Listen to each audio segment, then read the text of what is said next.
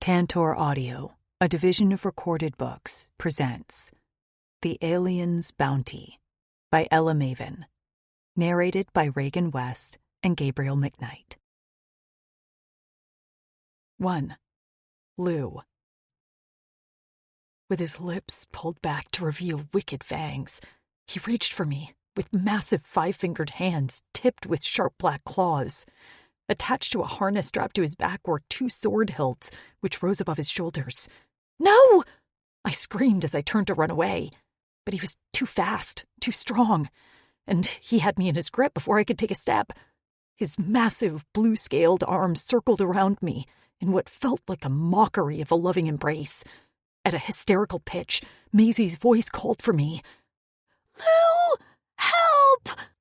I flailed toward the direction of her cries, but the blue alien wasn't letting go. Suddenly, a loud hiss blasted around us, and a rush of air whipped at my clothes. The blue alien's long black hair surrounded me in a swirling cloud.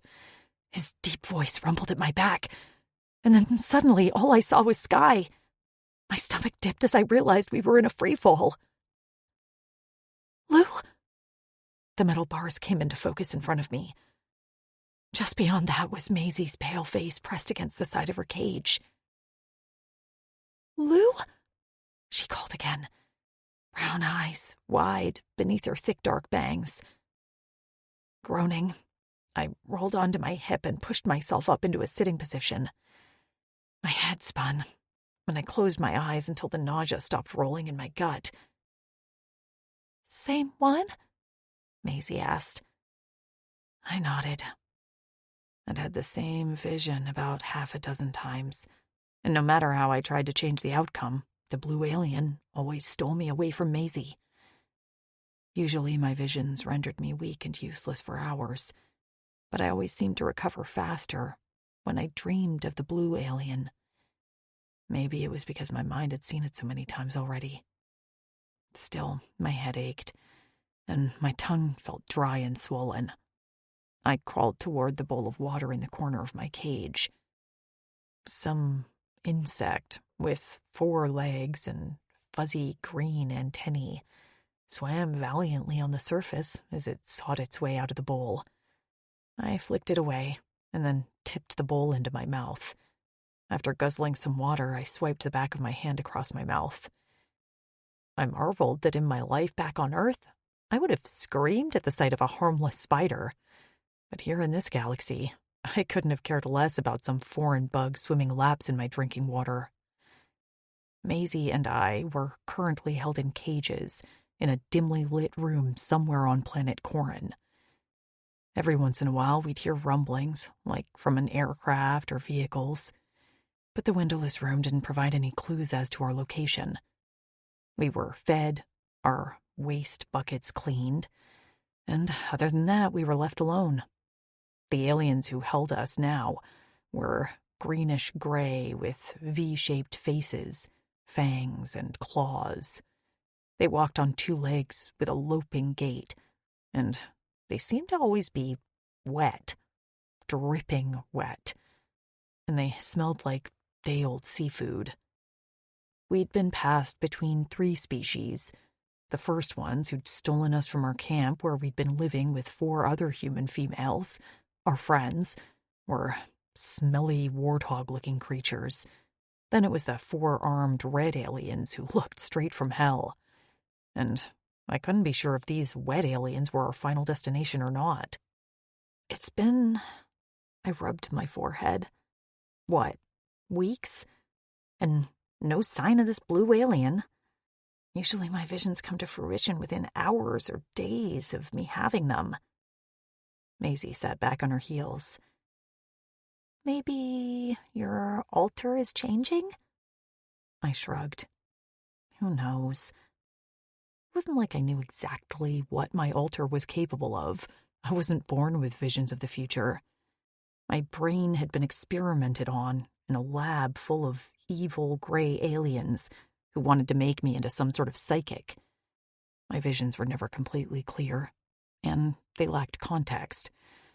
But I'd never been truthful to the Oldani sadists who put me through hell. I'd acted dazed and vacant, like they'd scrambled my brains, and they'd assumed I was a lost cause. But I had known the truth, that the other female humans and I, who were used as lab rats, would get free, and the Oldani would meet their demise. We had, in fact, escaped, and, while I didn't know the status of the Oldani city where we'd been held, I had seen visions of battle and bloodshed. I hadn't told Maisie that the blue aliens had always been in those visions, too, cutting down the Oldani with blades that emerged from their blue and black scales like something out of a horror movie. But on this planet, in this galaxy, it couldn't be assumed that an enemy of an enemy was our friend. My visions weren't wrong. A blue alien would come for me, and I had to be prepared. I'd never been able to change the events shown in one of my visions before. But I had to do something this time. I couldn't let myself be separated from Maisie. She was all I had left. Who knew where Tasha was and if Trix was alive? What happened to Amber and Nev? Knowing Tasha and Trix, the oldest of us women, they'd be worried about Maisie and I. We were like their little sisters, and I wished now more than ever that I had my big sisters with me. Maisie nibbled on a tuber our captors had left us with our last meal. It tasted a bit like a carrot if we closed our eyes. I glanced at my meal, but the thought of eating made the bile rise in my throat. I still felt lightheaded from my vision. "What do you think Trix is doing now?" Maisie asked. The thought of our friends not being alive was something we never voiced. Ever. While they'd also been taken from our camp by the smelly warthog aliens, we always talked about them like they were free and looking for us. It was truly the only thing that kept us going. Well, that and each other's company. "She's found a way to track us," I said. "I know it." But the words we told each other were starting to sound hollow. I wasn't sure I believed them anymore. We sat in silence for a while until I couldn't take it anymore. "Homework," I blurted out. "No more essays." Maisie lifted her head, and I waited for her to blurt out her response. But she remained silent, and her eyes glistened in the low light. When her lips began to tremble, my heart sank. "I can't do it," she whispered. Despair rose over my head like a threatening wave as I watched her struggle with our situation. Her reluctance to participate in our game left me hollow. When life threatened to suck us into oblivion, we would talk about things we didn't miss about Earth. When Maisie and I had been stolen from our homes, we'd been college students, me in Ohio and her in Texas. "Come on," I pleaded. She shook her head as tears spilled over her dark bottom lashes. I bit my lip as I held in my own cry. Maisie had been slowly slipping away from me, and I couldn't do a thing about it. Both of us craved physical touch and to see each other, but not be able to hold hands or embrace was torture. Maisie was slowly losing it, and I didn't feel equipped to bring her back. I could barely hold myself together. If Tasha and Trix were here, they'd know what to do. Instead, I could only watch helplessly as Maisie broke apart. I hadn't known her back on Earth, but she'd said she'd always been a timid, shy person who suffered from anxiety. Being a prisoner in a lab hadn't helped that. But since we'd been free, her and I had established a sibling relationship where Maisie came out of her shell. We teased each other, bickered like sisters, and I'd really enjoyed getting to know Maisie once she was out from under the thumb of the Oldani. As for Tasha and Trix, she'd looked up to them like big sisters. But I hadn't realized just how much she saw them as her anchors. I hadn't realized just how much I relied on them as well. Maisie wept silently, and I did what I did best. I began to babble to fill the silence, because anything was better than silence, even my verbal diarrhea. "So, when we see Trix again, I think I'm going to ask her to teach me how to shoot." I mimicked shooting a bow and arrow. You know, I think I could be good at it.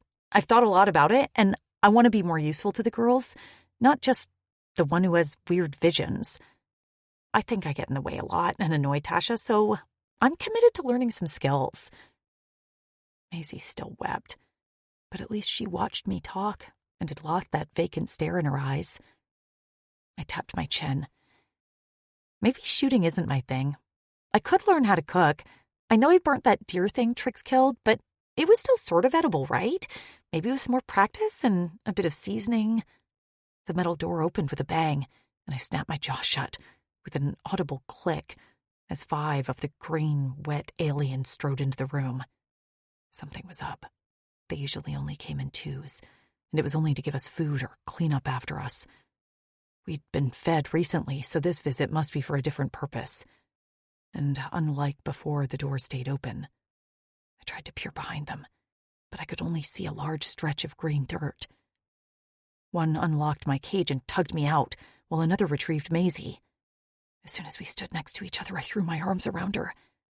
Maisie's thin frame shook in my embrace, and I clutched her tighter. "It's okay," I whispered, even though I felt that we were far from okay. "I'm right here." Maisie only sniffed, and then something prodded my back. "Move, humans!" barked one of the aliens. They had bulbous eyes, small mouths, and wide slits for ears that wrapped around their heads. We'd found out quickly that their hearing was impeccable. Both Maisie and I wore translator implants behind our ears, as installed by the Eldani, and they were updated to the green aliens' language. But they spoke to us through small floating devices that hovered in front of their mouths. I stumbled forward as my toe caught on the uneven planked floor. We'd long lost our shoes. I couldn't remember which aliens had taken them, likely the red ones to deter us from running. But we still wore our pants and shirts. At this point, they were threadbare and filthy. I could barely stand the smell of myself, and I would have torn them off and sat around nude if I didn't want the little sun protection the clothing provided.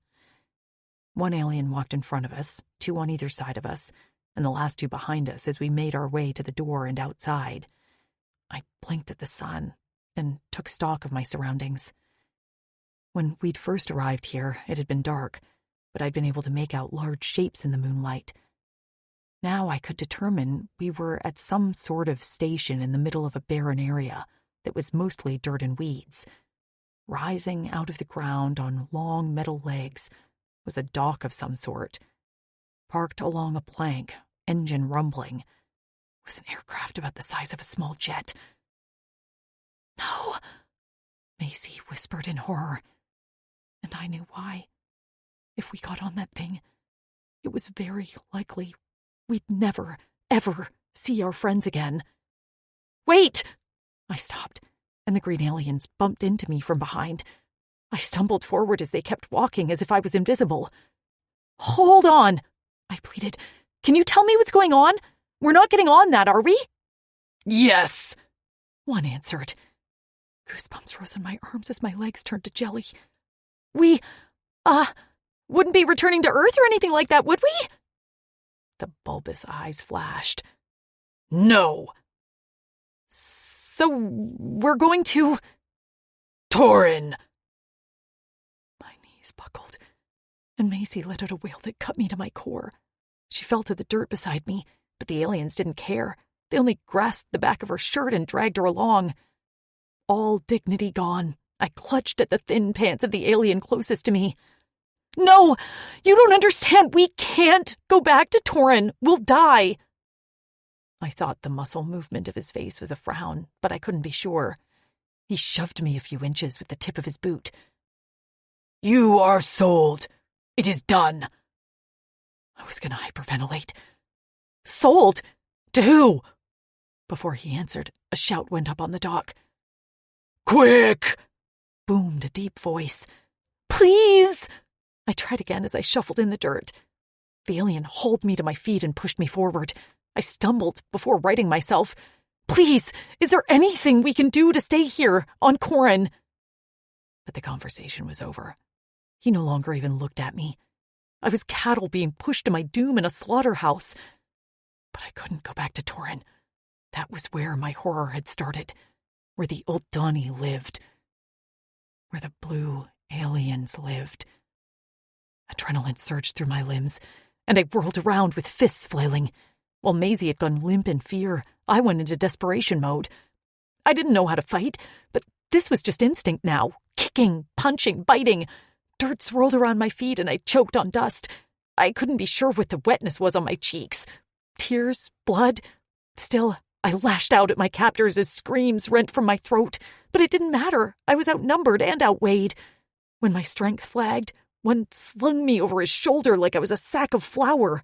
A rope lashed my hands and my feet, and all I could do was slump in defeat. The alien carrying me walked up a ramp until we were on a platform even with the aircraft. A back hatch opened, and I twisted to see Maisie being carried inside. Our eyes met, and the desolation I saw in hers nearly broke me. "Mace!" I choked out past a dry throat. I didn't hear a response.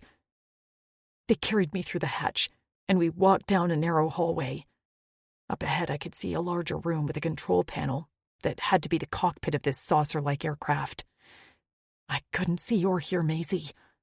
When I tried to call out her name, my voice only rasped an intelligible few syllables. "Come, or rechain you," the alien said as he opened a door and dumped me in a small room. He slashed my bindings, tossed me a container of water, and slammed the door shut. Panting, I sat on the floor, guzzling some water. The room wasn't much larger than a walk-in closet, and most of the floor space was taken up by metal chests. After trying to get into a few with no luck, I gave up on the locked chests. All I really cared about was the fact that Maisie was not in here. The room was lit by a row of lights around the border of the ceiling, and the floors and walls were a smooth metal surface. With my throat now hydrated, I threw myself at the door and pounded my fists on it. "Hey!" I shouted. "Let me out! Where's Maisie?" I'd gotten a lot of things in my life by being super fucking annoying. If they planned to take me to, I shuddered, Torin, then they'd spend the entire trip listening to me holler and pitch a holy fit. The hollow look in Maisie's eyes haunted me. We took care of Maisie because we weren't sure of her altar, or if she even had one. Underneath her thick bangs was a scar in the middle of her forehead in a jagged shape. She said it ached and burnt sometimes when she was frightened, and since fear was a common state for Maisie, she complained about headaches frequently. I worried what effect that scar would have in the long run. We all did. I continued to pound on the door and shout. Stopping after a few minutes to get a drink of water, I was about to resume my tantrum when the hair on the back of my neck stood on end. I went still, fist raised to pound on the door.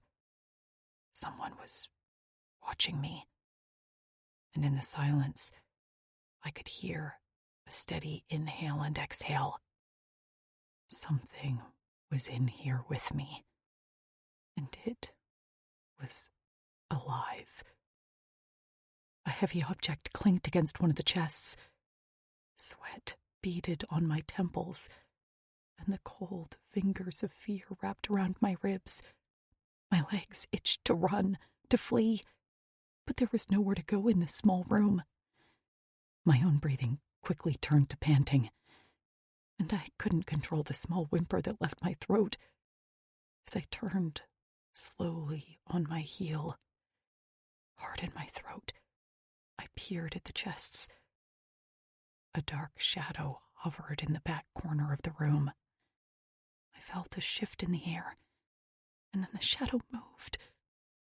From between two stacks of chests, two purple eyes glowed. Muscles rippled beneath blue-black scales. And then the horned alien with the two swords from my vision stepped into the light. With everything I had left in me, I screamed. 2. Lou. The alien darted forward so fast that he was a blur. A massive hand clapped over my mouth, but I continued to scream. The sound was muffled, but I couldn't seem to stop. In my visions, he'd been scary. In reality, he was fucking terrifying. Probably close to 7 feet, he towered over me. The hilts of his swords were the size of my forearms, and his bulk nearly took up the whole room. Dark hair hung down to his waist, and a furred cape bracketed his shoulders. How had I not noticed him before? He was huge. Those eyes, they glowed fiercely, menacingly, as his lips peeled back in a snarl to reveal those wicked fangs I'd seen so many times in my visions. "No!" I shouted from behind his hand. Despite the ache in my muscles and my near exhaustion, I swung my fists at his torso and kicked my legs at his shins. But I might as well have been kicking a wall for all the good it did. He didn't even look angrier. He just continued to watch me with mild disdain, like I was an ant. Chest heaving, I tugged on his arm to get him to release my face, but a sound outside drew his attention. "She screamed," a green alien said on the other side of the door. "She's been screaming," said another. "This one sounded different. You check her. I must return to the cockpit." Footsteps retreated, and as the lock to the door clicked open, the blue alien pushed me against the wall face first. He held me there with a hand on the back of my neck. No one was my friend here, but at least the green aliens had kept Maisie and I somewhat together. This blue one would separate us. Plus, he was fucking scary. "Help!" I called out just as the door opened, but the green alien didn't get very far. With an eerie shring, the blue alien unsheathed a sword from his back and cleaved the green alien in two.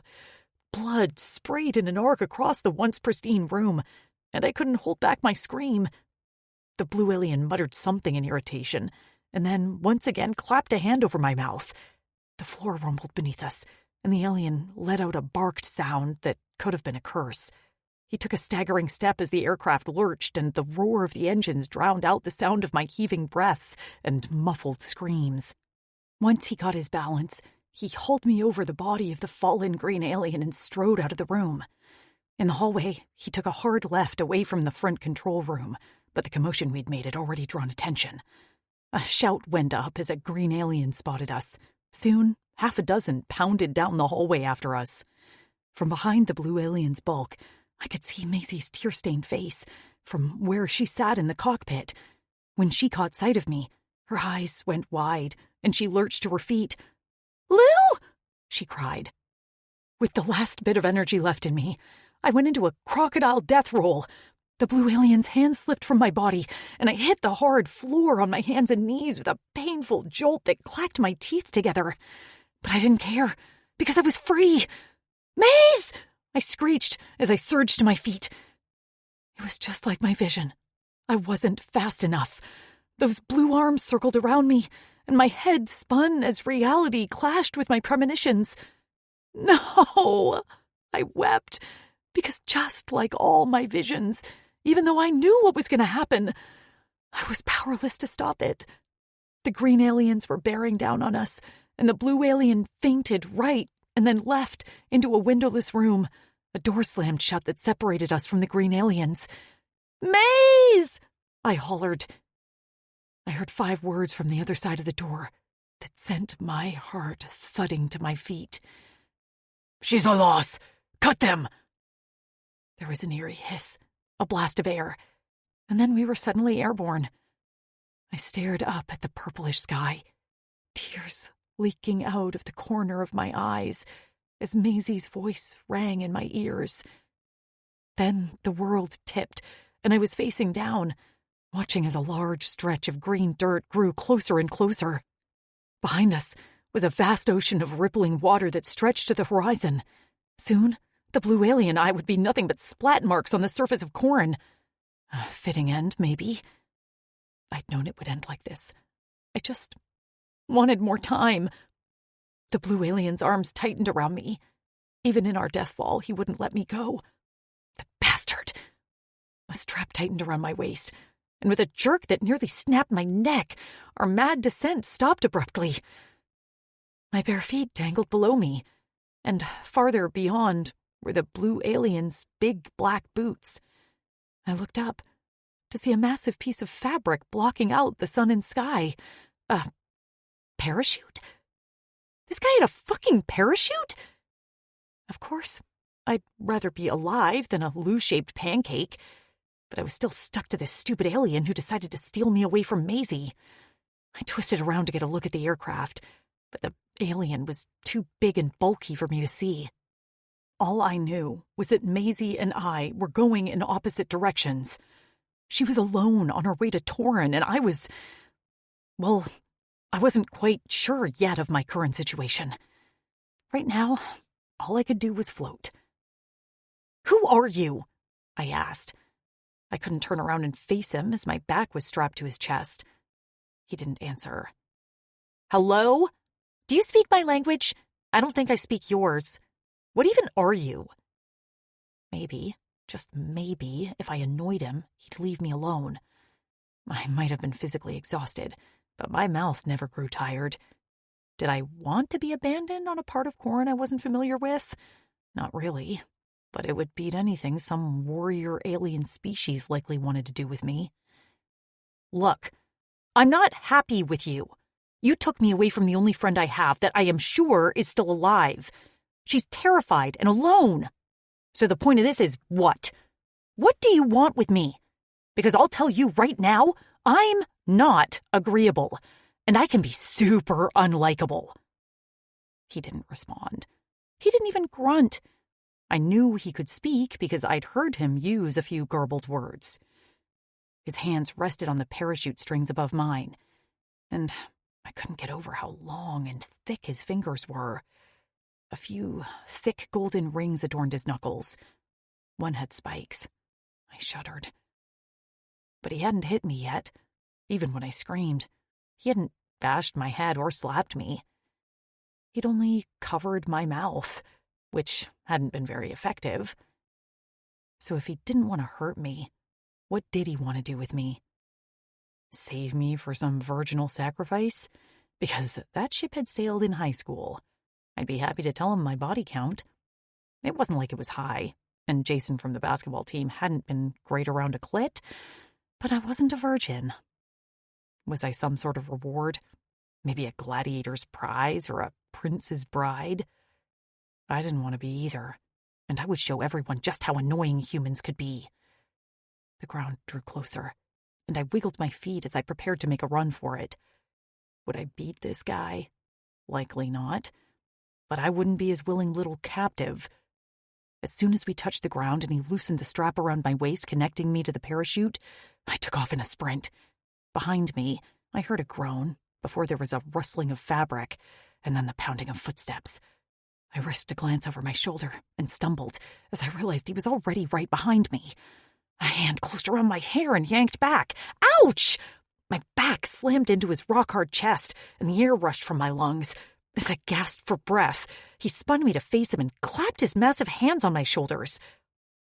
The top half of his hair was pulled back at his crown, and his black horns jutting from the sides of his head tapered to sharp points.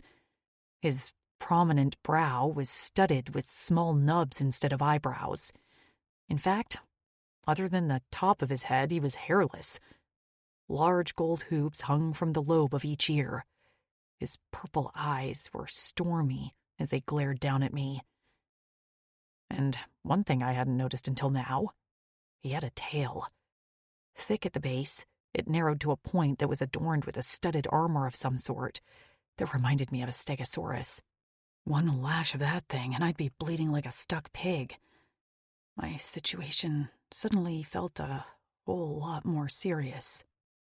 He lowered his face inches from mine, peeled back his lips from his fanged teeth, and growled. My flight instinct kicked in with superhuman strength. I was like one of those people who could lift a car off an injured person. Wrenching myself from his grasp, I tore away from him. His hand closed around a length of my hair, and as soon as I cried out, he let go. I sped up the sandy shore, My toes sunk into the soft ground, impeding my progress, but I refused to give in. I had to get away. I had to survive, for Maisie, and for all my girls. I was nearly at the grass line when my foot sank into the sand deeper than ever. I flailed as the sands seemed to cave in like a sinkhole. Falling back on my butt, I scrambled away from the hole, just as a hissing and eerie clacking filled the air. From beneath the sand emerged a crab-like predator, except this thing was the size of a damn SUV.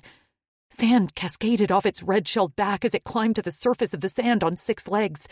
4 claws, the size of a windshield, snapped in the air over my head. Long antennae, topped with black eyes, twisted toward me as the alien crab fluttered its jawed mandibles the size of my arms. Sand rained down on me as I screamed with every breath left in my body. The crab reared back at the sound, letting out a whistling hiss before its claws swung and closed around my torso. The ragged edges bit into my stomach, and my focus tunneled down to the white-hot pain shooting through my middle. My first, and likely last thought, was gratefulness that my visions hadn't shown me the horror of being ripped apart by massive red claws. A roar filled the air. Something shiny caught the corner of my eye, but my vision was too blurry to see anything. A horrid, sickening crunch sounded somewhere close, and the tension in the claw holding me went slack. I cried out as I fell to the sand with a thud. A severed claw lay in front of me, green goo oozing from the amputated end. What the? I shook my head and blinked until I could focus on what was in front of me. My heart skipped a beat as the blue alien leapt into the air, 2 swords flashing in the sunlight, before he landed on the crab's shelled back and plunged his weapon straight between its antennae eyes. The creature's screaming sounded like 1,000 dying cats. As the crab flailed in its death throes, the blue alien tumbled from its back and rolled into the sand before coming to a stop on a crouch, swords still poised. Green goo poured from the crab's head, and with one final weakened screech, it collapsed onto the stained sand next to its severed claw. From my prone position, I stared at the crab as I half expected it to get up and attack me once more. But it remained still, lifeless, dead. The sand stirred near me. Black boots came into view. I lifted my head to take in the blue alien who stood above me, with his hand extended. It dawned on me with a bone-chilling realization that I would never survive alone. I wasn't sure why this blue alien was willing to fight to keep me alive, but I wasn't stupid. As much as I hated him for taking me from Maisie, he was also my best chance at survival. 3. Axton. None of this was going to plan. First, I hadn't known there were 2 females. My assumption was they'd all been separated. While hiding as the Horazians boarded the aircraft, I'd only heard one very loud, very shrill female voice, which belonged to the little thing currently sitting on the sand with fire in her eyes. I hadn't intended to take a dive out of a flecking aircraft, but at least I'd grabbed a parachute before we'd been sucked out. And I hadn't intended to be stranded on a foreign part of the planet with a vast stretch of fresh ice making our return home very difficult. What had I been thinking getting on that flecking aircraft? I should have sent a comm to my Drexel and then waited for backup. But no, I hadn't done that, and my pack of supplies had fallen somewhere in the deep fresh ice during my descent. So now I was without a comm and an implant updater, and stuck with a female with escape on her mind. Really, all of this was above my ability. My main strength was in battle, and even then I was more brute force than actual skill. I wasn't even sure why I was here other than the fact that I knew I was one of the most expendable of the Drixonian warriors, so I'd volunteered to go on a hunt for the captive females. I hadn't realized I'd found 2 until it was too late. Now this one, I was pretty sure her name was Lou, saw me as an enemy. And maybe that was for the better. It seemed all the rest of my friends managed to find their mates in one of these females. That would not be me, so she could spit and kick and be angry all she wanted. That didn't change the fact that she was coming with me back to the village, where her friends were waiting for her. She couldn't survive on her own. If it wasn't for me, she would be in several pieces by now, some in that crickle's stomach. She wore no shoes, a pair of threadbare pants, and a shirt with enough holes in it to nearly render it useless. Catching my eye on the sleeve of her ragged hem was a dark red stain. I gripped her arm, pulled her to her feet, and yanked up her sleeve as she let out a yelp of protest. Ignoring her panicked sounds and flailing legs, I frowned at a bleeding gash on her arm. As if she just noticed it too, she fell silent. I don't even remember that happening, she said as if to herself. My knowledge of humans was limited, and while my friends' mates were tough, they were still slightly fragile. She couldn't die from this, could she? I still had my quaw skin strapped to my harness. I untied it and poured the clear liquid over the cut to clean it. After that, I tied a strip of fabric around her arm to cover the cut and keep it free of dirt. While I worked, the female was silent, for once. When I was finished, she remained watching with a wariness in her eyes. As soon as I let go of her arm, she tugged it to her stomach, where she cradled it and took a step back. Her eyes never left me. Why are you trying to help me? Then her eyes went wide, and she shouted, I'm not a virgin! I had no idea what a virgin was. I sighed and looked at the sky. This was going to be a long trek home, if I could even figure out how to get there.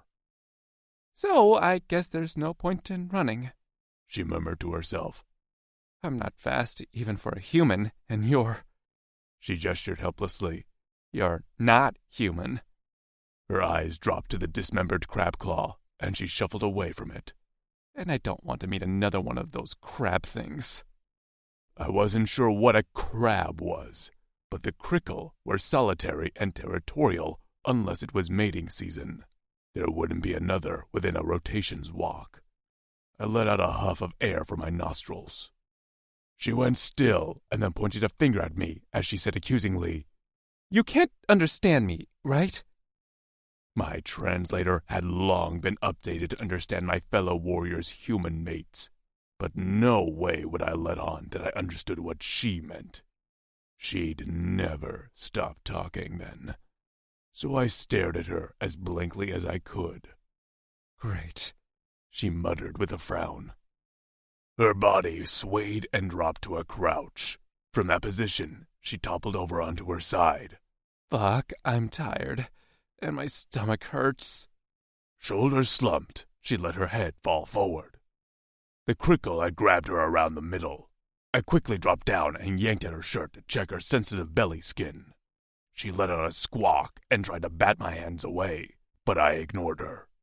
She fell onto her back as I ran my fingers over the pale skin of her back and stomach.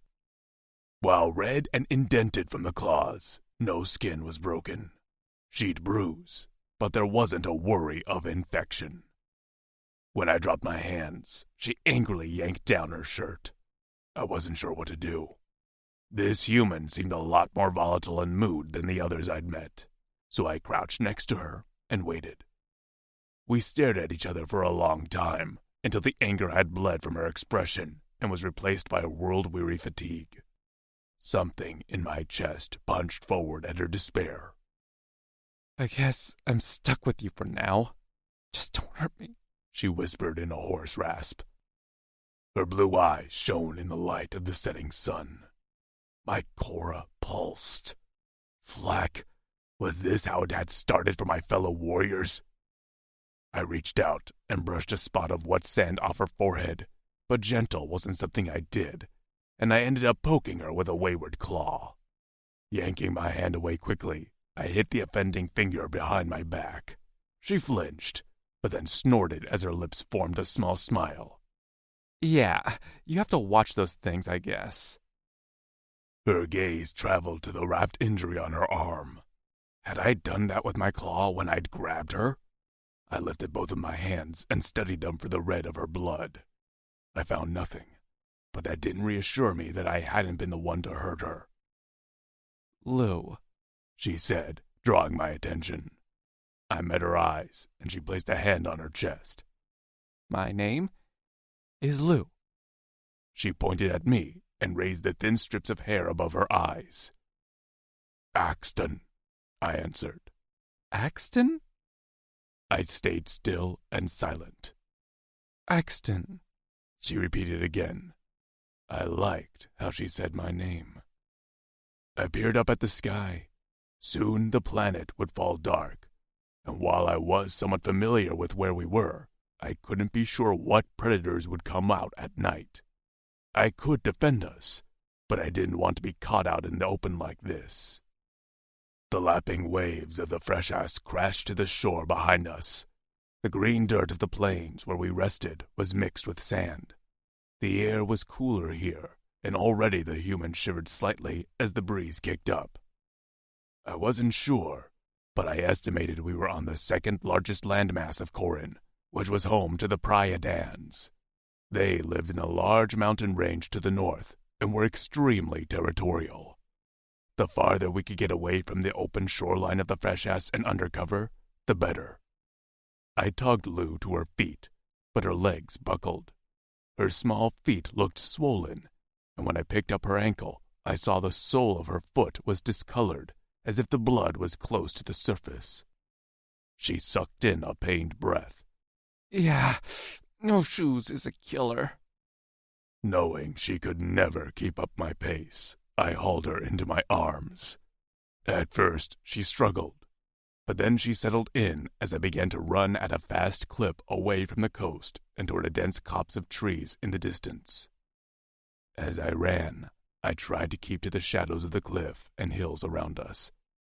Quiet for once, Lou bounced in my arms. Her eyes were open, and while I preferred to remain hidden during the night, I felt it best to cover as much ground as I could. The farther we could make it from the Pleiadian territory, the better. I stopped at a stream to fill my quaw skin and left Lou sitting on the bank. Standing up, I took a few gulps and was about to fill up more when Lou gasped from the bank, a strangled choke that sounded a bit like, "Axe!" I whirled around, terrified I'd find her surrounded by enemies, but instead she was alone. But she was not okay. Shaking, teeth rattling, and the whites of her eyes showing, Lou writhed painfully. "Please, Fatas, no!" I shouted and sprinted toward her. The quaw from the stream splashed around me as I tore to Lou's side. I reached her just as her eyes fluttered, and she fell limp in my arms. Lou. A dry nose prodded at my arm, and I yelped as I shied away from the touch. A gray and black furred face peered up at me with large, yellow, feline eyes, the mouth stretched open, and a pink tongue flicked out. Furred hands, tipped with sharp black claws, reached for me, and as I whimpered, the head rose as the creature towered over me. A tail flicked along a stone surface behind it. Where was Axton? I looked around, but couldn't see past the crowd of furry bodies. My eyes settled on a pair of blue hands in chains. "Axton!" I cried out. I scrambled away, but found my space limited. Then the giant bipedal lion opened his mouth and roared. My eyes shot open. My heart raced, and my head pounded. For a moment, all I saw was black, until I could just barely make out Axton's large head looming over me in the moonlight. His fingers ran through my hair clumsily, and he was talking in a deep, low voice. Suddenly, he stopped and bent down until our faces were inches away. Then he rumbled in a surprised tone. "Lou?" Yeah, X, I murmured. I'm alive. I struggled to sit up, but he held me firm. I realized I sat in his lap, my head cradled on his thick thighs, and the fur cape he wore over his shoulders was draped over me. I settled into the warmth of it. Water? I was about to mimic drinking when his water skin appeared in front of my face. Wait, could he understand me? Nah, it was probably just a lucky guess. Sitting up, I took a few gulps of the cool water he'd gathered from the stream, and then let my head fall back into his lap. I hated the visions. They always left me weak and confused. My hands felt cool and clammy when I touched them to my forehead, and there wasn't a way to explain any of this to Axton. Maybe he'd realize I was damaged goods and wouldn't try to sell me to anyone. So far, he'd been kind. Sure, he'd stolen me from Maisie, but I'm not sure separating us was part of his plan. He seemed to just want to take care of me, from wrapping my injury to carrying me. Other than that initial growl, he hadn't even been aggressive. What was his deal? And in this latest vision, I'd been looking for him for protection, for safety. If the lion-looking aliens had him in chains, then he wasn't working with them. So who were they? I tried to sit up again, and this time he let me. I groaned as I rubbed my forehead. My visions were accurate, but sometimes hard to decipher. Sometimes I felt an urgency behind them, but this one didn't feel that way. But really, I couldn't be sure. All I knew was that I'd definitely be meeting these furry aliens in the future. There was no way to avoid it. It was only a matter of when. Axton let out a huff, and his jaw ground together. He seemed to be thinking quite deeply, and eventually he settled on something, because he positioned me under the cover of a nearby bush, and then crouched to meet my eyes. He mimed eating, and then pointed to one of his swords. "Food?" I asked, using the same gesture. His lips worked awkwardly, but then he echoed, "Food." I hadn't even thought of food, because I'd been too damn scared up until this point. But the visions always sapped my energy. Food would be great. Okay, I nodded. After another long look at me, he rose to his feet. The metal hilts of his swords glinted in the moonlight. A breeze swirled his hair around his shoulders. His wet pants clung to his legs, revealing every muscular inch of him. I swallowed before looking away. Yeah, that vision messed me up if I was ogling this guy's legs. Freaking weird perving on him, Lou. What is wrong with you? When I looked up again, he was gone. Juices dripped down my arm as I chewed the pieces of cut meat that Axton prepared for me. He'd returned with the meat already cooked and smelled like a campfire, so he must have prepared it somewhere away from me. Maybe he hadn't wanted to make a fire where we could be detected? By the time he handed me the meat, I was ravenous.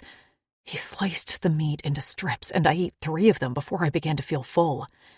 The meals the green aliens had provided us were small, so my stomach had drastically shrunk since my captivity. Before I finished eating, Axton settled with his back against a tree, closed his eyes, and slept. Just like that. He reminded me of my best friend's brother, who was a naval officer and could doze off in any position at any time of day, at any temperature. In my room in college, I'd had a fan, a dehumidifier, and a white noise machine. With my belly full and my body warm with Axton's fur, I nodded off as well. When I woke up, I didn't feel very rested, but the sun was rising, and Axton hadn't changed position. He remained crouched with his back to me, his head on a swivel as he gazed around us. I wondered how long he had slept. His broad back was corded with muscle, and the tip of his tail remained poised and tensed at his side, like a cobra waiting to strike. "I'm awake," I murmured, and he glanced over his shoulder before shoving the water skin at me, as well as a small pile of brown berries.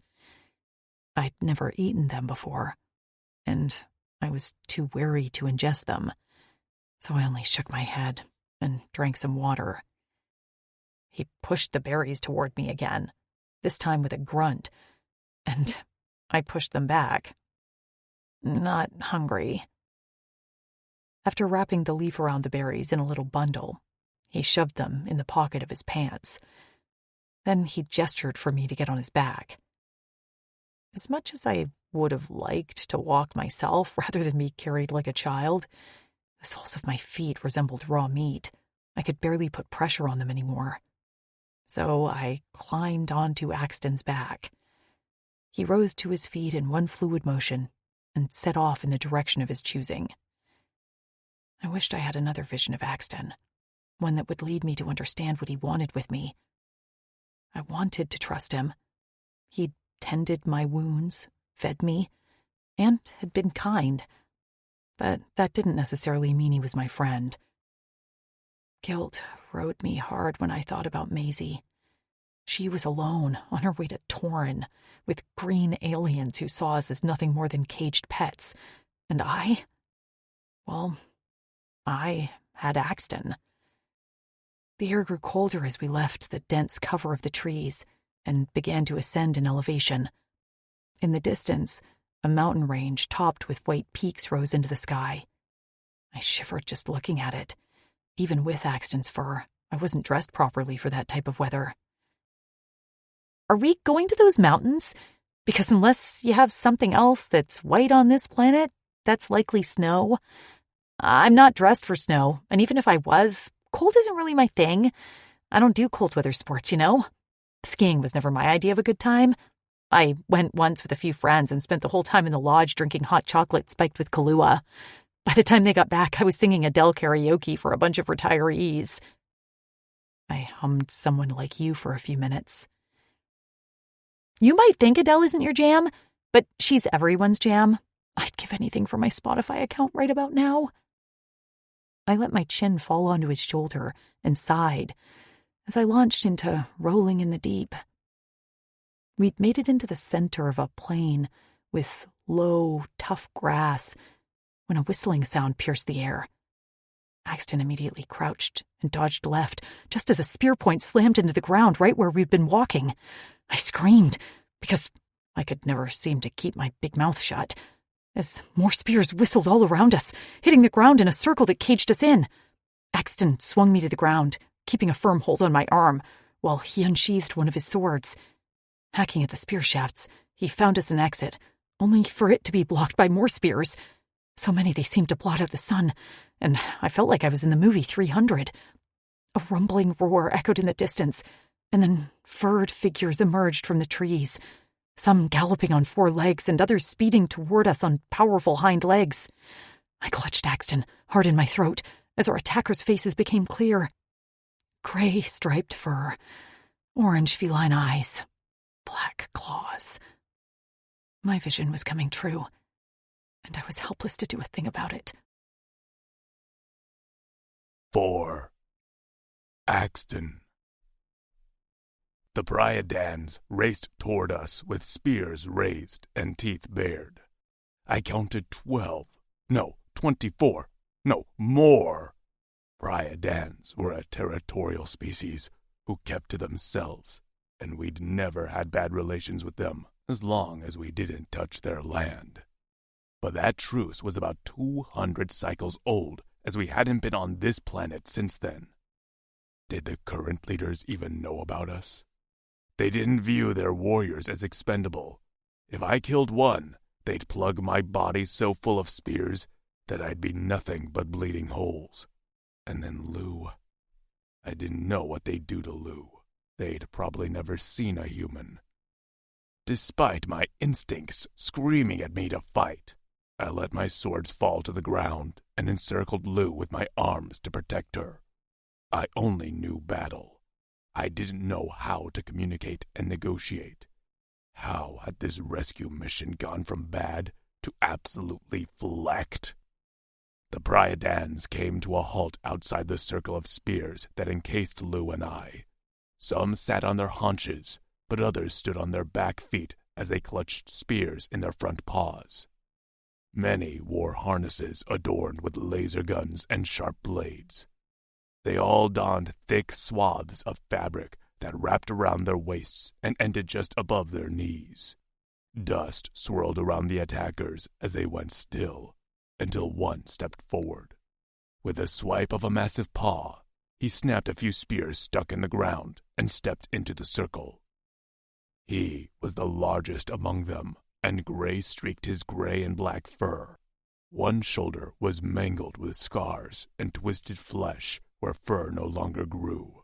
He also wore a simple gold band around his head with an ornate jewel resting on his hairline. He had to be the Quozel, the leader of the Pryad. The Quozel stood as tall as me, and his orange eyes shone with wisdom, experience, and age. They also flashed a warning. I heard the Juxodians had returned. His voice wasn't much more than a rocky growl. I expected our truce to be honored as it was signed in blood. It had been. Long before I'd been born, the Pryadans and the Drixonians fought a bloody battle for control of Corin. When neither side showed signs of winning or losing, the leaders came to a truce to remain on our respective land masses. Drixonians continued their defense of the planet from all outsiders, while Pryadans kept to themselves. His gaze shifted to Lou in my arms and darkened. His maned head tilted. Has this much changed? I didn't think Drixonians were interested in other species. Nostrils flaring, he took in Lou from head to toe. What is this thing? Lou trembled and seemed to want to burrow under my scales. By the way she fought me when we first met, I'd never expected her to trust me at all. But now, she clearly found me the lesser threat of the two species. I wasn't sure whether to be offended or honored. I wished Kutzal was at my side. He was gruff and uninterested in making friends, but he was smart and would know what to say. My tongue felt thick in my mouth, and I swallowed as I sought to communicate what I needed to. The truce is still honored. I'm not here because I want to be. In trying to save this human, I was launched out of a Horasian aircraft and landed in your lands. I chewed the inside of my cheek. I apologize. I only want to return to Granite. He didn't speak for a long moment, until finally he queried, Human? Yes, we mate with human females. That must not have been the right thing to say to the Quozel. His lips peeled back. Oh, how far the Drixonians have fallen from she is all. My chorus stuttered. Wait, separate them, he roared. Paws grabbed at Lou, tearing into her clothes, and her screams ripped apart my insides. Don't hurt her! I thrashed to reach her, but with my swords on the ground, I was helpless against the pile of Pryaden bodies pouncing on me. My hands were bound behind my back with chains, and my arms lashed to my torso. Unable to run with my feet also hobbled, I could only watch as Lou was dragged away from me. Axton! She screeched, her small hands reaching for me as she twisted and writhed in the grip of a Pryadan. The sight of her crimson face and heaving chest had me fighting my bonds. You're hurting her! I lurched forward and fell to one knee, before surging upward again. I heard a snap as the rope around my ankles gave way. She can't breathe! Her fist pounded the back of her captor before she reared back her leg and socked him right in the gut. With a grunt, he dropped her on the ground. She didn't hesitate to spring to her feet and sprint toward me. She didn't get far, as another Pryadan plucked her off the ground like she was a bloom in the breeze.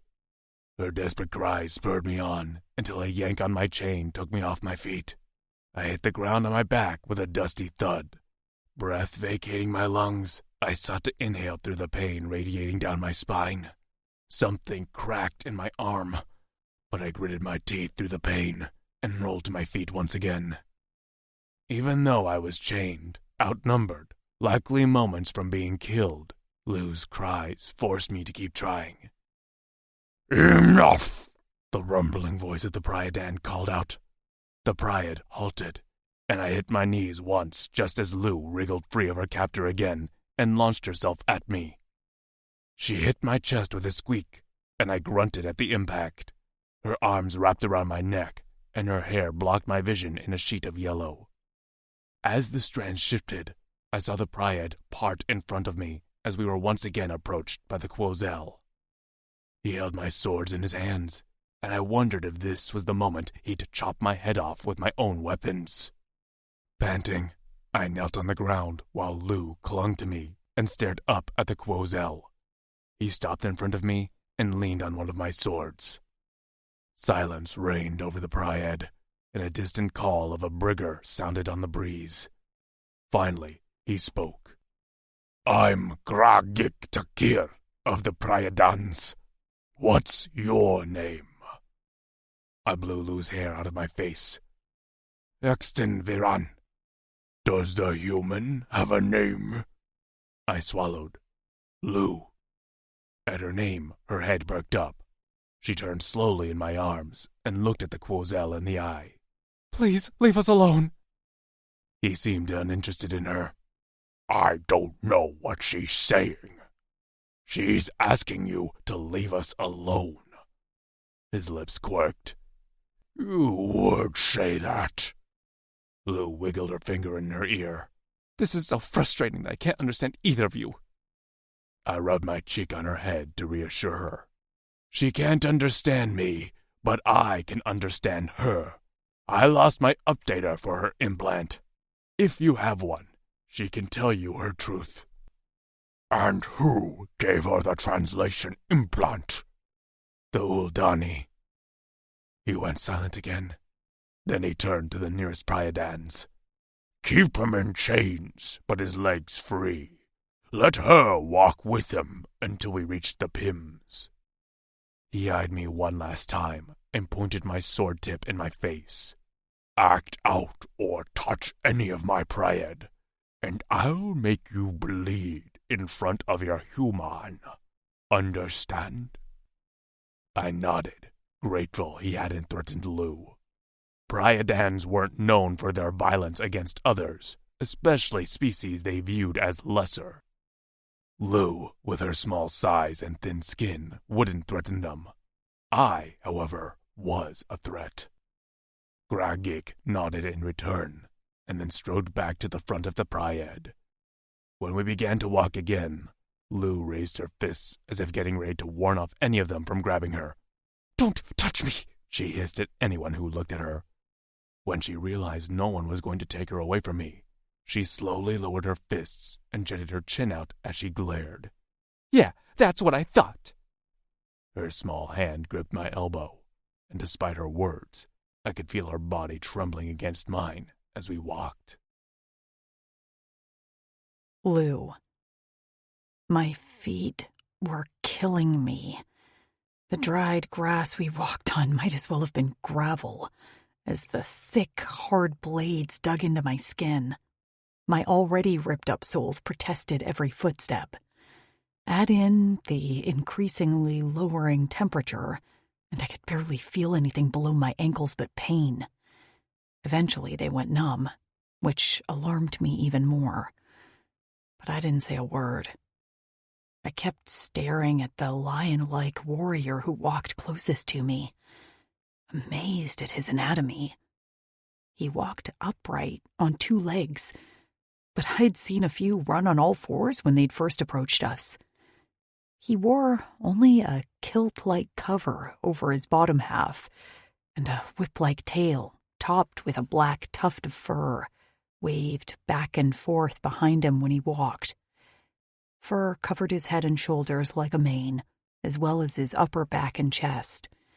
Most of them were all built like lumberjacks, not quite as lean as Axton, but barrel-chested, with thick thighs and massive paws. They were like humanoid Mufasas, but armed like a science fiction Roman army contingent, with spears, blades, and the non-Roman-like addition of some curious-looking gun things. The one caught me looking and flashed a curled lip, showing off a fang the size of something I saw in a saber-toothed tiger exhibit. I looked away quickly and smashed my body next to Axton's. The chains around his big body rattled, but he remained composed as he strode forward with his chin held high with dignity. His deadly tail curled around my back protectively, and the spiked end hovered near my head. I glanced up at him, and he shot me a sideways glance. His eyes flashed for a moment, and he dipped his chin once. I could have been reading too much into it, but I swore he was trying to tell me it would be okay. As we emerged out of a tree-shaded valley, which had blocked most of the vision of what was ahead, a series of green mountains rose into the horizon. I gasped at the sight of them, as it was unlike anything I'd seen on Earth. Shaped like nearly perfect cones, their tips were ringed in white clouds. Small holes and ledges dotted the outsides, and as we drew closer, I could see movement as figures peered out to catch a glimpse of our procession. The front cone was the largest, with 2 smaller ones flanking it. I shifted closer to Axton, wishing I could melt into his scales. Everything about the massive cones felt foreboding, from the subtle drum beats that carried in the wind to the large stone doors at the base of the largest cone, surrounded by stalks of 10-foot-tall black flowers. I shivered as we walked down a path lined with short stone walls, and I could have sworn I saw a few bones scattered throughout the thick mud holding the walls together. I tried to hold my panic attack at bay as my heart hammered in my chest with the drum beats which now seemed to shake the ground. Where were those coming from? I peered up at the front cone and finally spotted the source of the drum beats. Near the top of the cone, just below the ringed clouds, was a notched alcove with a massive, upright drum. Beating it with mallets were 2 lion-like figures. They were too far away to determine gender, but they wore the same kilts, and the silver color of their manes shimmered in the sunlight. Our small contingent halted when we reached the stone doors. Silence reigned, and I gazed up at the still black flowers that were bent inward, partially covering the stone doors. They reminded me of closed tulips, and I wondered what their purpose was. Were the lions into goth aesthetics? The lion leader stepped forward and tossed 2 small, bloody, furry animals at the base of each tower. The animals, about the size of cats, remained frozen in terror. Then one decided to make a run for it. It took 1 leap, but didn't get far. The nearest bloom suddenly snapped open to reveal rows of jagged teeth. Tear-shaped drops of slimy liquid escaped the inner petals and splashed onto the animal. I shuddered at the creature's pained screeching, while its skin and fur sizzled like it had been burned with acid. But the agony didn't last long, because seconds later, the flowers stretched out like a chameleon's tongue and closed their petals around the furry animals. A smoky stench leaked out from between the seams as the flowers consumed the sacrifices. Then they stretched back upward, this time turning away from the stone doors. The lumps inside the petals moved before quickly falling still. My heart lodged itself in my throat. The flowers were absolutely not for aesthetics. They were guarding the doors to the lion's home, and they'd just been given their lunch. Bile rose in my throat, and Axton's tail braced against my back as if he knew I was 1 second away from my knees buckling. The stone doors slid open, and the lion leader walked inside. My feet felt rooted to the dirt. I felt like if I walked in there, I'd never come back out. Why hadn't my visions shown me this? But there was no other choice. A spear at my back prodded me forward. Axton snarled at the lion behind me and earned a crack on the head. I stumbled forward. The message was clear. I walked, or they'd make me. I walked, or they'd hurt Axton. Worried I wouldn't see it again, I glanced at the sun one last time. A sob bubbled up in my throat as I stared up at the top of the doors as we entered the cone-like home of the lion aliens. The inside of the cone was brighter than I thought. Strategically placed holes in the walls let in enough sunlight, and the darkened areas were lit with rocks that glowed. We entered into what felt like a great hall. Large columns held up the ceiling, and etched stone reliefs lined the walls with images of battles and celebrations. And everywhere I looked, there were chains. Metal chains lined the pathway, leading to a large throne made of stone links. The columns themselves were wrapped in chains like Christmas lights. The lion leader wore thick chains around his chest, and as he approached the throne, a figure stepped out from behind the seat. She wore only a long skirt, with high slits up each side, and her long mane was studded with gold links and decorated with intricate braids, while a small crown sat on top of her head. 6 breasts hung from her torso, and multiple strands of golden chains strategically covered her nipples. Large hoops hung in her triangular cat-like ears, and her eyes were rimmed with a dark kohl. She placed a delicate paw on the lion leader as he stepped up to the throne. I expected him to sit down, but instead she sank elegantly into the seat, while he remained standing behind her. I swallowed as the leader gestured to the lion next to me with a jerk of his chin and a few guttural words. A hand clamped on the back of my neck, and on instinct I twisted away as goosebumps rose all over my arms. "No!" I screamed. But it didn't matter. The clawed paw dragged me away from Axton. He lurched toward me, eyes firing, as he growled some unintelligible syllables. While he tried to reach for me, his chained arms held him back. "Axton!" I screamed his name as a furred arm banded around my waist and hauled me into the air. "Lou!" he called out, and my name in his deep voice sent my heart into overdrive. He managed to take out a few lions next to him with a massive sweep of his tail. But there were too many, and as I was hauled out of the hall and into a narrow tunnel, the last thing I saw was the sight of him, buried underneath a pile of furred fists. 5. Axton. Enough! Gragic's voice boomed into the great hall. The furry bodies holding me down went still, except for one near me that landed a sucker punch to my temple. My head rang as the weight on me disappeared. I shook my head, finding myself flat on my stomach on the stone ground, with a massive furred foot holding me down.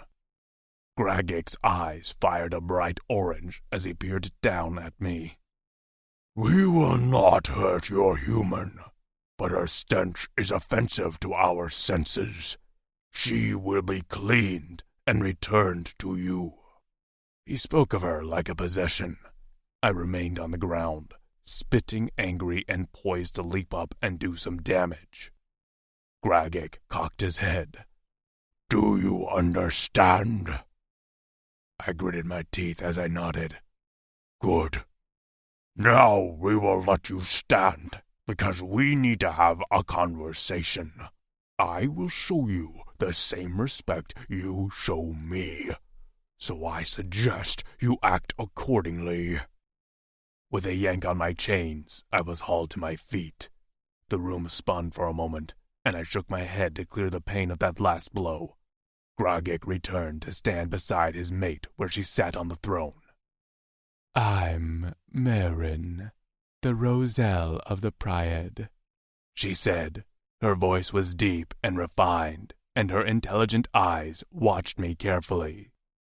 "We know of the virus that affected the Drixonians, and how the remaining living males traveled to Torin to work for the Uldani, and how you fought to gain your independence from them. We also know of the final battle, where you defeated them for their transgressions against you." Transgressions was an understatement. Unbeknownst to us, the Uldani released the virus that killed our females and most of our elderly males, used our grief to enslave us, and then performed experiments on many of our warriors. We gained our freedom, but when we found they were kidnapping human females from Earth, we marched on their city and took down the elite. The Uldani that remained alive had committed to a truce and a promise not to hurt others. I remained silent, as nothing she said was incorrect. Her head cocked. "But we don't understand what you are doing with this human creature. What is it to you?" I didn't want to set off Gragik again, so I thought of my words carefully before I spoke them. We still abide by she is all, and that applies to human females.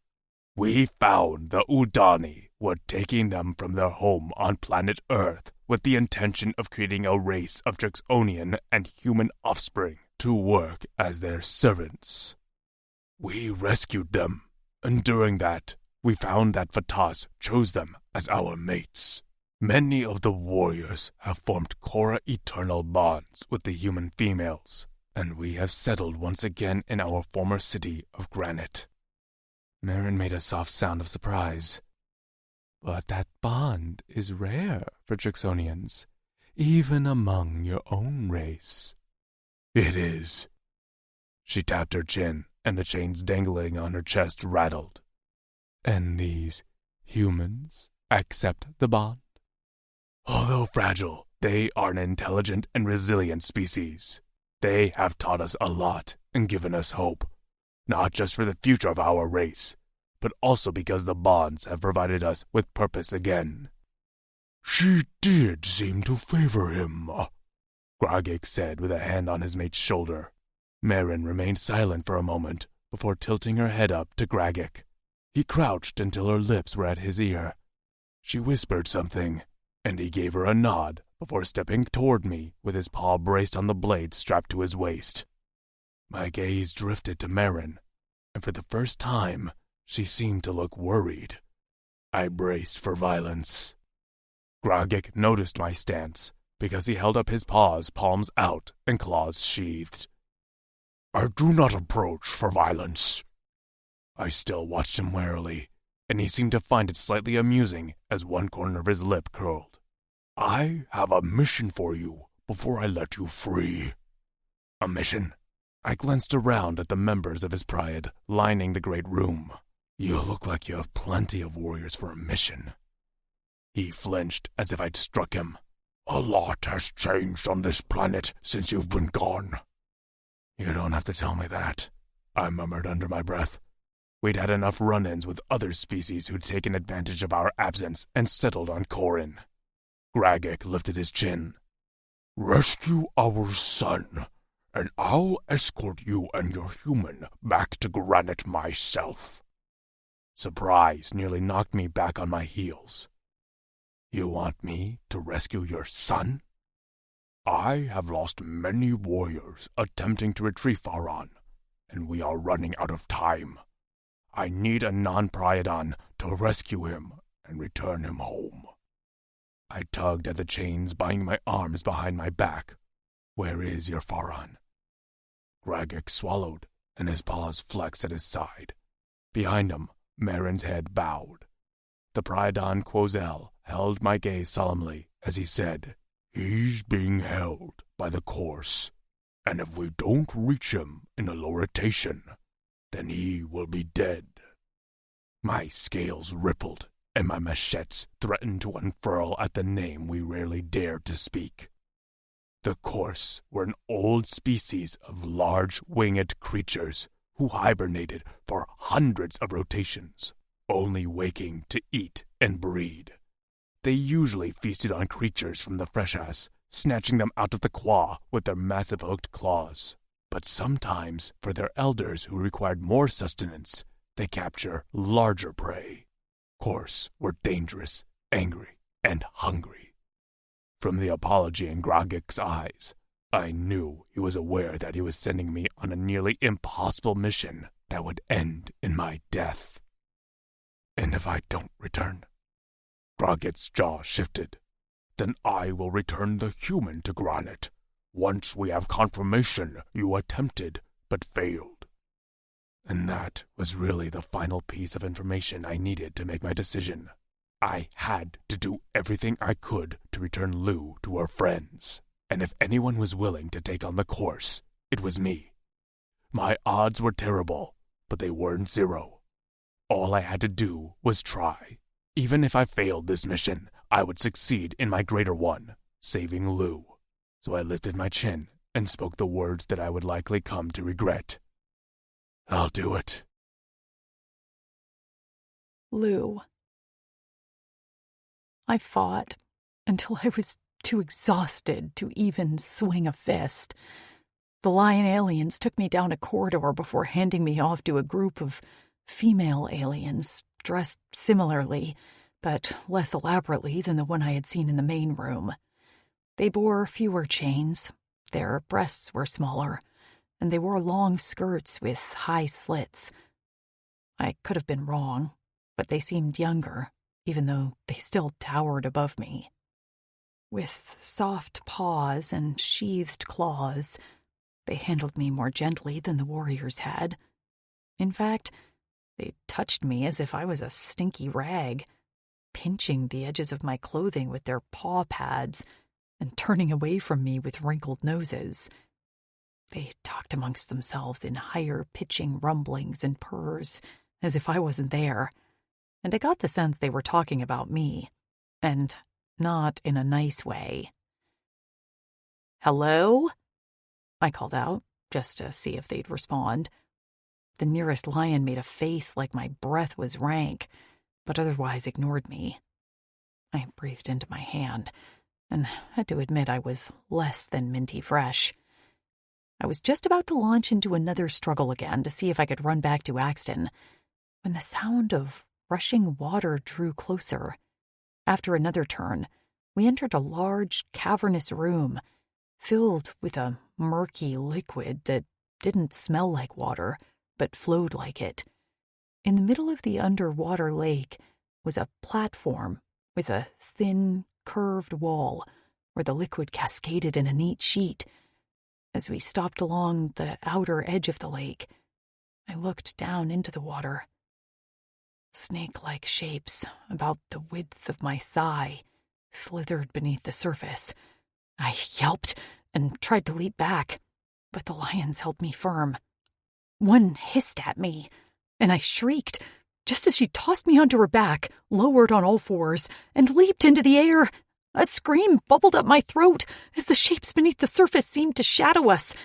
What the hell? Was I going to be some sea creature food? We landed neatly on the platform in the center of the lake, and the lion dumped me unceremoniously from her back. With a slash of her paws, she tore the clothes from my body and tossed them into the lake. The slithery shapes consumed them quickly and sucked them below the surface. "Hey!" I shouted at her. "What was that for?" With a wrinkled nose, she leapt back to the outer edge, leaving me there, huddled and naked. My nudity the least of my problems, I remained on the platform, cold and alone. About half a dozen female aliens remained on their haunches around the edge of the lake watching me. Some appeared bored and licked their paws, while a few scratched their ears. I slowly rose to my feet and took one step toward the edge of the platform. The one who'd left me here hissed and made a motion with her paw for me to step back. I did. Slightly. But the only other way to go was directly under the waterfall. She motioned for me to back up more.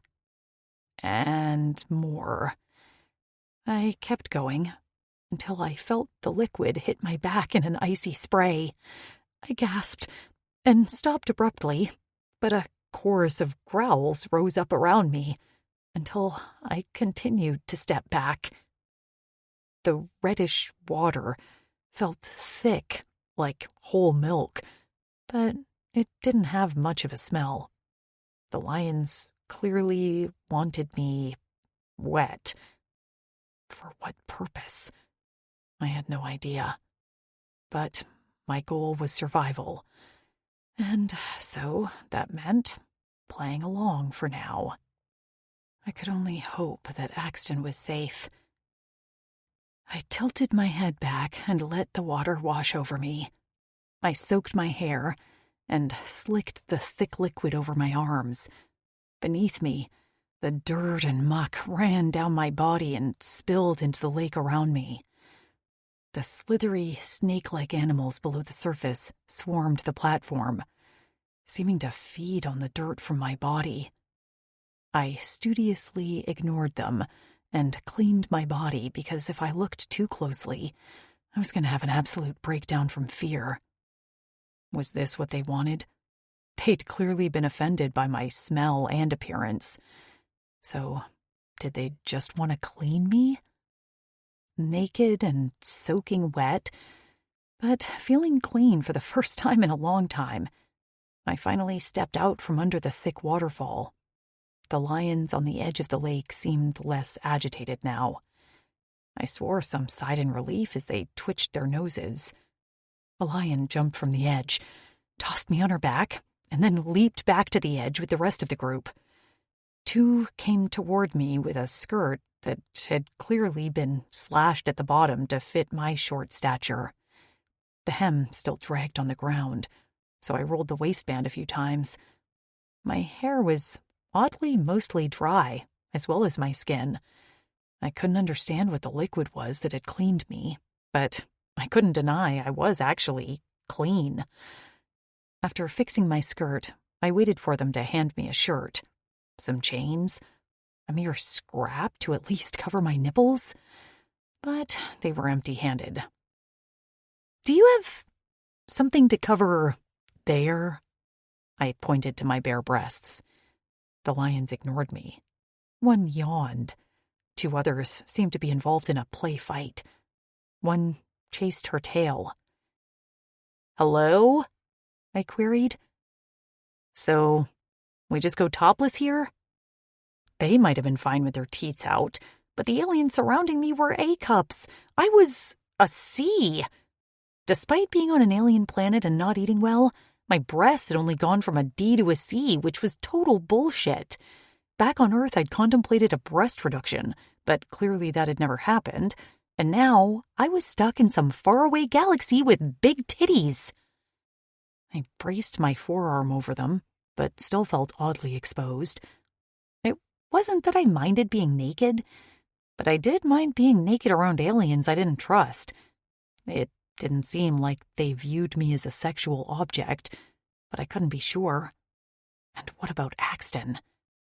My nipples tightened beneath my arm as I thought about those purple eyes, seeing my bare skin. What would he think? A cat-like yowl sounded from one of the aliens, and suddenly we were on the move, heading back down the corridor where we'd come from. I still had no shirt and no shoes, but at least the ground was smooth and covered in a soft moss, which was kind to my savaged souls. I couldn't be sure of the direction we were going, back to the main cavern in Axton, or somewhere else. Was this where I'd be delivered as a prince's bride?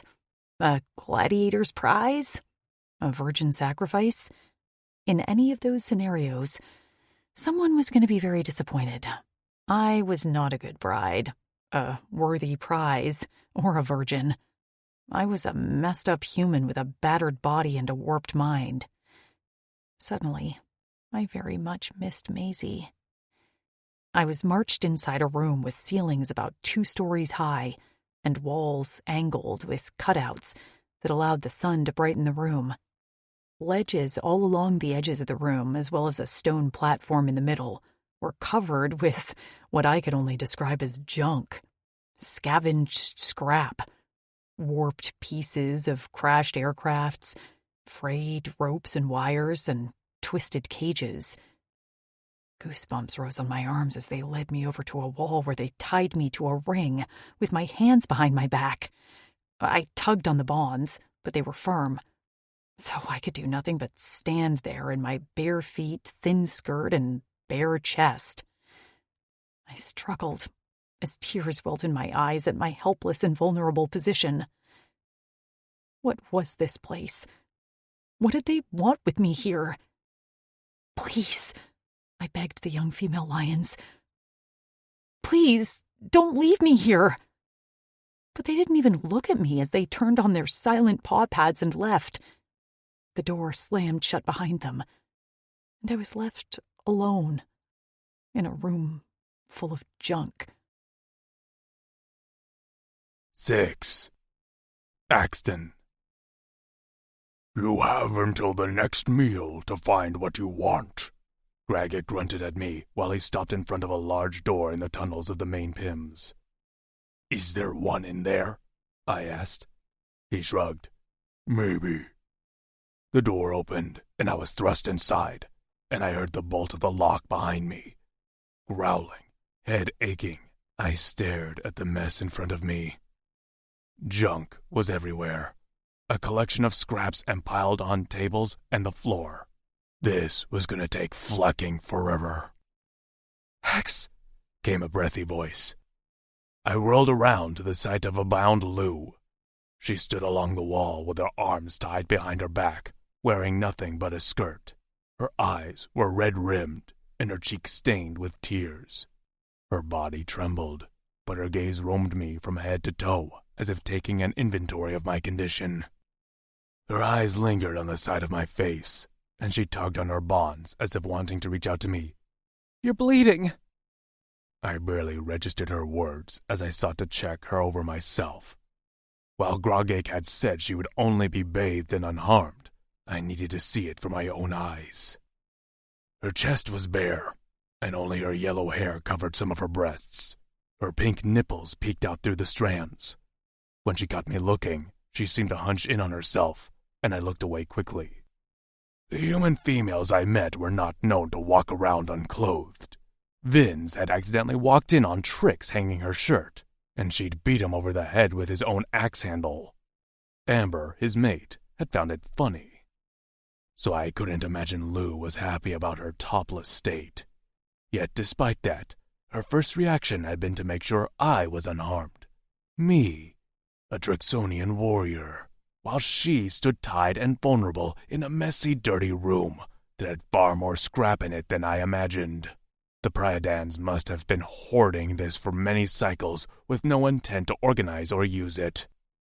I couldn't imagine I'd find an implant updater in here, but I had to try. I could not abandon Lou here without explaining why I had to leave. But first, I had to find something to cover her chest, and maybe something for her feet, too. I noticed a heap of discarded clothing in a pile and clawed my way through it until I found a long length of fur. When I hurried over to Lou, her gaze was still on my head. "Those jerks," she muttered. "They hurt you. You're bleeding." I wasn't concerned with my injury as I stretched out the fur to judge how to put it on her body to cover as much skin as I could. I remembered Amber had arrived at a morning meal one time with a complicated wrap around her chest. I scratched my head, trying to decipher how to tie it around Lou. "Axe?" My name was a question. I hadn't wanted to converse with her when we first met, and now I would have given all the claws of my left hand to explain to her who I was. I eyed the fur in my hands one last time, and then looked down at Lou. She shivered slightly, and when her teeth clacked together, she gritted them. Of course she was cold. Flack, I had to get her dressed. I carefully reached out and brushed her hair back off her chest so it didn't get tangled in the wrap, but I hadn't thought that through, because now her full breasts were on display.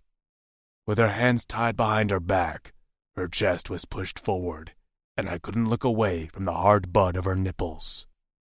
My cock stirred in my pants, and I whistled out a breath between my teeth at the unfamiliar hardening of my shaft. I'd never felt arousal before. The Drixonian male libido died with our females. But now I understood why my fellow warriors found the human women so enticing. I imagined palming the soft skin of her perfect breast and delivering that hard nipple to my waiting mouth. I'd roll my tongue around the peak and suck until she cried out beneath me. Then I'd slide down to my knees and bury my face between her thighs. Flack, it was disgusting. Imagining taking her while she was tied up and helpless in front of me.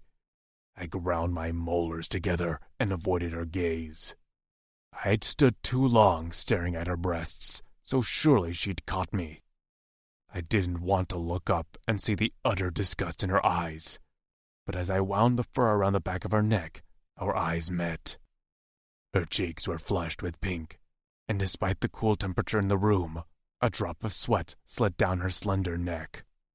She strained against her bonds toward me, and her breast swayed with the movement. Her blue eyes seemed almost feverish. There was no anger or disgust.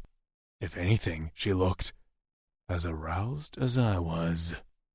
A scent perfumed the air, something delicious that I wanted to wrap my tongue around, but as quickly as it came, it was gone.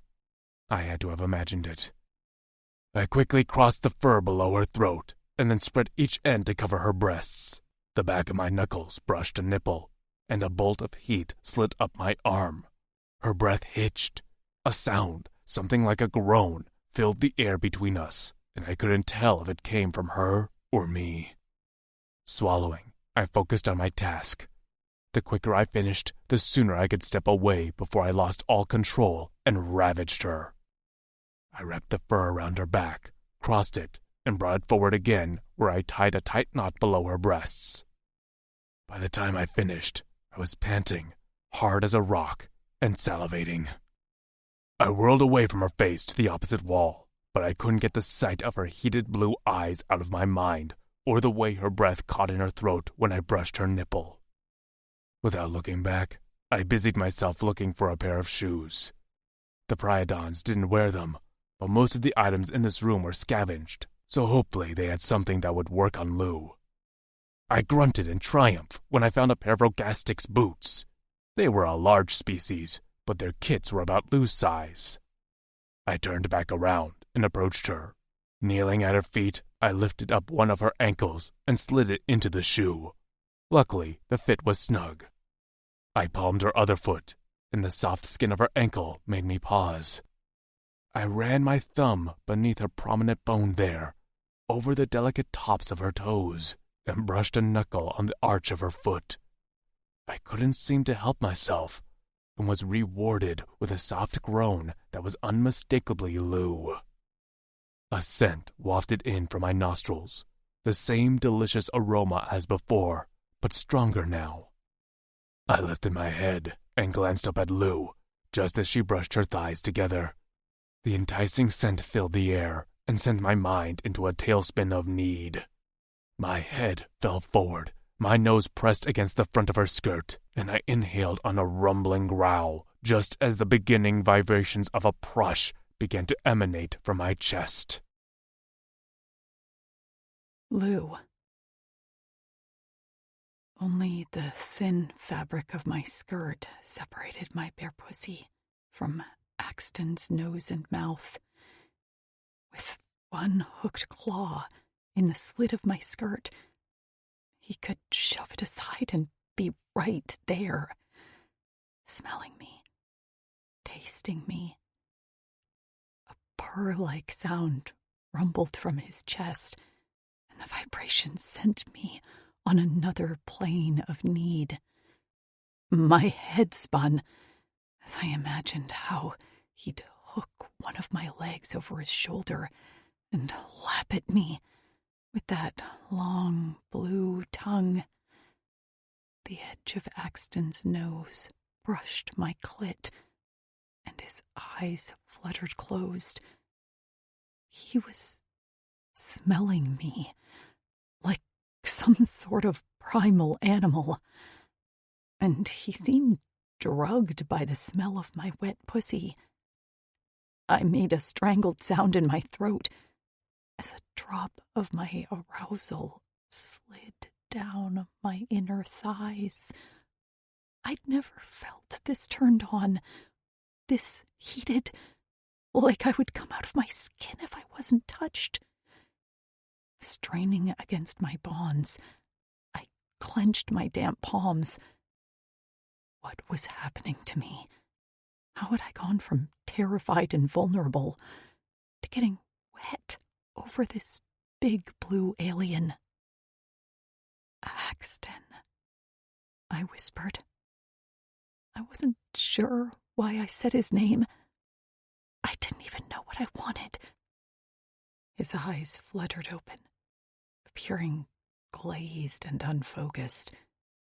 But with a quick shake of his head, his pupils cleared the haze.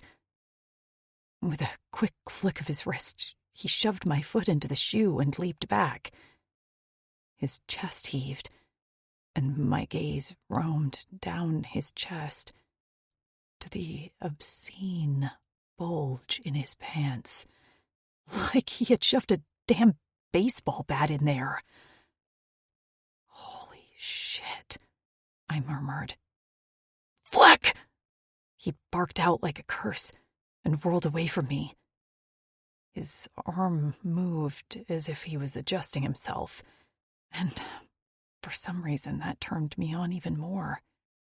But my mouth had gone dry, my legs trembled, my shoulders ached. His head tilted back as he looked at the ceiling. Suddenly, his body tensed, and black blades emerged from the outside of his forearms and from the top of his head down to the base of his tail. He turned toward me, eyes flashing. I wasn't scared. I should have been, and the Lou of 2 days ago would have been absolutely terrified. But I wasn't afraid of Axton. Every instinct in me screamed to trust him, that he would care for me.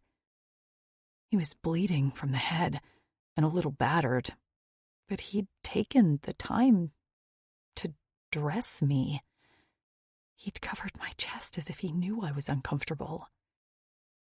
He stalked toward me, reached behind my back, and with a jerk of his hands, the bonds around my wrists went slack. As soon as his blades appeared, they sank back beneath his skin. The rope fell to the floor at my back, and I rubbed out the soreness of my wrists. The bonds hadn't been too tight, but the soft skin was still chafed. "Thank you," I said, even though he couldn't understand me. I pointed to my chest. "For the wrap." Rotating my hands, I added, "And for this." But he wasn't even looking at me. He was over in front of a table, digging through the piles and piles of junk, with a grim line of determination to his brow. I stepped over next to him, trying to forget about that weird moment of aroused insanity. I plucked at a warped metal box. "So, are we looking for something? Why are you in here with me? They made me bathe in this weird lake with snake things in the water and then tied me up. I figured they saw me as junk, so they left me as junk." I glanced up at the window cutouts. "Are we going to MacGyver our way out of here?" Of course, he didn't answer me as he continued his search. Wandering over to another table, I pawed my way through it, even though I had no idea what we were looking for. I didn't think a hooked ladder or climbing gear was going to magically appear. Underneath a pile of rusted wires was a shape that caught my eye. I'd seen it before. It was a translator implant updater. This one looked a little worse for wear than about 3 models ago. I was about to toss it back into the pile when Axton appeared at my side like a ghost and snatched it from my hand. He fiddled with it, smacking it a few times and making a series of frustrated grunts. "Yeah, I don't think that's working," I said, strolling away to examine another table. "It'd be nice to talk to you, but I guess it's not meant to be." The room went silent, and when I turned to see what Axton was doing, I found the updater gun pointed at me. I had to cross my eyes to see it. "Wait, what?" He shifted it toward my ear, pressed a button, and pain shot through my head like laser fire. I gripped my skull and screamed. I'd forgotten what it felt like to have the implant installed, and the updater pain wasn't much better. But the pain faded quickly, and when I blinked my eyes open, I found myself on my knees, hands cradling my head, and Axton crouched beside me. "Are you all right?" he asked. I stared at him, barely able to believe that I could understand his words. I'm okay," I answered. His face creased in an almost smile. "You can understand me?" I nodded, still in awe. "Can you understand me?" "I can." "Does it not hurt when you update your implant?" He shrugged. "The pain is minimal." Well, mine had felt like my skull was on fire. "You didn't even make a sound." "I didn't update mine now." I felt like we weren't having the same conversation. "What? Why?" He answered calmly, as if this wasn't brand new information. "My implant has been updated to your language for cycles now." I blinked. "I'm sorry, cycles?" "Rotations around the sun." "Years?" I screeched. "You've been able to understand me this whole time?" He nodded, and then cocked his head. "What is an Adele?" I collapsed onto my butt as I stared at him. Oh my God. Oh my God. He reached for me. "Are you hurt again?" I batted his hand away. "I'm not hurt. But why didn't you let me know that you could understand me? That would have changed everything." "What would it have changed?" Just, I sputtered. "I don't know. Everything." Then I narrowed my eyes as a thought occurred to me. "Wait. Why do you know my language? Have you met humans before?" This time he did sort of smile, and the expression brightened his face into something alien handsome. "Many." The door swung open with a bang, and Gragic strode inside with 2 of his warriors behind him. He barked some words at Axton, who rose to his feet and nodded. "I found it. I still have to update her implant to your language yet. Gragic growled a few more words and gestured toward me, like, get to it.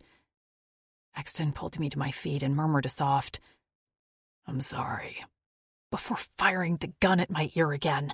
This time, I braced for the pain and managed to stay on my feet as my brain scrambled for a moment. "Is it done?" Gragic asked. I looked at him and nodded.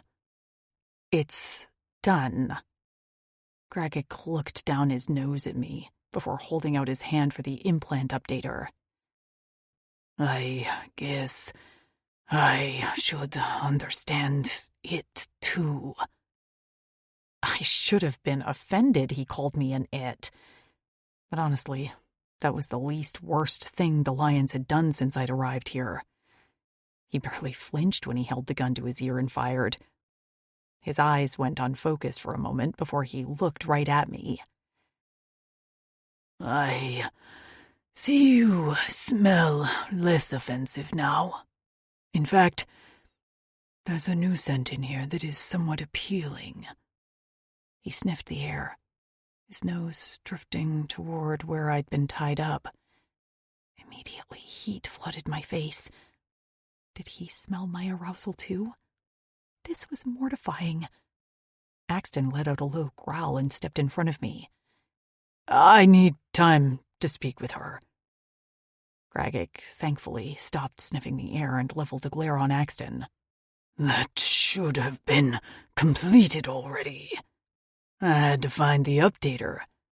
That's not my problem." Axton made a displeased sound. "I never saw the Pryden's as cruel." Gragic's nostrils flared, and he bared his teeth. "Then you have until after the next meal.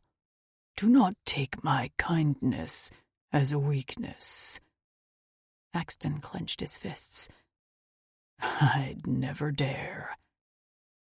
"I'll send a few guards when the meal is ready," Gragic said. "Use your time wisely." He turned on a heel, his guards at his back, and left the way he came. The door slammed shut, and a click of a bolt signified they'd locked us inside. Axton braced his hands on his hips and looked up to the ceiling with a long sigh. Then, with heavy footsteps, he retreated to a darkened corner, sat on the ground, leaned back against the wall, and closed his eyes. Closed his eyes. Just like that. Like I wasn't even there. Hello?" I called into the silence. He cracked an eye open before answering me. "I need to get some rest.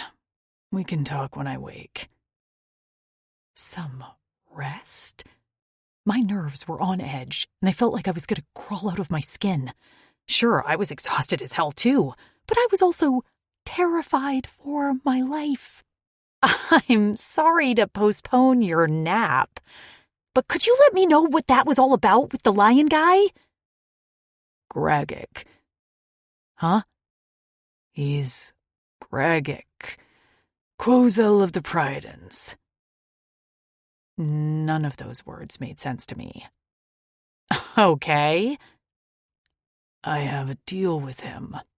They need me to complete a mission, and once I do, they will give us safe passage back home to Granite." I frowned. "Us?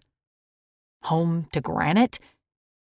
"Yes," he said quickly, almost impatiently. His eyes were open now, and he didn't look happy about it. "That's the Drixonian city." He was confusing me. "What's a Drixonian?" "Me." He puffed out his chest. "I'm a Drixonian." "Okay, but I, do appreciate you and all, but that's not my home." "It is." He nodded very emphatically. "No," I said carefully, not wanting to anger him. "I'm from Earth, And my home now is with my other human friends. I know, he cut me off. Waiting for you at Granite are your friends.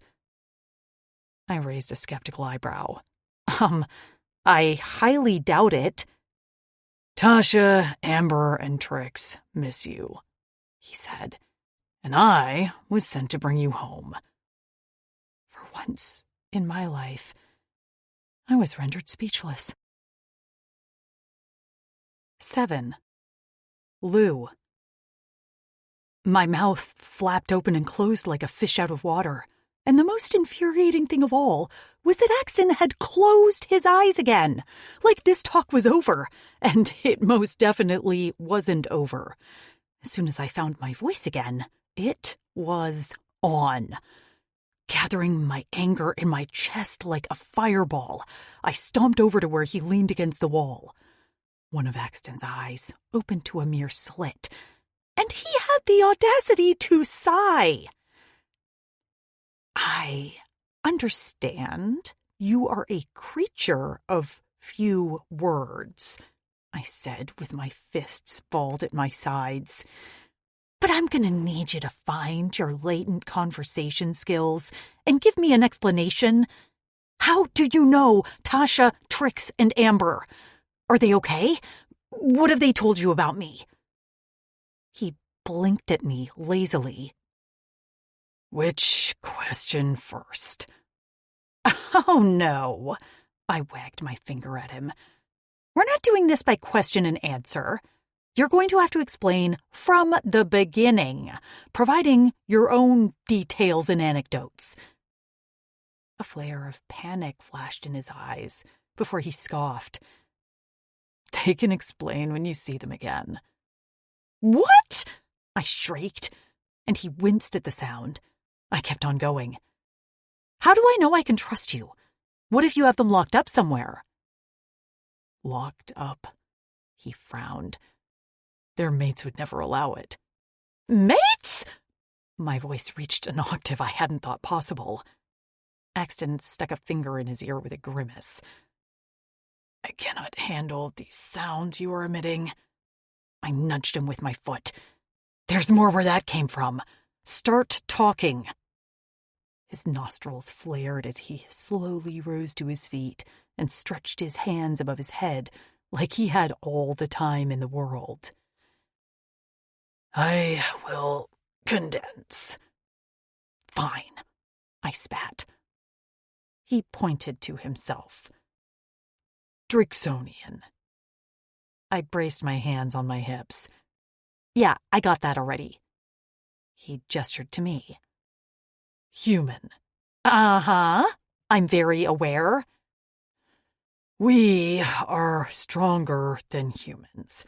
We rescued Tasha, Amber, and Trix from the Wutarks and Joktals. Human females are attractive to some Drix, and some Drix are attractive to human females. Because I was angry, I snorted and crossed my hands over my chest. Sounds impossible. His lip curled. I agree. But his heated eyes fluttered down to my chest. I ignored the way my nipples pebbled beneath the wrap, and I pretended like I couldn't remember the brush of his fingers on my sensitive skin. Anyway, he continued, Tasha, Amber, and Trix mated with some warriors from my clavis. We are called the Lone Howl. They are happy and cared for. They want you back, and... He squinted. The other two. Maisie and Nev. Sure. Maisie was on that plane. You separated us. I was not aware she was there until it was too late. He swallowed, and his eyes softened a fraction. I am sorry for that. So, you're not going to give me away to some king as a bride? Or award me to some gladiator as a prize? Or use me for a virgin sacrifice? You make a lot of mouth sounds. I would not award you as a prize. I ignored the insult. So you're telling me that you Drixonians are just nice, and your blue women are okay with you bringing home humans and diluting your gene pool? We have no Drixonian females, he said before pointing to the floor, as if that wasn't a mic drop. Can I get some rest now? I have a large task ahead. You have no females? How do you procreate? We had females. They died from a virus. We have not procreated for many cycles. However, some Drixonians have had offspring with their human females. My knees nearly buckled. How have my friends already... Not Tasha, Amber, or Trix. He frowned at me like I was a moron. The Drexel of the Night King's Clavis has 2 chits with his human mate. My head was spinning. You're telling me there are more human females mated to your Drixonians than just my 3 friends? He nodded. Over 12. Reeling, I braced my hand on the wall to keep from falling over. I took a few deep breaths. And they live at this place called Granite. He nodded before sliding back down to the floor. Rest now. I'm sorry, but this is just a lot to process. He settled in with his arms crossed over his chest and his head leaned back against the wall. His eyes fell closed. You will get back to them, but first I must complete the mission for the Pridens, and to do that, I need some sleep. He yawned. They will come for us when the next meal is ready. I sank down on the floor next to Axton as he once again closed his eyes. I watched him for a while and marveled when his breath evened out in mere seconds. I couldn't understand much of what had happened in the last day. Had it only been a day? Axton had gone from sniffing me like a bloodhound to dropping the mother of all bombs into my life to sleeping like a baby. I knew I should be sleeping too, but I was too keyed up. My friends were mated to aliens? It was nearly impossible to believe. But I couldn't find it in me to heavily doubt him. He hadn't hurt me. He'd protected me. And now he vowed to get me home to my friends. And I had to admit, even if they were locked up in a dungeon somewhere, call me crazy, but I wanted to be locked up with them. I just couldn't picture Axton being cruel. The rage and desperation with which he'd called my name when the Pridens dragged me away wasn't fake or rehearsed. And the relief that had been etched on his face when he saw me again. I just couldn't believe he would hurt me. Maybe I was crazy. Or maybe I was just desperate to trust someone who was stronger and more capable than me. I'd been treated like property from the moment I'd been dropped into this galaxy from my abductors. But Axton hadn't made me feel like that. Are you really going to be my hero? I whispered. His nose twitched, but he didn't wake. Please be a hero, I said into the quiet room. Because I really need one. Axton. Lou's head rested on my thigh. Her hair lay splayed over my groin, and a knot in the yellow locks near her temple caught my attention. With the tip of my claw, I tried to detangle it, but only succeeded in snagging her scalp. She wrinkled her nose and let out a little grunt of protest. Huffing quietly to myself, I snatched my hand away. What was I doing? Why did I care if she had knots in her hair? She settled quickly, and her lips fluttered with a long exhale. Her skin seemed so thin it was nearly translucent, and her cheeks were blotted with a pink flush. I hadn't paid much attention to her looks at first, as she'd mostly been a dirty, bedraggled human. But now I begrudgingly had to admit she was pretty. So pretty that I'd nearly lost my head there for a moment when I'd smelled her. But Fleck, for such a small thing, she had large breasts and rounded hips that beckoned for me to touch and lick and squeeze. My cock once again stiffened in my pants, and I sucked in a breath as I shifted. With my movements, the soft strands of her hair brushed over my hard shaft. Flecking thing had a mind of its own. I needed thicker pants to contain it. Maybe chains. A cage. I sighed and thunked my head back against the wall. It didn't matter. I'd leave her soon anyway, and I likely wouldn't return. She'd get home safely to her friends and make a life for herself. I'd be but a distant memory for her soon, and it was better that way. I wasn't like the other Drixonians. I was of the Lone Howl Clavas, and I was an outcast. I had the brand on the back of my neck to prove it, burned there when I was a chit and my father deserted the Drixonian army. Punishing the sons of deserters was an effective deterrent for most of the army, but a few, like my father, did it anyway. Because of that brand, I would always be lower class, less desirable. Sure, some of my fellow outcasts in Lone Howl had found mates, but they were the exception. I would not be, no matter how much Lou smelled and looked like a flecking dream. I wasn't like Kutzal or Lou Kent, or even Vinz. They had skills and smarts and charm. I was just killing time until Fatas decided I'd been alive long enough. Lou shifted in her sleep, and I looked down to find my claws once again tangled in her hair and combing out the knots. I growled to myself and shoved my hands behind my back. Stop touching her. She might be tempting, but she talked a lot, and she couldn't fight a sand crickle on her own.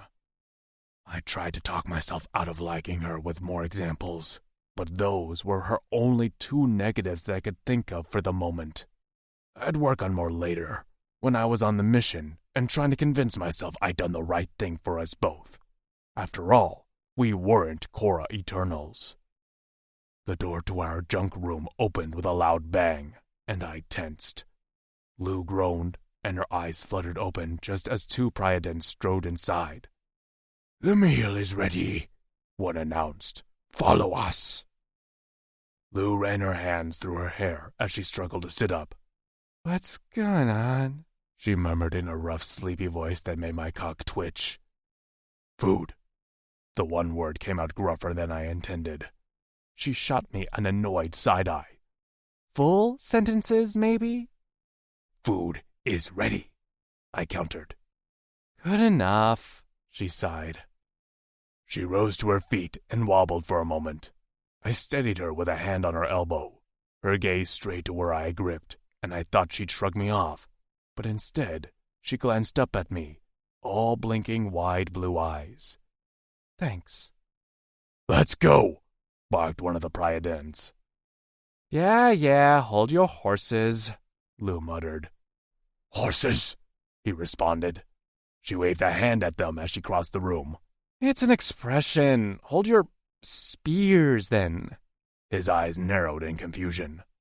"I am holding my spear." "Oh, geez, never mind," she snapped.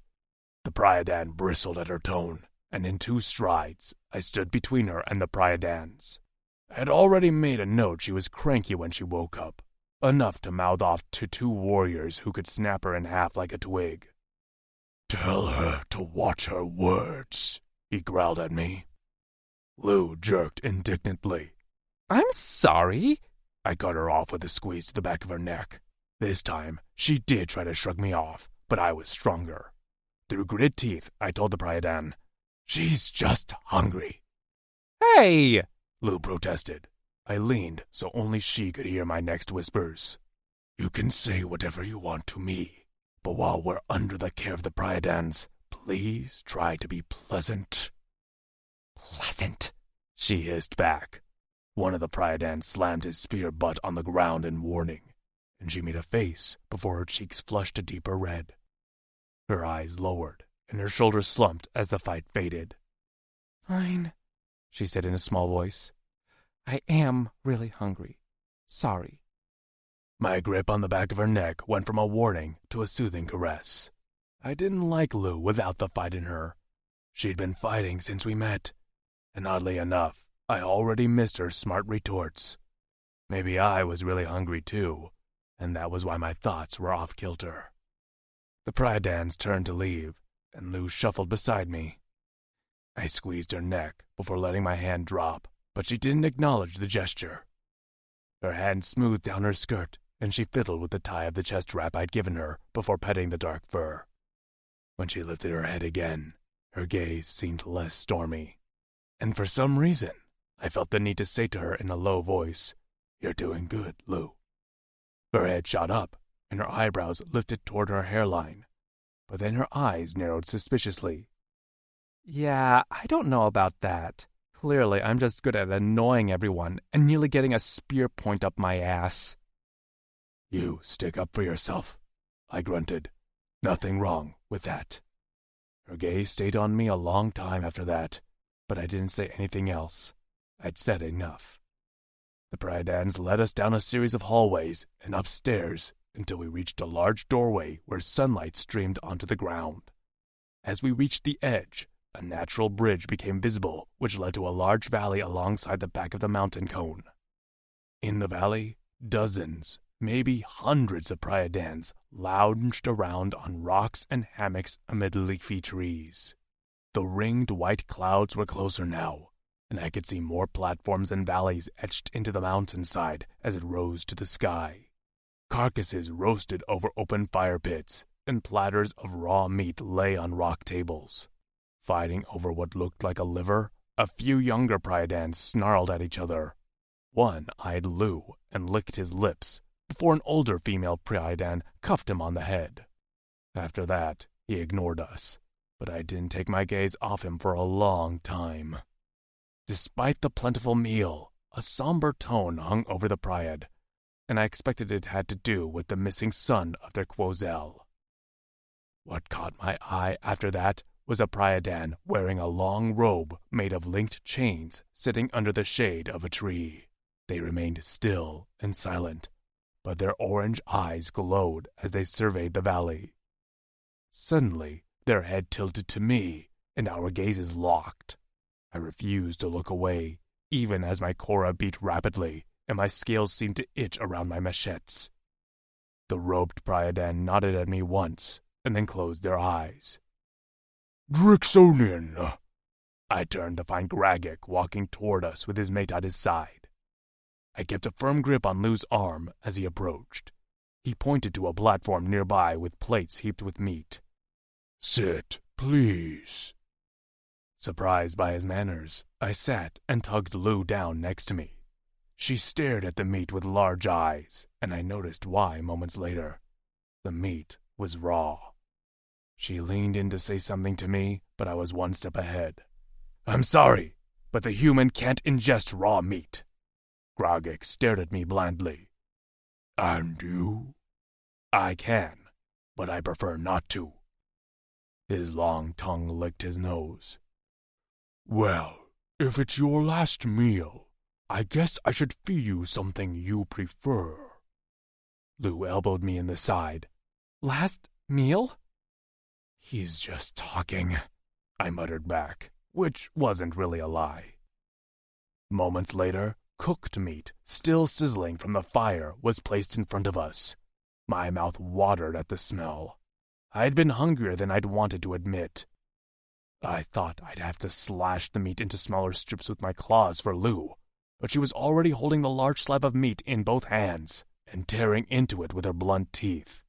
She struggled a bit, but in the end, she was able to chew and swallow with satisfied little grunts. I ate quickly, barely chewing. Grogik plunked a beverage in front of me, and by the smell, I could tell it was fermented. It didn't smell like a spirits I had had before. When I sipped, the bubbles fizzed on my tongue, and despite the coldness of the brew, the liquid felt warm sliding down my throat. I glanced around, seeing that only Gragik and a few of the more decorated warriors enjoyed the drink. My suspicion grew. What's with the hospitality? Gragik watched me over the rim of his cup before he plunked it down on the table with a satisfied exhale. He licked a drop of the brew from his chin. His mate's tail swept the ground as she tapped a claw on the table. Gragik's nose twitched. I'm hopeful for your success. I laughed bitterly. That makes one of us. Wait, what? Lou cut in. I wiped away a drop of juice that snuck out of the corner of her mouth as I thought about what to say. It's a difficult mission. Her eyes turned to Gragik, and the fire returned to her eyes like a smoldering ember as her back snapped straight. What exactly is this mission? How long will it take? Gragik's posture stiffened, and I knew this topic made him uncomfortable. I got the sense he didn't like that he had to ask for any help at all outside of his pride. Our son has been taken. Lou held her arms out at her sides as she gestured to the warriors around us. And none of these jerks can go get him? You have to send him? She jerked her thumb toward me. If you won't send any of your men, your son must not mean a lot. Enough! Maven shouted as she pounded her thick paw on the table. Lou nearly toppled to her back in shock as her face blanched white. Rolling her lips between her teeth, she braced herself against my side as I readied myself to fight. Maren's chest heaved as she panted, and the chains on her neck rattled. Our son means the galaxy to us, she said, gaze steady on Lou. We have lost many of our pride in an effort to rescue him, and even more. Her voice cracked, and Gragik palmed the back of her head in a comforting gesture. Her paws flexed on the table. I have never been more heartsick. Lou sucked in a breath as she bowed her head and murmured a sincere, I'm sorry. You didn't know, so I will not hold your words against you, Maven said, even though Gragik absolutely looked like he wanted to send Lou flying off the mountain. Our Greer told us that a foreigner would be our hope, and when you arrived, they said you will be the catalyst for us getting our son back. Who's the Greer? I asked, even though I had an idea already. Them. Maven pointed to the roped Priadon, who remained still with their eyes closed. So, wait, Lou said softly. Is this mission really difficult? Our Greer did not say the Drixonian would be successful. I could see Maven choosing her words carefully. Only that he would be influential. Lou wasn't satisfied by Maren's answer. So if Axton isn't successful, you'll still let us go home? Gragik spun his drink cup. If he's not successful, we will still take you home. Lou's brow furrowed. But why not him? If he's not successful, Maven said in a firm but kind voice, then that means he is dead. Lou's raspy breathing was deafening in the pregnant pause after Maren's words. I'm sorry, what? Dead? He's either successful or he's killed by the course. Gragik's voice was a growl. Those are the only two options. Lou's head spun so fast to face me that I thought she pulled a muscle. Did you know this? Her voice had raised a few decibels, and some of the pride had begun to fall silent and look at us. I swallowed. I did. Her eyes bugged out. And you didn't tell me? You just slept? I told you I needed sleep. She reared back her fist and punched me in the shoulder, hard. It didn't hurt, but I was surprised at her strength. You asshole! Maven leaned toward her husband. That word isn't translating. I'd heard Tasha use that word a time or two toward Kutzal. It's not nice, I said to Maven. Look at me, Lou demanded. Fatas helped me, I didn't want to, but I did. meeting her eyes and seeing the broiling emotions plain as the sun: anger, betrayal, and worst of all, fear. Lou, I placed my hand on the back of her neck. The priority is getting you home. Why am I the priority?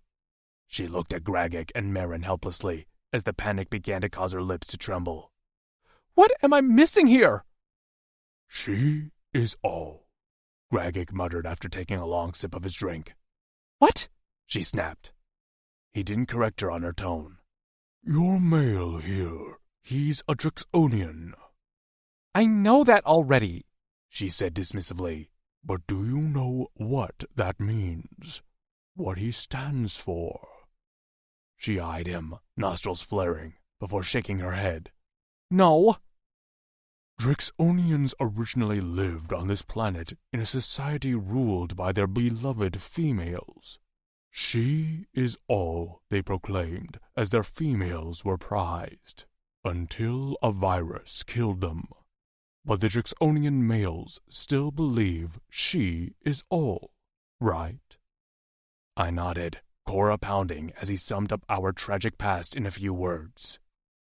So he will do anything for you. They all will do anything for their females. That includes you, even as a human. He'll fight for you and die for you, because you're his purpose.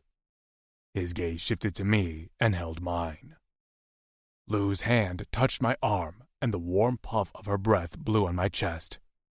Axton? She was closer now, but I refused to look at her as I held gazes with Gragik. Is that true? Yes, I answered, as an invisible heavy weight settled on my chest. I hadn't wanted her to know this much about me. It's all true, every word. Lou opened her mouth to speak, but before she could get a word out, she began to shake. Panic seized me with icy fingers as Lou's eyes rolled into her head, and she went limp in my arms. 8. Lou. The smoke was so thick, I could almost pet it, like a big gray tomcat. But the cloud was choking me, cutting off my air, and through it all, I could hear my name in a deep, raspy voice. I couldn't figure out who was speaking, but all I knew was that I wanted to get closer to the one who spoke. I needed to see them. Stumbling on uneven ground, I dodged flames and steaming rocks that burned my skin. "Where are you?" I cried. "Axton!" The only response was muffled jargon, as if he was underwater. I wasn't supposed to be here. I was supposed to be gone, running away, getting safe. But something held me back. Something important. Something I needed like air. Suddenly a blue face streaked with oily black liquid appeared in the smoke. The smell of burnt flesh stung my nose. Was that my skin or theirs? "Why are you here?" The fanged mouth yelled at me in a pained growl. "For you," I answered. "I'm here for you." My head pounded, and I felt a trickle of something wet slide down my cheeks. That voice was back, but less broken now. Stronger. Healthy. "Lou!" The voice dug into my brain like a spike, and I groaned. "Stop yelling." I didn't think any sound came out of my throat, so I tried again. "Please, stop yelling." "Quoi?" the voice shouted. "Give me quoi?" Something was held to my lips, and I instinctively swallowed the water. Finally, my eyes opened, and despite my blurry vision, Axton's face came into view. The nubs on his brow were all clumped together with his pinched expression. I reached up to try to smooth them out, and he flinched when I touched him. "Lou, are you okay?" I rubbed my forehead as my stomach rolled. "Please don't throw up all that meat. Please don't." "I will be." Fuck. That one was a doozy.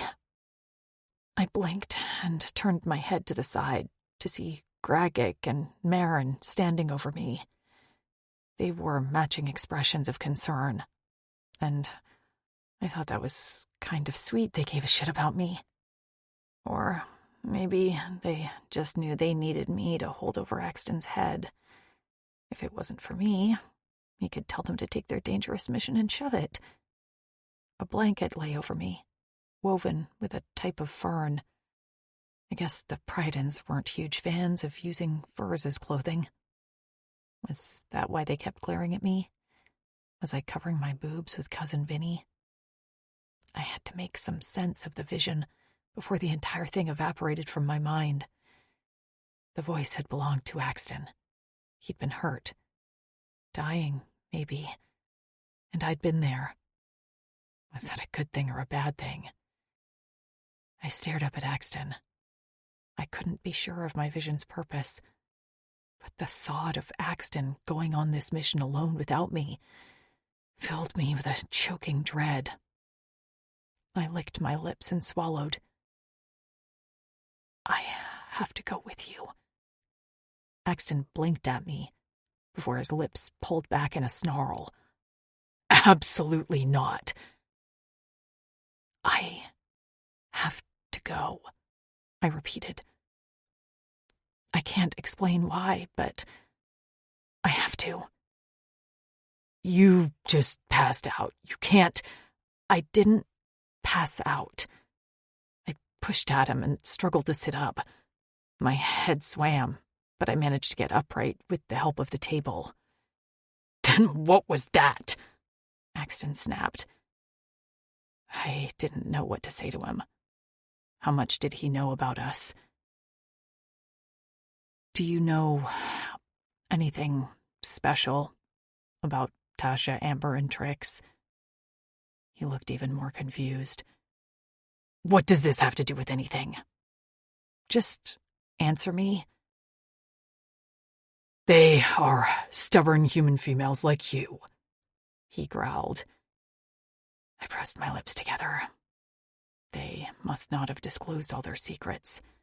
I didn't blame them.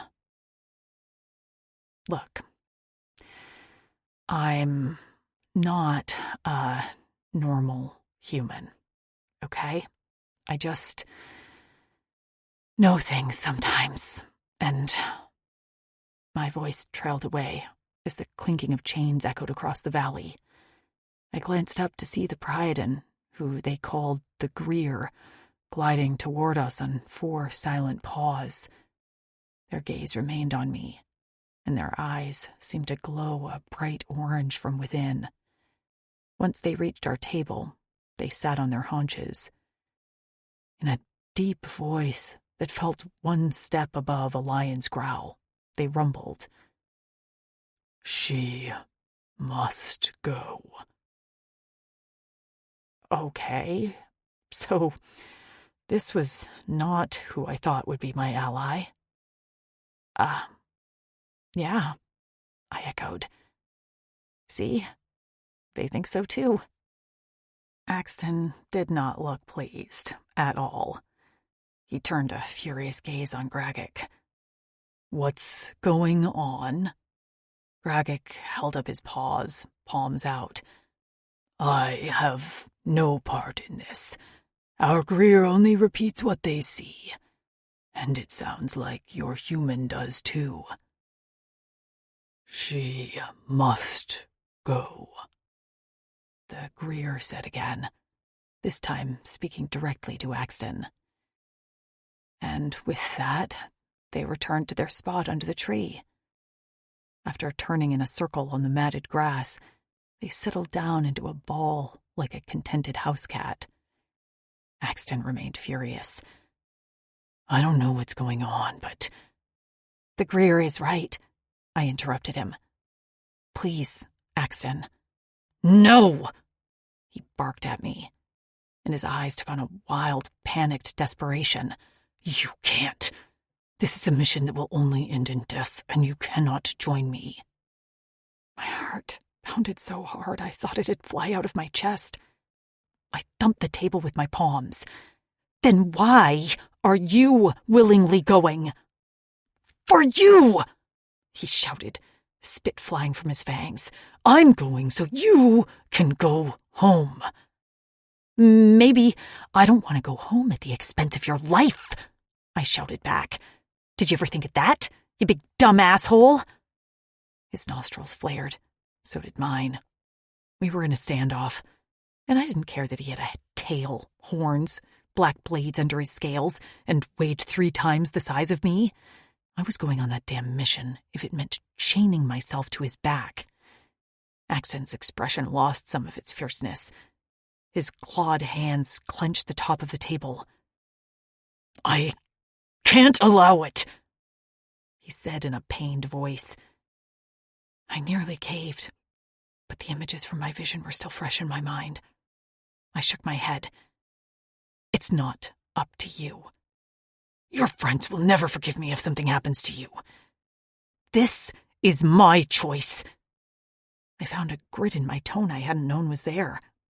My choice, Axton. Please respect it. His eyes closed, and he leaned his head back as his shoulders slumped. I knew I'd won, but the victory didn't feel triumphant. I worried my instincts were wrong, that I was only leading both of us to our deaths. What if I was more of a burden and less of a help? How could my presence be an asset? But I couldn't deny the way my heart pulled me in his direction. This was something we had to do together, and if I was wrong, then it was my choice. I turned to Marin, trying to appeal to her as another female. If something happens to me, and you ever speak to my friends, please let them know this was my choice. Marin held my gaze solemnly. I will. Axton drank the rest of his brew and slammed the cup onto the table. Then you must let us rest here for the night in a proper room, and be given supplies at sunrise for our mission. Gragic opened his mouth, but Marin placed a paw on his arm. We will agree to that, she said, and her gaze shifted to mine. I swore I saw a flash of guilt before she ducked her head. I wasn't hungry after that. Axton ate with jerky motions and refused to look at me as he muttered under his breath. Doubt plagued me as I watched the rest of the pride continue the feast. Gragic ate too, while Marin picked at her food with a sharp claw. I'll show you to your room for the night.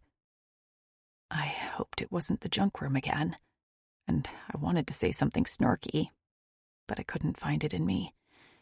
I worried that the minute I opened my mouth, I'd burst into anxiety-ridden tears. I need to speak with the Drixonian, Gragic said. Marin nodded and motioned for me to walk back into the mountain tunnel. When I glanced back at Axton, he didn't meet my gaze. I didn't like the defeated slump of his shoulders. I followed Marin down a series of tunnels and stairs before she stopped in front of a solid door. With a flick of her paw, she opened it, and I followed her inside. The room wasn't large, and it was mostly dominated by a massive bed pallet, hanging from the ceiling by chains. Seriously, they loved their chains here. Marin lit 2 lanterns hanging on the walls, which illuminated the space. The floor was made of a colored tile that was warm beneath my feet. A pitcher of water and a basin sat in the corner near a ringed curtain that hung from the ceiling from, chains. This is where you can relieve and bathe yourself. Marin pointed to the curtain. I trust you want to sleep, so I'll leave you to it. She took a step away as I blurted out, What's with the chains? Her head went up, and her eyes widened in surprise for a moment before her paw drifted to caress the chains on her chest. They are a symbol that our pride is linked. Everyone means something to us. No one is expendable. We are stronger together. I remembered how angry she'd been when I'd suggested they send their own warriors to rescue their son. I see. She turned fully to face me and lifted her chin in the air. Her whiskers twitched. I realize we are asking a lot of you and the Drixonian. You think? Well, apparently I did still have snark. There are those who you care about, right? Who you'll do anything for? Marin took a step closer to me. That's how I feel about the Pride and my son. I'll do anything for them. I know I'm using you and the Drixonian to get what I want, but I'm a mother and a Priden first. She was a desperate parent who wanted to rescue her son, while also ruling as the queen of this colony. To her, I was an expendable human, and Axton was just another blue-scaled Drixonian. I didn't like her, but I also understood her. I couldn't deny that I would consider sacrificing a stranger for Maisie's life. For Trix, Tasha, Amber, and Nev. I remembered their screams when our camp had been invaded. I pictured that last time I saw Maisie's face, and the tears pricked the back of my eyes. I'm not judging you, I said. I don't like your choice, but I understand you will do anything to get your son back. Are you a mother? No. My voice cracked. I would have given anything to hug Maisie and to feel Tasha's fingers comb through my hair. I wanted to eat Trix's meat she roasted over the fire.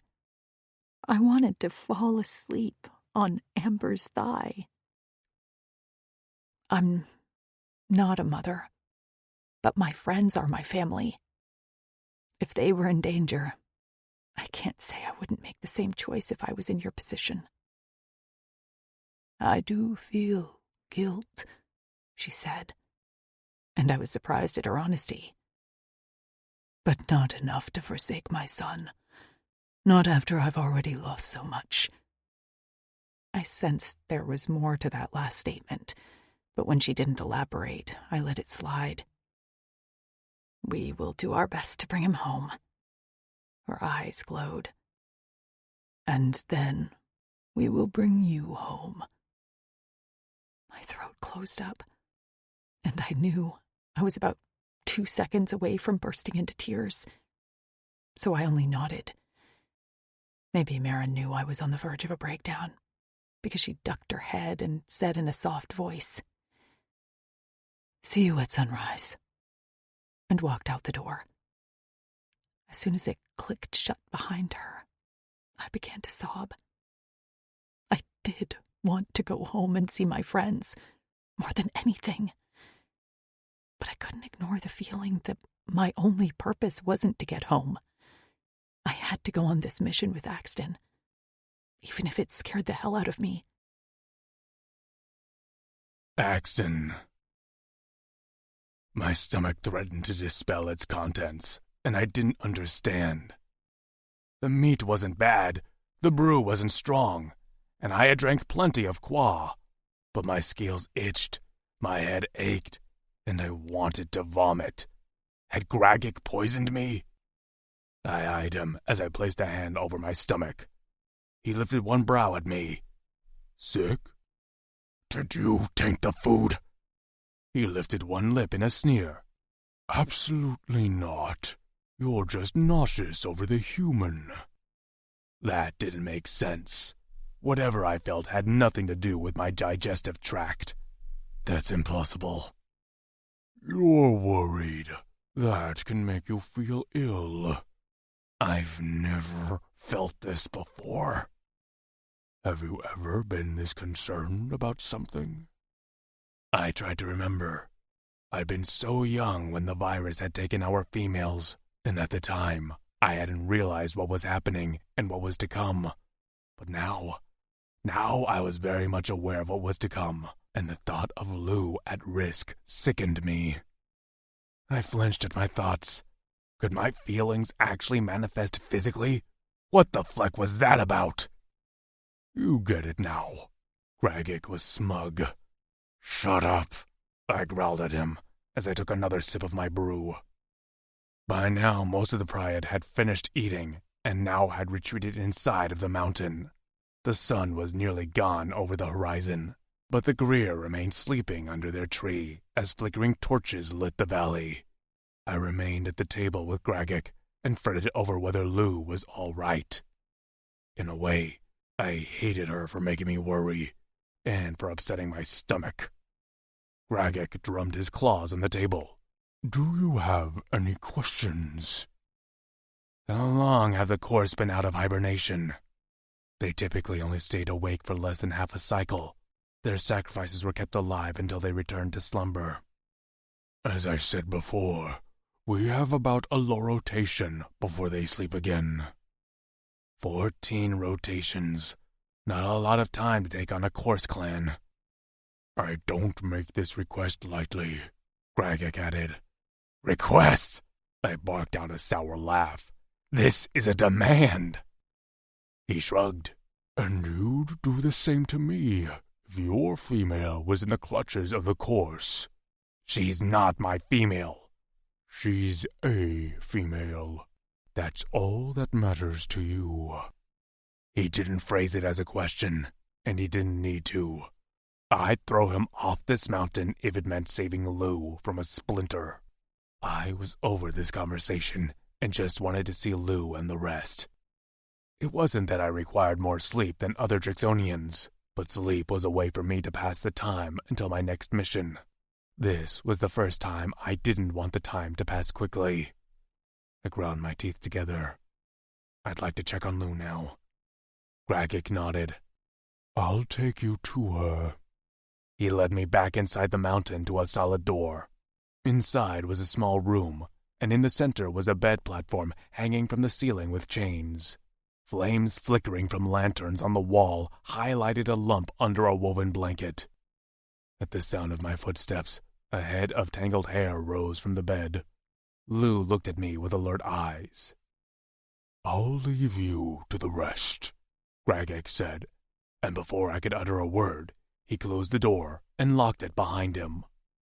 I stood awkwardly just inside the door. I hadn't expected to be left in the same room as Lou, but as I turned around to see her pale face in the large bed, I had to admit that I was happy she remained in my sight. I walked over to a pitcher of qua and poured a cup for myself. As I drank, Lou sat up in the middle of the bed with her legs crossed in front of her. She plucked at a few loose strands on the blanket and watched me from under her lashes. Are you mad at me? I finished my cup of qua and placed the cup near the pitcher. No. No? I didn't repeat myself. Her face flushed. Are you frustrated with me? No. A muscle in her jaw ticked. Do you have any feelings toward me? I understood what she was asking. If I held a grudge over her insistence on coming with me. But the open-ended question made me feel like squirming. I'm not having feelings right now. There, that wasn't really a lie. If anything, I'd like to strangle that Greer for opening their mouth. Her eyes narrowed. But they only spoke on what they believe. I scoffed. And I'm just supposed to take their word for it? Sometimes people just know things, she said. I shook my head. Well, I don't believe that. She sighed. Look, I'm sorry. I promise not to be useless. If you give me a few directions, I can maybe even be useful. I sat on the edge of the bed and bent forward to clasp my hands between my knees. I need you to know what we're getting into. Okay. She nibbled her lip. I explained about the Course and how the mission would be dangerous. So, how big are these things? She asked. Maybe 5 times the size of me. Oh, damn, she whispered with a wince. And they have wings? And claws, and lots of teeth. Cool. She nodded, while her hands fidgeted. No problem. Just alien dragon things. Do they have a weakness? Fire. Fire? So they aren't dragons? I don't know what dragons are. They are mythical winged creatures that breathe fire. Breathe fire? I frowned. How does that work? I don't know, she scoffed. I didn't write Game of Thrones. What? Never mind. So these coarse things don't like fire. They have thin bones so they can fly, and the oil of their feathers is highly flammable. So the Priadans don't have a rocket launcher, flare gun, anything like that? I rubbed my forehead. Grogek told me the methods they used already to try to rescue his son. Cores are fast and live near water for this very purpose. You have to corner them where they can't get away and light them on fire. She grimaced. Sounds horrible. So is being eaten alive in a sacrifice, and that's exactly what will happen to their son in 14 rotations. Lou gagged and placed her hand over her mouth. Alive? She said in a muffled voice. One piece at a time. Face paling, she gagged again. How old is their son? Still a juvenile, nearly an adult. Course prefer younger meat.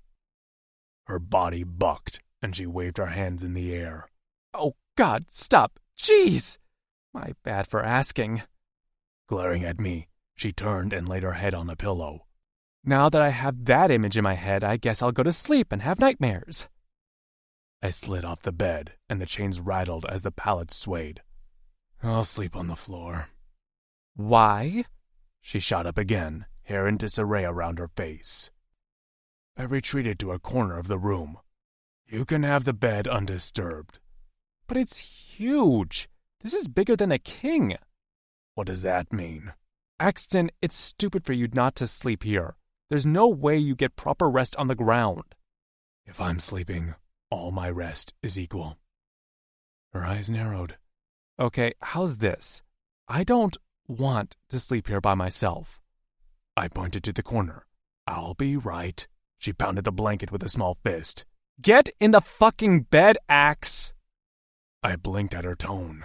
She seemed to realize her anger and slowly withdrew and unclenched her fist before smoothing the blanket with her palm. Her lashes fluttered as she said in a sweet voice, Please sleep in bed with me? She smiled at me, and I nearly lost my balance. The blanket had fallen to her waist, and she still wore the fur wrap I tied around her chest. The fabric had slipped lower to reveal the valley between her breasts. Lou talked a lot. She infuriated me, and she was stubborn. But she'd been burrowing under my scales with her inner fire and bravery. And fleck it, I couldn't deny that I was attracted to the little human. If I got into that pallet with her, I wasn't sure how my brain and body would react.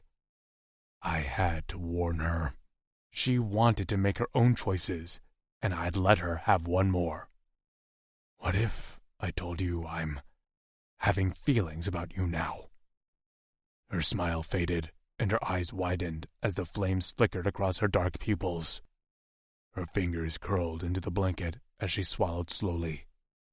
Feelings? I nodded. She spoke slowly. Are these negative feelings?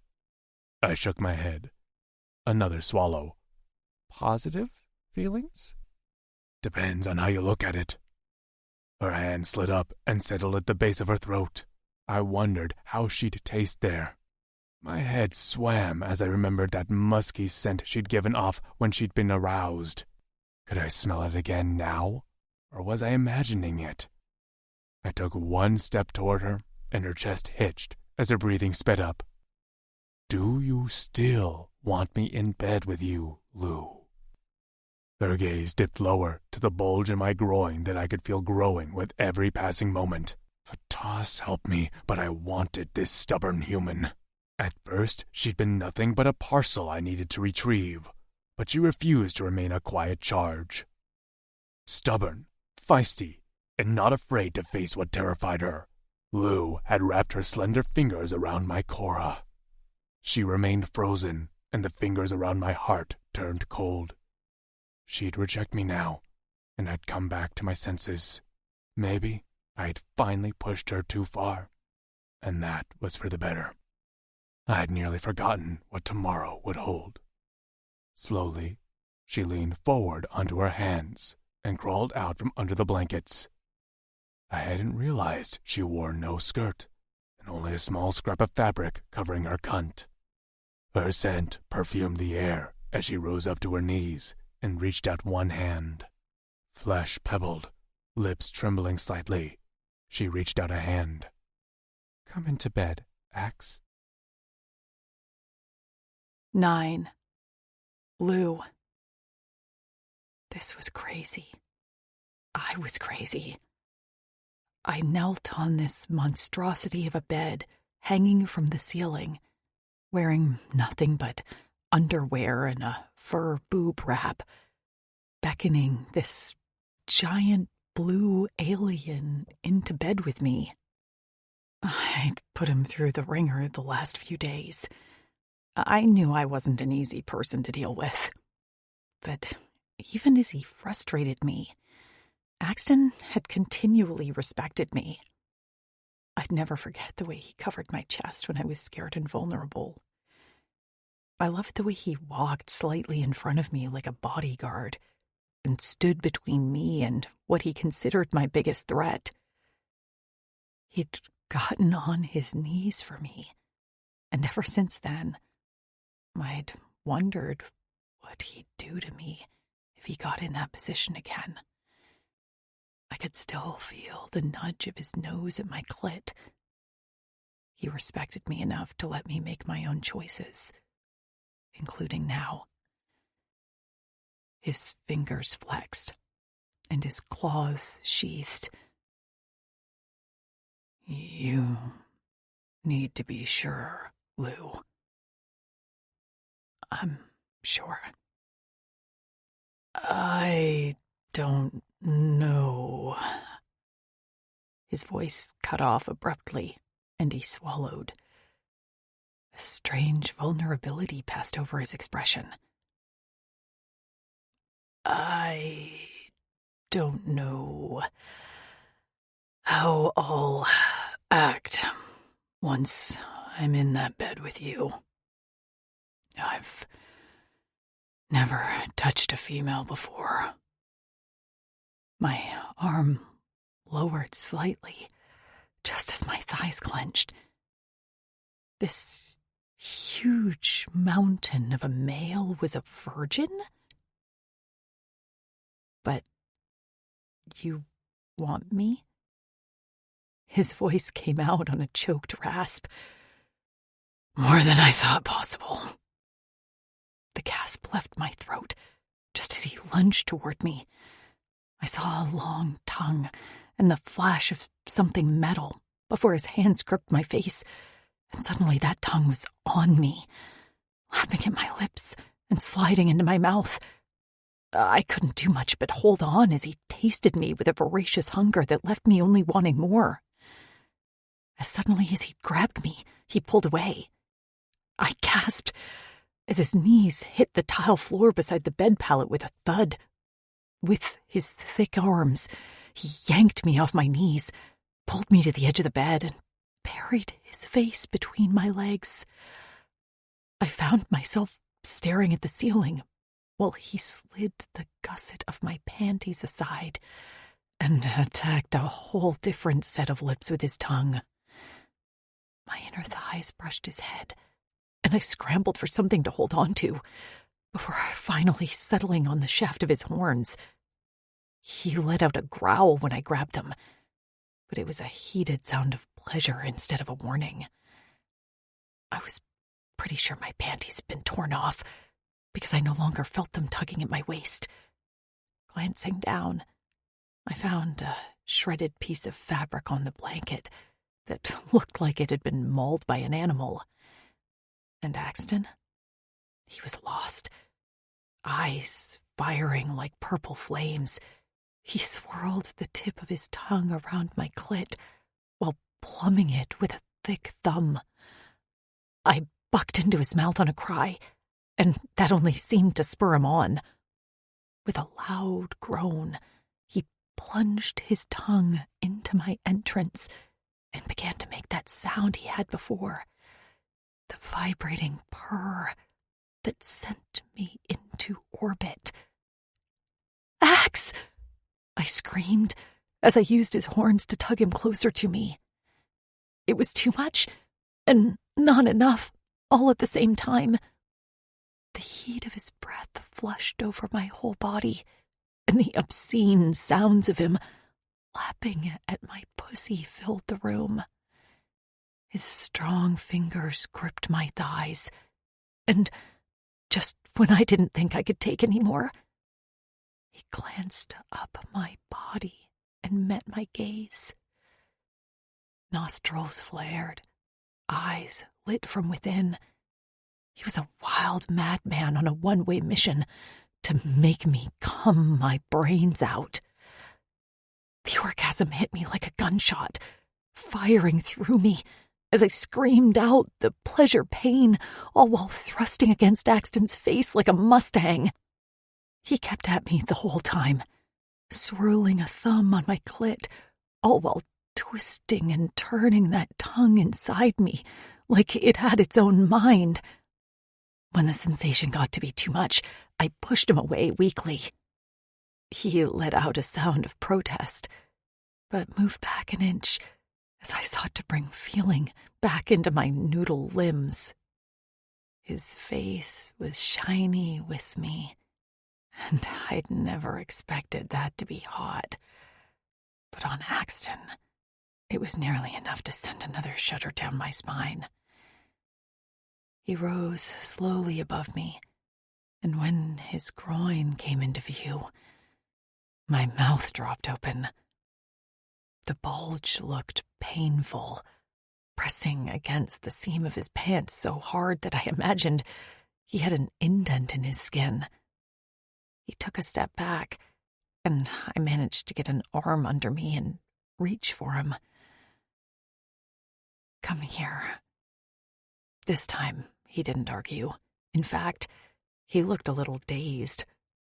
He took an awkward step forward and then half fell, half sat in the bed, like he didn't know how to move with the monster in his pants.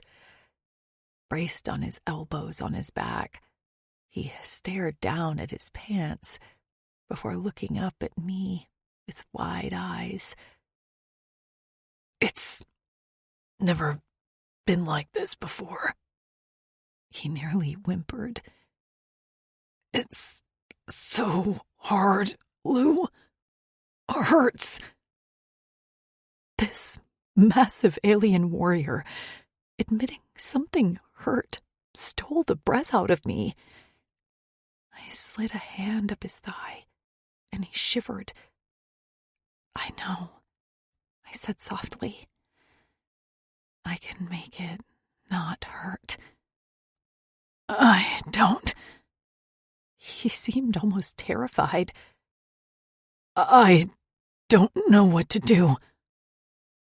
"You said I make a lot of mouth sounds, but my mouth can do other things too."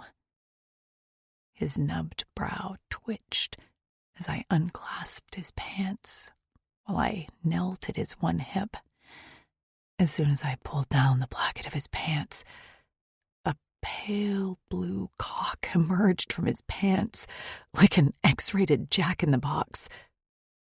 When I wrapped my hand around it, my fingers didn't touch, and I swore it pulsed in my hand.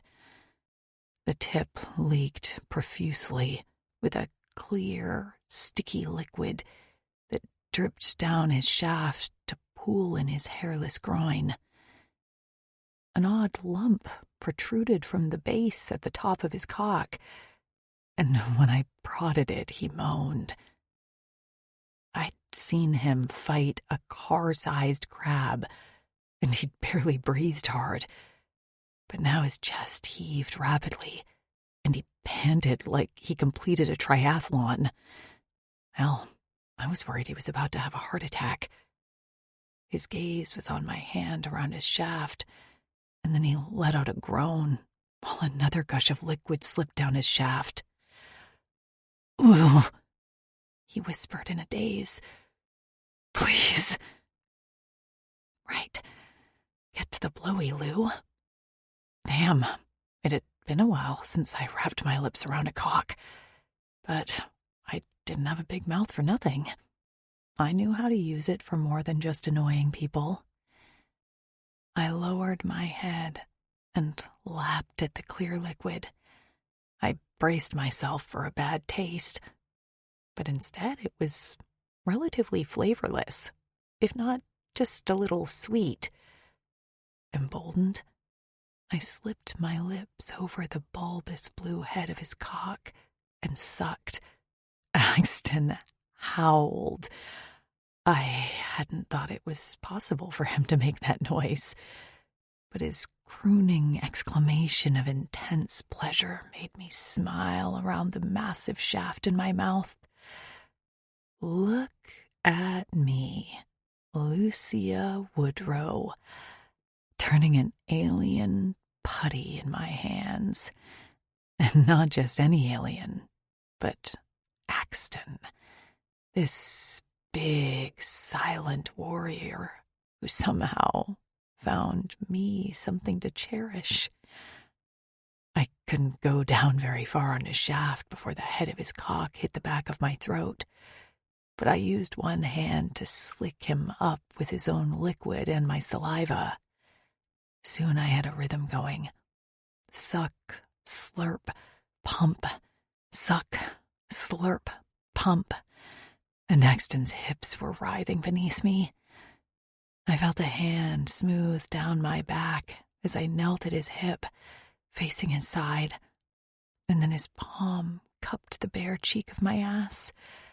Just as I was about to suck, a third finger plunged into my pussy, and I screamed around his cock. Gagging, I pulled off, but he didn't relent, now using 2 digits to finger fuck me. His thumb brushed my back entrance, and I saw stars.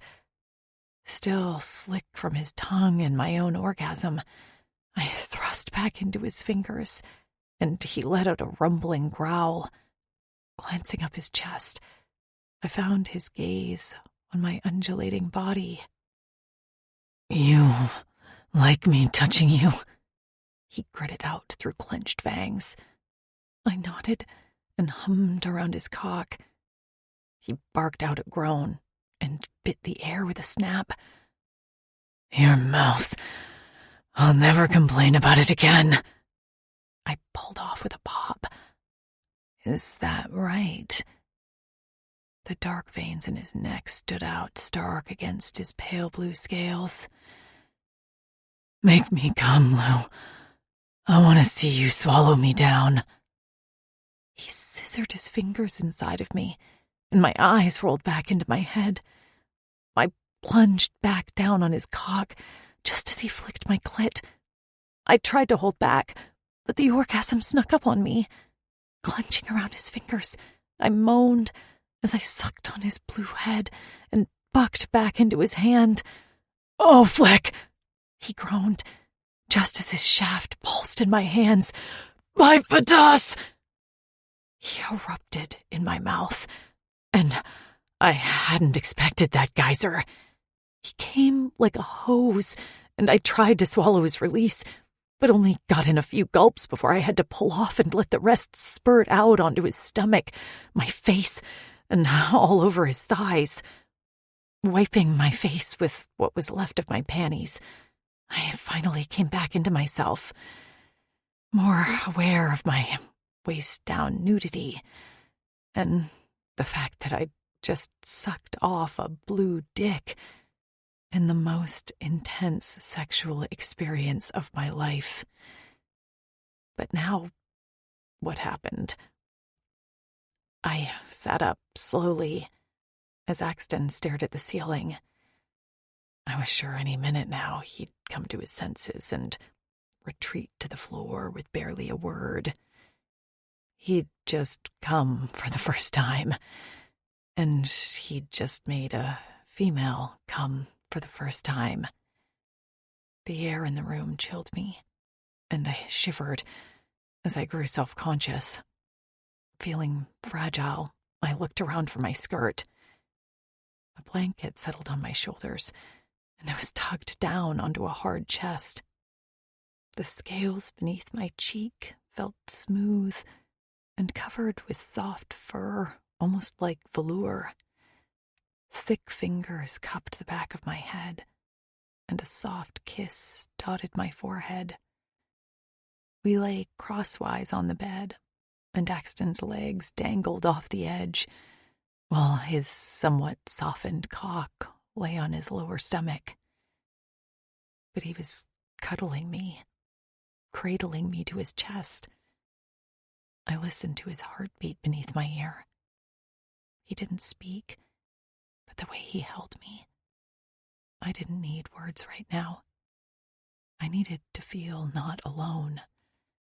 And in the silence of the small room, I felt companionship. "Are you in any pain?" he finally asked, his voice low and gravelly. "Pain?" I huffed a laugh. "No." "I was worried I'd been rough." He was worried. Oh, God. My eyes brimmed with tears at the honesty, and I blinked them away. "You weren't rough. Sex can get intense." "So, that's normal." I lifted my head, and he watched me curiously, very much wanting the answer. I propped my elbow on his chest and rested my chin on my palm. "No, I wouldn't say that was normal for a first time between two lovers." "How so? I can improve." The earnestness nearly undid me. "No, I mean, it's not usually that good. I came twice, Axton, and I came hard. I didn't even get into the emotional mindfuck it had been. Suddenly, doubt prodded at me. Was it not good for him? Are you hurt at all? Did you enjoy it?"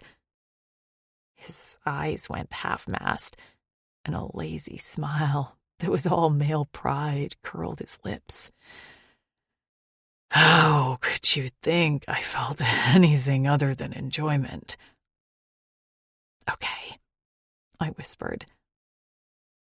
"Okay," he echoed back in my own language. His hands sifted through my hair. "I can see why your friends miss you so much." We don't do those kinds of things together. Not that there's anything wrong with that. I don't mean that." "Well, then what do you mean?" "I'm not sure what I mean. All I know is that I crave your presence in a way I hadn't expected." Struck a little speechless, I stared at him. He pressed my head down on his chest and covered both of us with the blanket. "Rest now, Lou." I closed my eyes and fell asleep to his heartbeat. Axton. Lou had curled into my side during the night, and I had to admit I liked waking up to her plastered against me. Her breath left her lips in short puffs, and her fingers twitched where they rested on my stomach. My cock was hard again, and it was starting to concern me. Would this happen all the time now around her? How did any one of the mated Drixonians get anything done? I was about to embark on the most dangerous journey of my life, but all I could think about was getting my tongue on her cunt again. I hadn't expected any of this to be so complicated, Part of me thought that the way my fellow warriors hadn't been able to think straight around their females had been a weakness. I had felt guilt over that, especially toward my Drexel Kutzal, but it hadn't made sense to me. Until now. Until Lou. I hadn't expected to ever find a human female intriguing.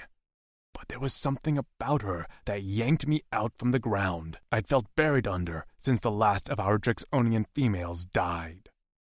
Around Lou, I found myself wanting to stay awake and savor the time in her presence rather than wishing the sun would set. The colors were brighter, smells more intense. What was this power she had? Even now, I wanted her to wake up and chatter in her high-pitched voice. With a frustrated huff, I shoved my misbehaving cock in my pants. My jostling woke Lou as her eyes fluttered. Yawning so wide that her jaw cracked, she blinked at me hazily. Face flushed from sleep and hair in a frizzy mass around her head, I still thought she was the most beautiful thing I'd ever seen. I could still smell her on my face and hands, and just the sight of her swollen lips and the memory of where they'd been made my cock leak with libo. I didn't have a spare change of pants, so this could get awkward. "Is it time to get up?" She rubbed her eyes and smacked those pretty lips. I must not have answered out loud because she cocked her head. "Axe?" Clearing my throat, I sat up. Yes, it's time. I wasn't actually sure, but I couldn't lay there with her any longer. Another moment of this, and I'd end up chaining myself to the bed with her. She glanced over to the curtain. "I'm going to wash up, I think. Marin said there's some sort of cleansing system in there."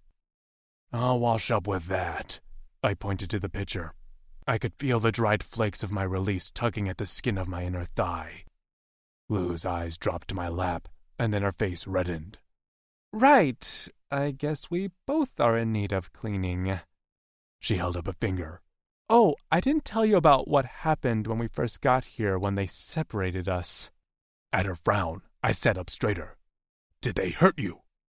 "No, they took me to this large cavern with a pool in it. They made me stand on this platform in the middle, which dumped water on me, and in the pool were these," she grimaced, "snake-like things.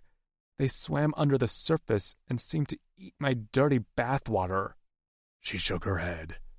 "That sounds crazy, right?" "I'm not sure what snakes are, but there is a fresh-ass species called Sipili that feed on dead skin, and their excretions are a natural soap." She stared at me with an open mouth. "Wait a minute." Shaking her head, she waved a hand in the air. "Hold on. Are you telling me that I bathed in their pee?" "Their urine and feces, yes." She gagged. "Oh, gross!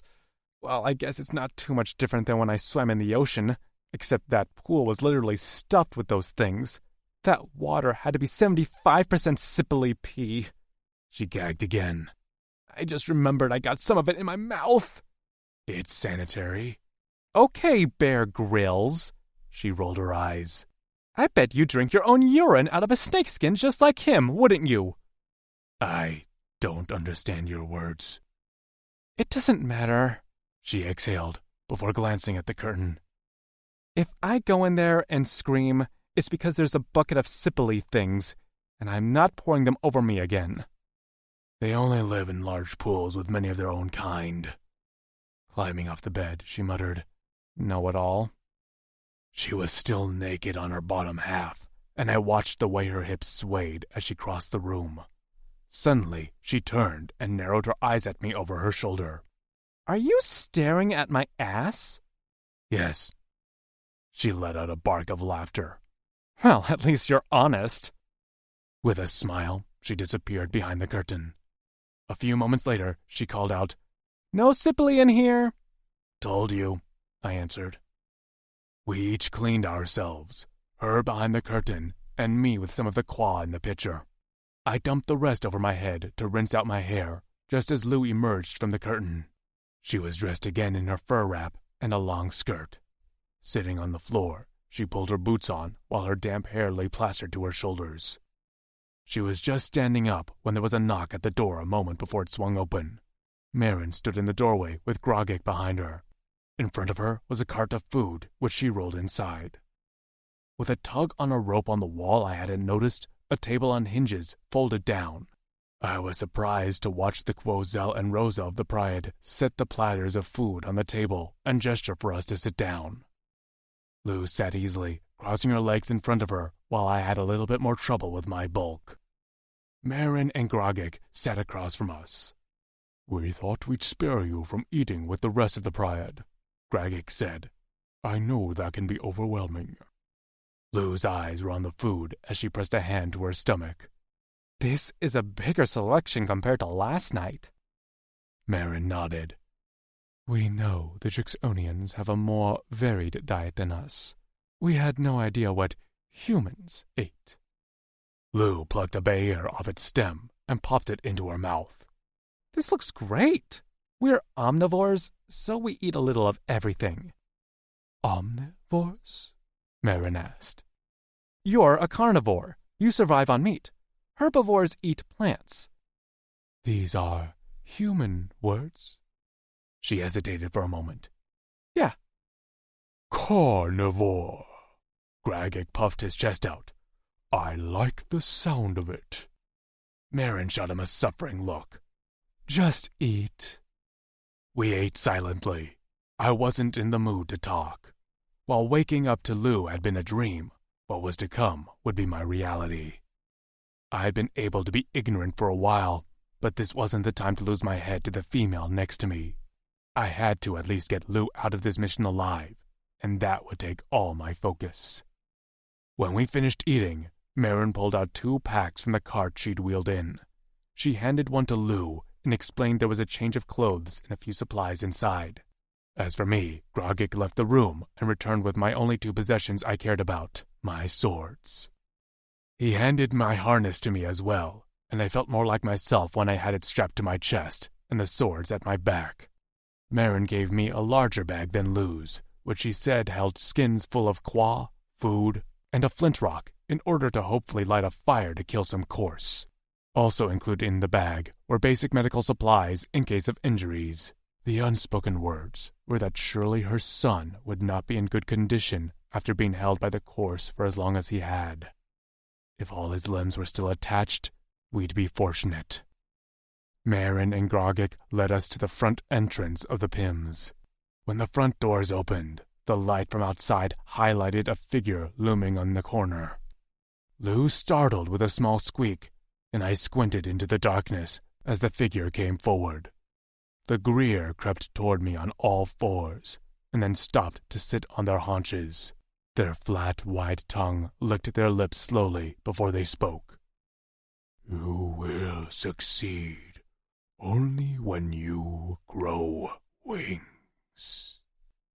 As I pondered their words, they turned and walked back into the shadows, long tails swishing behind him. "Why can't they just explain what they mean?" Lou grumbled. "Because if I take their words literally, I guess we're failing, since neither of us are going to sprout wings." "Their visions aren't always clear," Grogik said, watching the Greer go.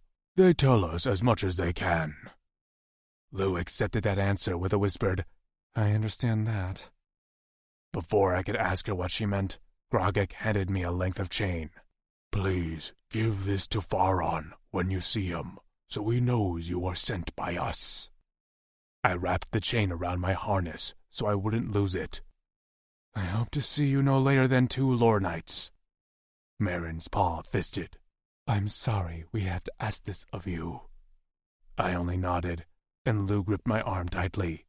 Without another word, we stepped into the light of the sun to begin our journey. 10. Lou. Now that I was dressed properly, this weather wasn't so bad. I wore a long skirt with thigh-high socks and thick boots. Marin had given me some salve for the soles of my feet, and they'd healed surprisingly fast. I had some more stowed in my pack if I needed it. On top, I wore the fur wrap Axton had first given me. I was kind of attached to it now, and a cloak that covered my arms and clasped in at the front with a crude bone button. I wore my hair in 2 braids on either side of my head, but already some hair escaped from the plaits and flitted over my face in the breeze. Of course, I didn't know where we were going, but Axton walked with purpose.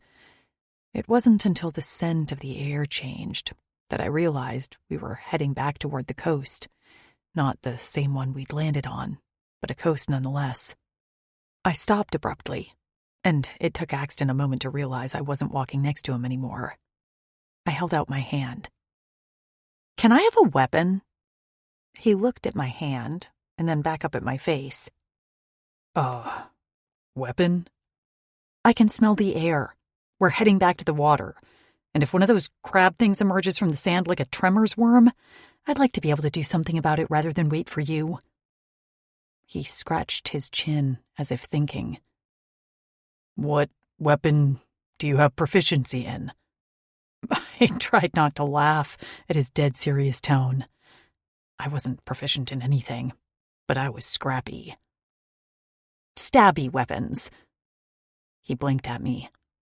"Not one of those swords, because the thing weighs like 50 pounds. Do you have a knife?" He thought some more before sifting through the pack on his back. He pulled out a dagger about the length of my forearm. "Marin gave me this, but I don't prefer short blades." He slid it into a sheath attached to a belt. Short was all relative. I went to take it from him, but he pulled it back at the last minute. "Do you know how to use it?" "It's a knife." I mimicked stabbing him in the gut. "Don't I just thrust it?" "Thrust and twist." He finally handed it to me. I wrapped the belt around my waist and already felt safer with my own weapon at my side. "Thank you." "We likely won't see any more crickles, but if we do, scream. That knife won't do much damage to their outer shell." "Oh, don't worry, I'll be yelling," I muttered. "What's the plan, by the way?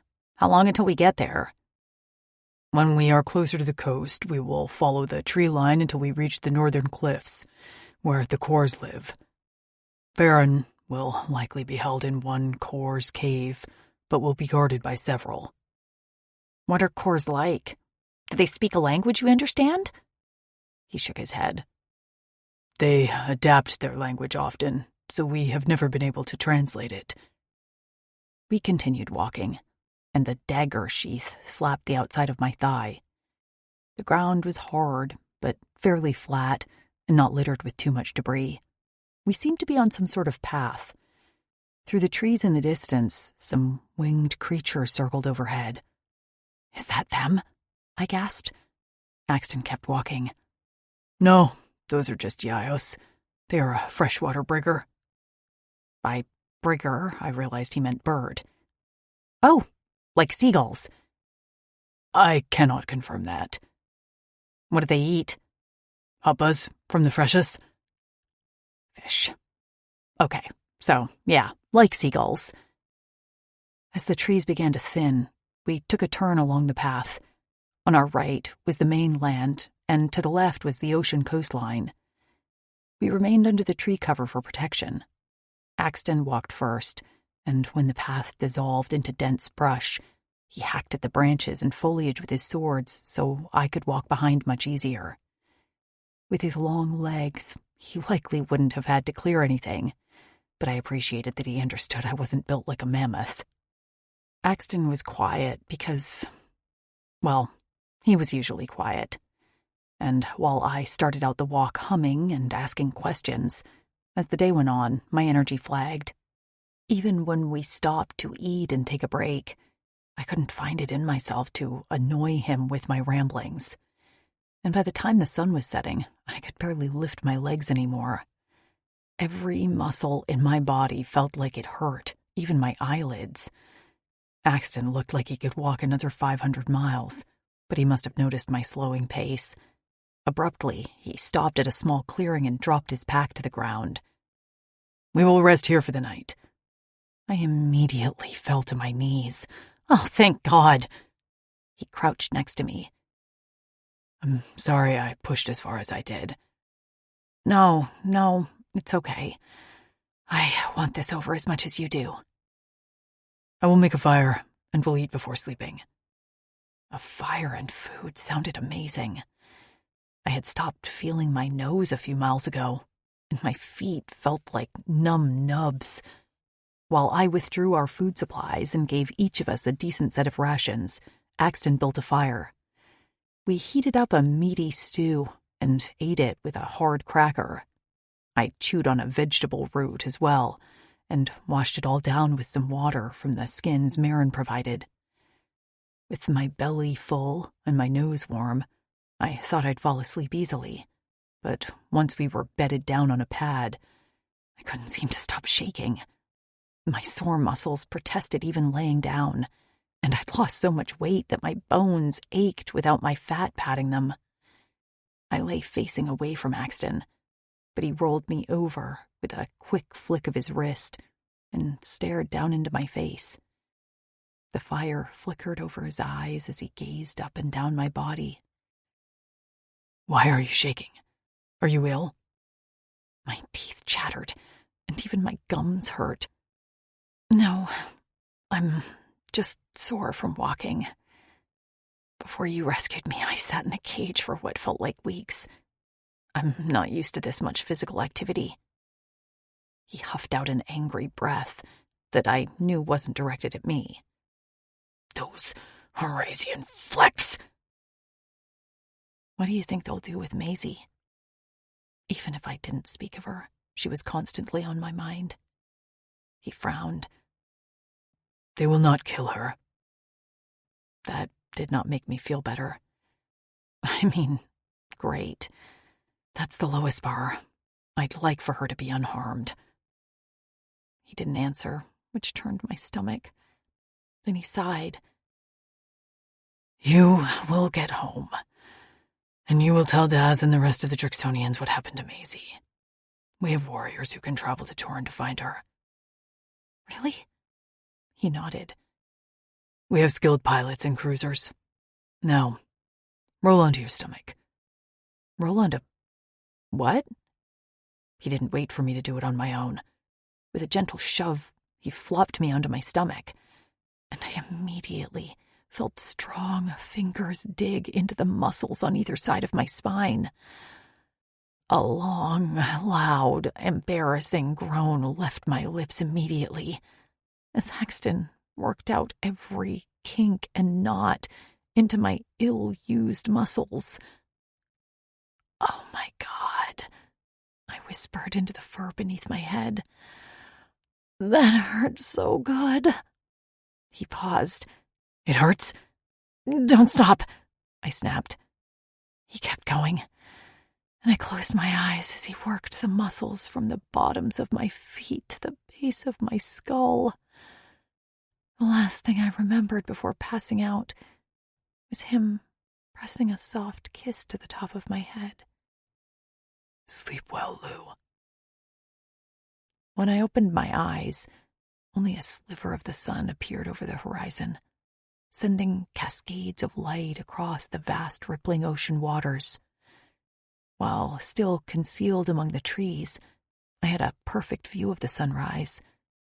For a moment, I could almost pretend I was on vacation, camping somewhere with college friends. Behind me, Axton's breath ruffled the hair on top of my head. His heavy arm lay around my waist, and his big hands with sheathed claws lay at rest on the dirt. I picked up his hand carefully and placed our palms together. The tips of my fingers didn't even reach his first knuckle. When his claws were sheathed, his fingers were bare on top, but the entire tips were covered in thick calluses. He bore some scars on his scales and a few spots that looked warped from burns. Turning slowly in his arms, I managed not to wake him. While the sunrise was pretty, Axton was fascinating. The memory of kissing him felt a bit like a fever dream. It wasn't like we'd had time to dwell on it, to talk about our feelings, or establish any sort of baseline for what we were to each other. Axton had planned to leave me behind and die on his mission so that I could get back home to my friends. My last boyfriend hadn't even wanted to walk to my kitchen to get me a bagel when I'd been hungover. This was a different world, and Axton was a whole different kind of man. He hadn't asked to touch me. He hadn't asked for anything of me. And he'd been willing to give it his all to save my life. I didn't even know how to relate to that. There were plenty of times I'd tell myself I'd die for my friends, but when push came to shove, would my first instinct be to save myself or save them? What would my actual actions be?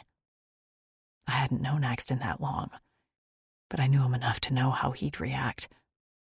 He'd been fully prepared to save me at his own expense already. But I didn't like that. I didn't want him to be a sacrifice for me. I wanted us both to get out of this alive, with the Lion Kid. What had the Greer said? We'd succeed when we both grew wings. I snorted softly. That was cryptic and altogether not happening. But then, they weren't my Greer. I didn't have to believe in their words. I just had to believe in myself and Axton. I pushed his hair off his face, and that touch was enough for him to open his eyes. He blinked once and appeared fully awake and focused like some kind of trained soldier. His nubbed brows lowered in concern. "Are you okay?" Of course I was okay. I got a good night's sleep. My muscles felt loose thanks to his strong hands, and most of all, I felt safe for the first time since I left Earth. My hand slipped down to rub across his full lips, and his muscle tightened. Something hard poked me in the stomach, and I didn't have to look down to know what it was. His cheeks grew ruddy, like he was embarrassed, and he shifted back in an effort to get away from me. "Sorry," he murmured. But I didn't want him to feel sorry. I didn't know what would happen in the next few days, and I craved physical touch from Axton. I snuggled closer to him and draped my thigh around his hip. He went very still at the touch, and then leaned closer. His nose bumped mine, almost hesitantly, and I smiled at the gentleness. "I would like words to describe what you see happening next," he said in a gravelly tone. Fuck, consent was sexy. "I'd like you to touch me." His nostrils flared. "Like last night?" "More." I palmed his cock through his pants. He swallowed. "Mating you is... I should not do it." He remained stiff, and I withdrew my hand. If he respected my consent, then I had to respect his. "Why?" "I should not encourage your attachment to me." His eyes flickered. "And I should not become more attached to you." He told me that he craved my presence. But why not? If we have limited time left, then why don't we enjoy ourselves? He shook his head. "I can't think like that. I cannot allow myself to accept that you will not survive. You must, or I have failed." Axton. We had a differing belief system. and we were going to have to come to some sort of compromise. Then how about this? If you only have a limited time left, why can't you let yourself have what you want? I paused. You said you wanted me. You still do, right? His groin jutted forward, so I felt the prod of his cock. I think that answers the question. So... His voice trailed off, and his jaw worked as he was searching for his words. I worry, he said in a wavering voice, that I won't fulfill my duty if I let myself imagine a future with you. I don't know that I'll make the right decisions when it counts, that I'll act selfishly out of wanting to be with you, and in the end I'll doom us both. That is why, Lou. That is why I'm denying myself, when all I want to do is sink between your thighs and hear you scream my name like you did last night. I can't be that weak.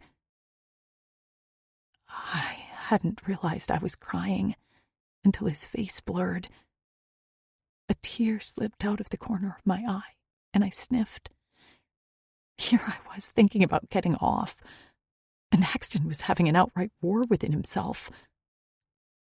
I'm sorry, I murmured, as I clasped his face and pressed kisses to his light blue skin. I'm sorry I pushed you. I'm sorry I made you make that confession. I'm so sorry, Ax. His chest rumbled, and soon he was making that soothing vibration that settled into my muscles like an invisible massage. I'm sorry, he mumbled back until our mouths found each other.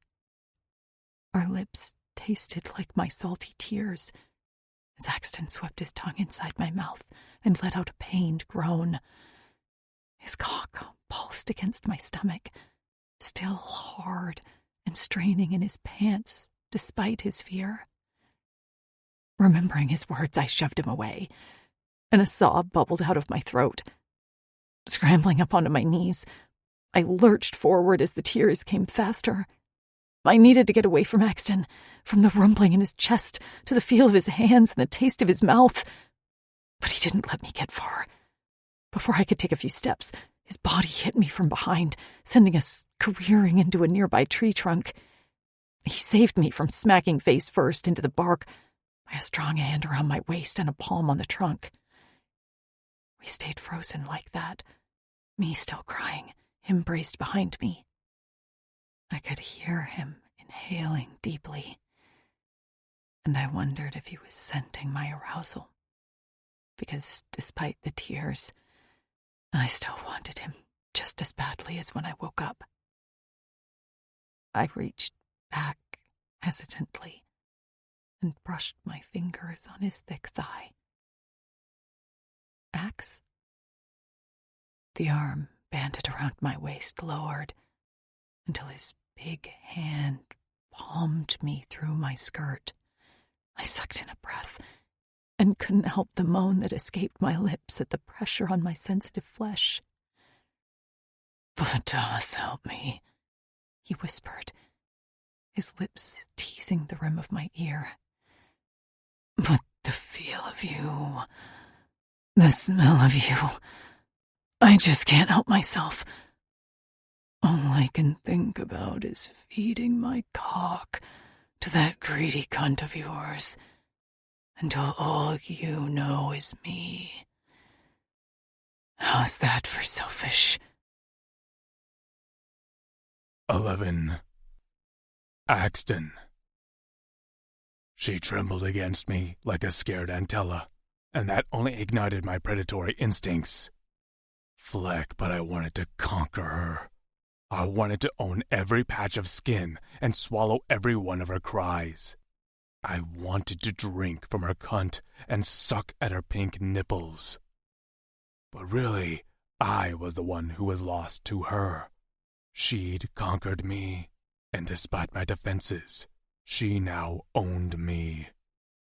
I nuzzled into her neck as I ground my hand against her cunt. She gasped and spread her legs like I knew she would. My Lou was loud and passionate and loved to be touched. She craved contact with me, and I'd let her chain herself to me if she wanted to. Slipping my hand under the slit of her skirt, I found her bare to the touch, and so wet that my fingers slipped through her cunt with ease. With a toss of her hair, she slapped her hands against the tree in front of her and tipped her butt back into me. With our height differences, I couldn't rub my cock against her like I wanted to, but this was about her. I wanted to hear her scream before I took her the way I wanted to. Plunging my hand into her entrance, I slipped my other hand under her fur wrap and plucked at a beaded nipple. She moaned my name as I thumbed her clit, and her hips rocked against me as she sought her release on my hand. From this angle, with her head tilted back, I was able to see the flush of her cheeks, the haziness of her eyes, and the slender arch to her neck. Fleck, I wanted to bite her, mark her, and for the first time, I let myself imagine the way she'd look with locks around her wrists. She barked out a shriek and shuddered. Her inner walls clamped around my fingers as she came, and just as she began to pant, her knees buckled. I hauled her into the air by her waist and carried her back to the bed pallet I'd made. She hung limply in my arms, and when I laid her out on the pad, she stared up at me with wet eyes. "Are you sure?" "I've never been so sure," I answered, just as I shoved my pants down to my knees. My cock sprang out, and I groaned as the cold air touched my heated shaft. Libo leaked copiously from the tip and dripped onto Lou's bare stomach. Her skirt was shoved up around her waist, bearing her cunt covered in yellow curls. The hair glistened with her juices, and I sucked on my fingers to get a taste of what I'd been craving since I'd first licked her the night before. "Jeez," she whispered in a harsh breath. "You're so hot." "I am not cold," I answered. She laughed, and her breasts jiggled from where I'd tugged them out of her fur wrap. I leaned down to lap at a nipple, and she moaned as she carted her fingers through my hair. When I lifted my head, her eyes glittered. "Go on," she said. "Feed my cunt that cock." As soon as I sank into her wet heat, I knew I'd never be the same. Her back arched as my cock found home, and her mouth opened on a wordless cry. "So big," she whispered as I pulled out and thrust again. Her body bucked, and she ground against me as I began to pump into her on a rhythm. My subcock extended and latched onto her clit. She screamed, eyes wide, and then her mouth stretched into a wide smile as she laughed hoarsely. "Oh, that's a special trick you have there." "It's no trick," I growled as I plunged into her again and again, sending her body sliding up the fur blanket. I'd worried that the lack of cock piercings that most Drixonians have would make my skills lacking, but with Lou shuddering and moaning under me, I felt on top of the world. A shiver slid down my spine and pulled in my guts, then dropped into my balls. They felt near bursting, and my cock was a hard spike plundering the female beneath me. "Lou," I choked out, because the pleasure coursing through my body was bordering on pain. "Yes." Let each note be a step inward toward calm. Enjoy this musical break before we continue. Thank you for your time and presence.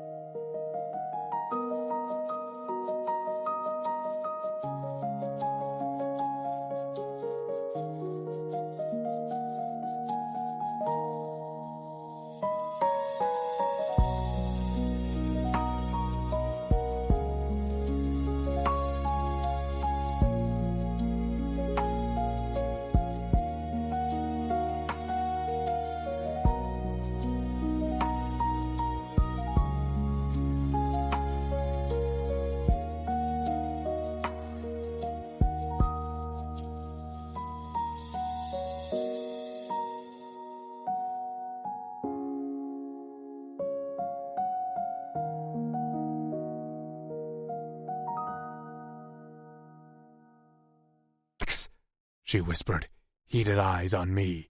"Come inside me." Stars burst behind my eyes. Time rearranged itself. My limbs disconnected. The very ground beneath me shook as I roared into the sky, just as my cock released inside her soft body. I shuddered as I sank into her as deep as I could go, while the rest of my seed filled her.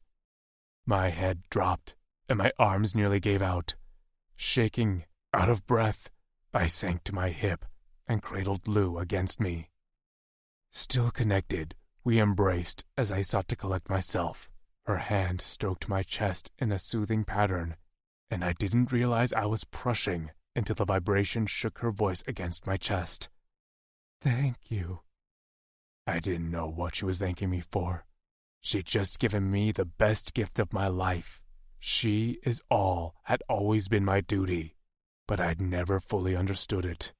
Now I realized how very valuable the female was in my arms. It wasn't just the mating. She gave me purpose, the promise of a future of happiness. As I cradled Lou to my chest, I thanked the generations of past Drixonians who created and supported our beliefs. "She is all, indeed," I murmured into Lou's hair. I glanced down to see her eyes were closed and her breaths were even. Smiling to myself, I let her sleep. I had worried that I'd be distracted as we continued our trek toward the coarse caves, but as Lou walked along beside me, I felt even more focused. Kutzal always said that while I fought like a beast, I went through life strictly following orders. When times were peaceful, I was also peaceful. I hadn't really understood what was so wrong with that, but now I get it. Deep in my sola, I hadn't known what "she is all" meant, and I hadn't really believed it. Not until Lou. Now, every single bit of my attention was on our surroundings. It was like my vision was clearer, my hearing more pronounced, and I felt strong as I strode through the bush. I cut wide swaths out of the path with my swords, so Lou had an easier walk with her short legs.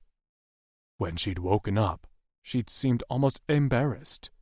Her cheeks had been flushed, and she'd stuttered a bit with her words. I'd helped her clean herself, which seemed to surprise her, but then after that, she'd touched me often. Even now, as we walked, she held onto the belt loop of my pants. "By nightfall, we'll be close enough to observe the area," I explained to her. Then another half a rotation to a full rotation to get to the caves. She nodded, and then tripped with a little cry. When I glanced down, I saw one of her boots had become untied. I quickly turned and bent at one knee to take her laces in my hands. Her hand settled on my shoulder. "I can tie my own shoes, Axe." I knew that, but I wanted to do this for her. I wanted her to be as safe as possible. Plus, the ties on the Rogastics boots could be difficult. Lou's fingers plucked at my hair. Too late, I felt the cool air on the back of my neck, and it was like being plunged into the cold freshness. "What?" she murmured. I reared my head back, and she jerked in alarm at my sudden movement. Rising to my feet, I refused to look her in the eye. Maybe she hadn't seen anything. Maybe my hair had covered it. "What's that mark on your neck?" she asked, and a band tightened around my chest. I swallowed and turned to keep walking. "Nothing." With nimble feet, she leapt in front of me, so I had to stop in my tracks. Her eyes narrowed. "Look, you're a terrible liar. It's definitely something." "Vatas, help me." "Fine, it is something, but I don't want to talk about it." She cocked her head. "It looked like a brand." The band tightened further, and an exhale wheezed out of me. Her lips parted. "Did someone brand you?"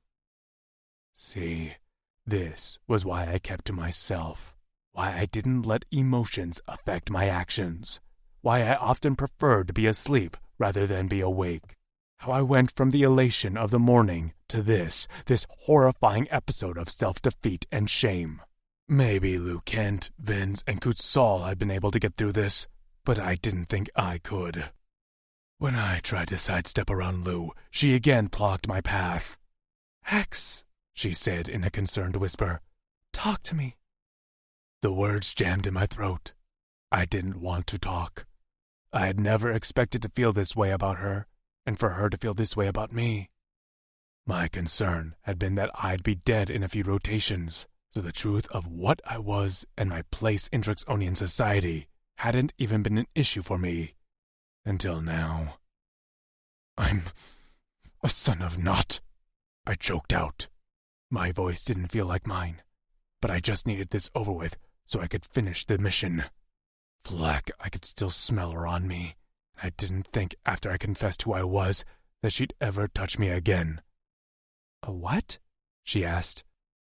"When a Drixonian male deserts his defense post, the punishment is that his future generations are branded as sons of Naught, and we are forbidden from mating or maintaining any position of power in society. We are sons of Naught, and we are branded to deter others from affecting their own offspring." She blinked at me. "How North Korea of you." "What?" She shook her head. "Geez, it's not like your father killed someone." She paused. "Did he?" "No." "So you're telling me that you're like some outcast?" "Our Drexel now has changed this belief, but it will take some time for the society to restructure. Many of us still bear the brand, and it is a long-held tradition." "But I'm not Drixonian. You didn't want to tell me because you thought I'd feel the same way?" "I'm marked," I said through gritted teeth. "I carry the shame of my father. I'm not a desirable choice for a mate." Something changed in her face, a hardening that I didn't quite understand. "So, you think because you're marked by another that you're not a desirable mate?" "Yes, I'm not like the others. I don't have the piercings they do to symbolize our virility and fertility. I am not as well versed in female pleasure, and most of all, I hold no special position. There are many Drixonians who will never respect me because I'm a son of Naught, and that would reflect on you." Her blue eyes swirled with the coming storm, and her chin trembled as she balled her fists at her sides. "And you believe that? That your mate being less than perfect reflects on you?" "Yes, She turned abruptly and stomped down the path. She tripped a few times over a branch, but carried on anyway. Was that it? I'd disappointed her with the truth, just like I thought I would. "Lou, wait." She only walked faster. "Lou!" I growled as I reached her side. "You're going to hurt yourself." She whirled around, and the tears staining her cheeks took me aback. "Is that so? And will my stupidity reflect on you?" Face red, veins in her neck protruding, Lou was furious, and I couldn't figure out why. "What?" "I'm not perfect either," she spat. With jerky movements, she parted her hair and pointed to a long scar running along the hairline at her temple. A chill ran down my spine. How had I never noticed that? "I'm marked too by someone who saw me as less than, but your secret is safe. You don't have to tell anyone what I am. I wouldn't want to reflect badly on you to the rest of your people." In the back of my mind, her words registered, but one emotion roared to the forefront. Heat flooded my veins as I sought to keep myself from screaming. Who had touched my Lou? Lou. I had always felt shame at what the Ildani had done to me, but never like this. Tears blurring my vision, I blindly stepped into brush that was nearly taller than me. I let out a grunt as I furiously swiped at a branch next to me. Suddenly I was yanked backward into a tree, and then Axton's big, warm body loomed over me. His eyes like thunder as he gritted out, "Who hurt you?" He had used this tone when we'd first met, and I'd been scared shitless. But now I knew he wouldn't hurt me physically. Unfortunately, I'd given him the power to hurt my heart with a well-placed arrow, and he'd notched a perfect 10. It doesn't matter. It matters to me, he growled. I don't know why I lost my head and thought males in another galaxy were going to be any different. I glared up at him. But sounds like you still have egos, and I want no part of it. His big hand cradled my neck, and he inhaled deeply as he forced some of the anger out of his expression. Lou, please, tell me who hurt you.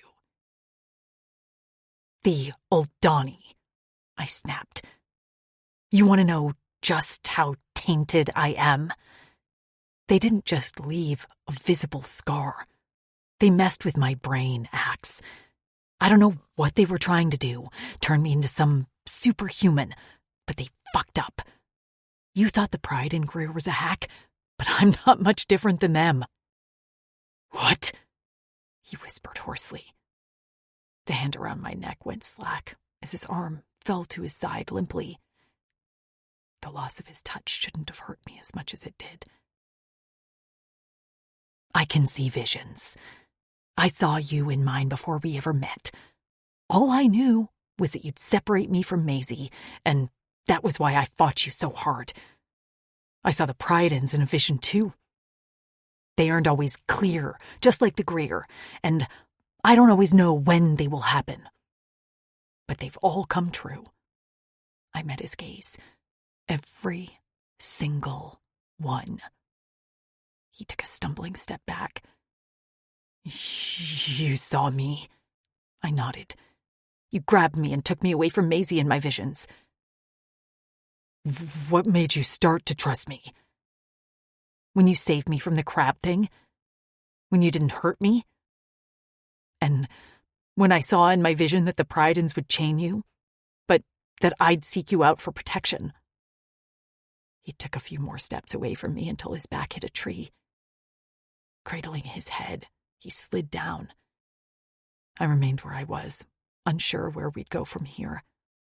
Maybe I wasn't worth the dangerous mission anymore. When his voice came again, he sounded broken. I have harmed you, haven't I? He gazed up at me with wounded eyes. I nodded. Because yes, he did hurt me.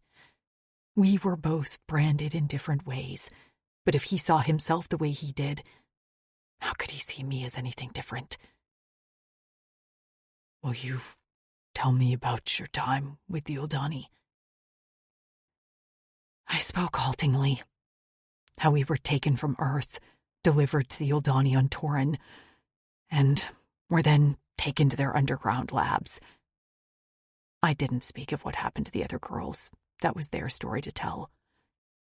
But I explained the torture I'd gone through, and how I pretended like my brains were scrambled. Next, I told him about how we escaped, traveled to Corin, and had been living off the land on our own. I admire you even more now, he said quietly.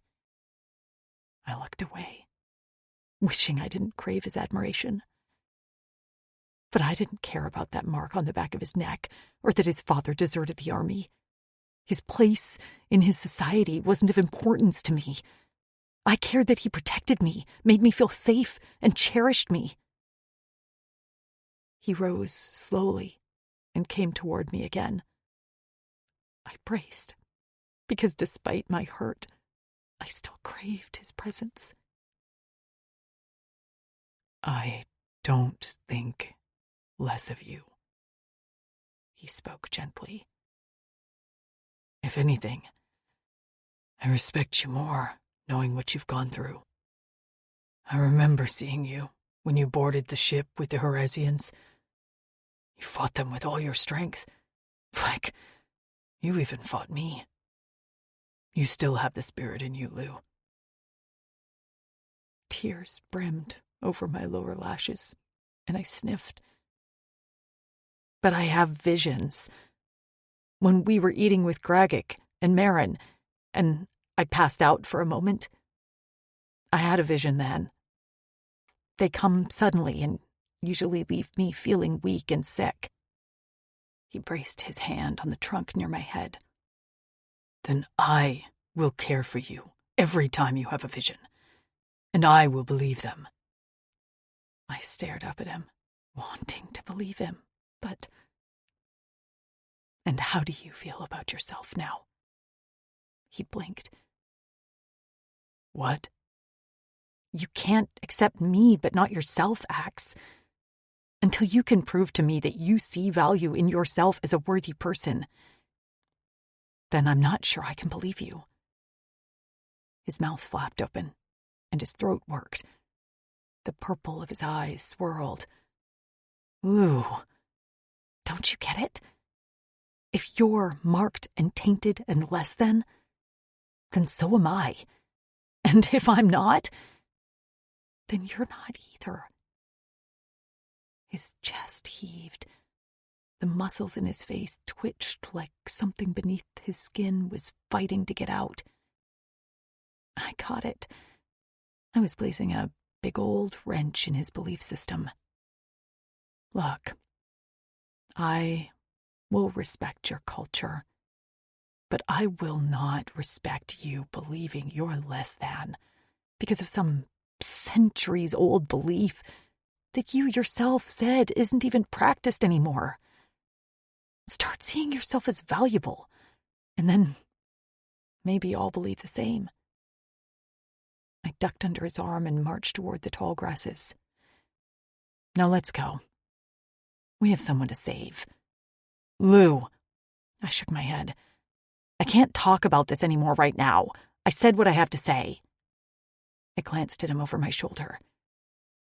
Can you tell me right now that you think you are just as worthy of happiness as every other Drixonian? His hands flexed at his sides, but he remained silent. I nodded. That's what I thought. And that's okay. You can think on it while we walk. He jerked forward. Lou? Yes? You don't care that I'm a son of Naught? That I'm branded? I braced my hands on my hips. I literally couldn't care less. I do like you, Axe. I'm probably more than like you. But I'm not ready to say the words yet. What's between us has nothing to do with anyone else. It's how we make each other feel. If we're better together than we are apart... My voice cracked on the last word, and I swallowed around the lump in my throat. I miss my friends. They are the reason I'm still alive. But being with you? You make me want to live again. You make me think I can do more than survive. I can actually be happy. When he reached for me, I dodged his hand and swiped angrily at the tears running down my cheeks. Can we please keep going? He didn't move for a long time, but finally he lurched forward, jaw set like stone, and hacked at the grasses like they had personally offended him.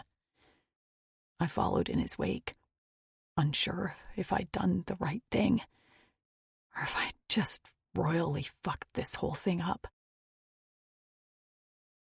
12. Axton. I tried to speak a few times, but every time I opened my mouth, Lou would send me a vicious glare that promptly shut me up. So I was forced to do exactly what she wanted me to do. Think. And I hated it. When I was alone or not busy, I slept in order to avoid having thoughts, emotions, reminders of my past, dreams of the future. I didn't do any of that. I put one foot in front of the other and fulfilled my duty to my fellow warriors.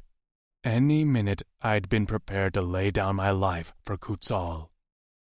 I listened to Lou's breathing and her cursed mutters as she tramped through the overgrown brush. Would I still give up my life for the cause? Wasn't that what I was supposed to do? What I'd been born for? But Lou had crossed the wires in my head, and now I wasn't quite sure which way was up. I wish I could cast aside her words, but the brand on the back of my neck itched like it was freshly healed, reminding me of our conversation with every breath. I'd been raised to believe all my life that I was less than other Drixonians. I couldn't imagine placing myself on the same level as, say, Daz's brother Sax. But in Lou's eyes, in her world, I was somehow just as worthy. Kutzal had said that it would take time for the other Drixonians to forget the stigma of the Sons of Naught, but what he hadn't talked about was that we had to get over the ingrained shame. How could I think the other Drixonians would treat me any better when I couldn't treat myself as worthy? The snap of wings flapping made me duck on instinct. Lou covered her head with her hands as she let out a small squeak of fright. I gazed through the trees to see a low-flying corse. His head was bent as he peered through the trees. He was likely their scout and border patrol. I curled myself around Lou to help disguise us among the trees. My scales were a mottled blue and black for a reason, to hide my bulk among the blue foliage. I pulled the hood of her fur cape up over her head to hide her blonde hair. The corse flew out of sight. When he didn't send up an alarm or circle back, I was assured he hadn't seen us. "Was that one of them?" Lou whispered. "Yes. He's like a scary giant hawk with a dragon head." I wanted to kick myself for getting lost in my thoughts and not paying closer attention. This mission could have just ended before it had ever began. I tugged her along with me, this time jogging on a low crouch, until we reached a break in the trees. There we had a great vantage point of the cliffs. Corse circled the area, sometimes dipping into the water to catch large huppas with their sharp teeth and claws. Some rested on the ledges of their caves to preen their feathers or talk. They had a language full of clicks and chirps and were highly intelligent. "We have a few yoras before the sun sets," I said on my haunches and pulled out some food while Lou settled beside me. "I want to observe their actions, to see if I can determine where Faron is being kept. Once it's dark, I'll start searching for him." "You mean—" She pointed at the caves as her eyes tracked a few cores play-fighting in the air. "we'll go looking for him in the caves?" "I think you should stay here." Her back stiffened. "No!" Fleck, she was stubborn. "There's no need for you to come to the caves with me." Her hand slapped the dirt. "I have to go. I told you about my visions. Well..." Her jaw clenched. "I have to go." I opened my mouth to protest again, but then remembered that I'd promised to believe her when she spoke of her visions, and I did. That didn't change the fact that I wanted her as safe as possible, but a promise was a promise, so I acquiesced with my silence. She seemed satisfied, but chewed her fingernails compulsively. I had a feeling it was because now that she got a look at the corse, she was terrified. Fleck, I had to admit I was nervous. They were 5 times the size of me, smart and organized. They had a sophisticated hunting style, flock hierarchy, and would like nothing more than to capture me and pick the meat off my bones before hibernation. "They hunt at night," I explained as we chewed on some jerky. "The older corse will be in the caves getting ready for hibernation, as they are now too heavy to fly. The younger ones continue to hunt all cycle long. Once it's dark, they'll fly farther for large game for themselves and the elders. The huppas of the freshas are just snacks to them." "And Faron?" "They'll have been feeding him to fatten him up. He'll be the last thing the elders eat before hibernation." She gagged and brought her fist up to her mouth. "Are you okay?" Eyes watering, she nodded. "Mm-hmm." She lowered her fist. "Would they eat you?" "Absolutely. I'd be delicious." She gasped. "Don't say that." "I have a lot of meat." "Yeah, but—" She grimaced. "Please don't joke about that." I bit off a hunk of jerky. "I'm not joking." "And me?" There was no point in lying to her. You'd be less tempting, but still a meal. Pressing her lips together, she once again watched the circling Kors flock. After a while, she said, So, what are we looking for to determine where Faron is? There would likely be food remnants at the mouth of the cave. They will be feeding him and the Kors who will eat him, who will likely be one of the oldest. A prey like Faron is highly prized. The brains are a delicacy, so the bigger, the better. I'm really going to be sick, she muttered. I shrugged. It's life. She shivered. Okay, so, food scraps and... what else? The elders would likely have some sort of designation at the mouth of their cave. I shielded my eyes from the sun as I studied the cave entrances. Lou made a face. Like what? A welcome mat? I pointed to the mouth of a cave where a younger Kors held a mallet in the claws at the end of her wing and with a spike pounding a design into the cliff face. I pointed to her. There. Lou squinted. I don't think my eyesight is as good as yours, but I can see some sort of border around the mouth of the cave. That's an elder. Faron is there? I waved a hand. How many caves can you see that are decorated like that? She tapped her finger in the air, and her lips moved as she counted. As the number reached 12, her shoulders began to slump. Finally, she stopped counting altogether. That's too many to search. I nodded. This Kors flock is likely in the hundreds. The flash of something in the sun caught my attention. A Kors flew past with a familiar chain dangling from its neck, likely the spoils of killing one of the Priadons who was sent to rescue Faron. I imagined one of them using Lou's cloak as bedding and saw red. I ducked my head and shoved my fingers through my hair as I tried to rein in this unfamiliar flare of feelings. This was what being around Lou did to me. She gave me the highest of highs, but any thought of her coming to harm brought me to the lowest of lows. We sat in silence for a while, and I narrowed down the caves I suspected held Faron to be about 24. Not ideal, but better than close to 100. A soft hand settled on my shoulder. Do you want to rest? You can use me as a pillow. I turned to see her offering me a gentle smile. You should get rest too. She shook her head.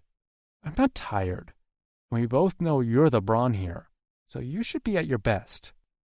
Leaning back against a tree, she patted her lap. Lay down.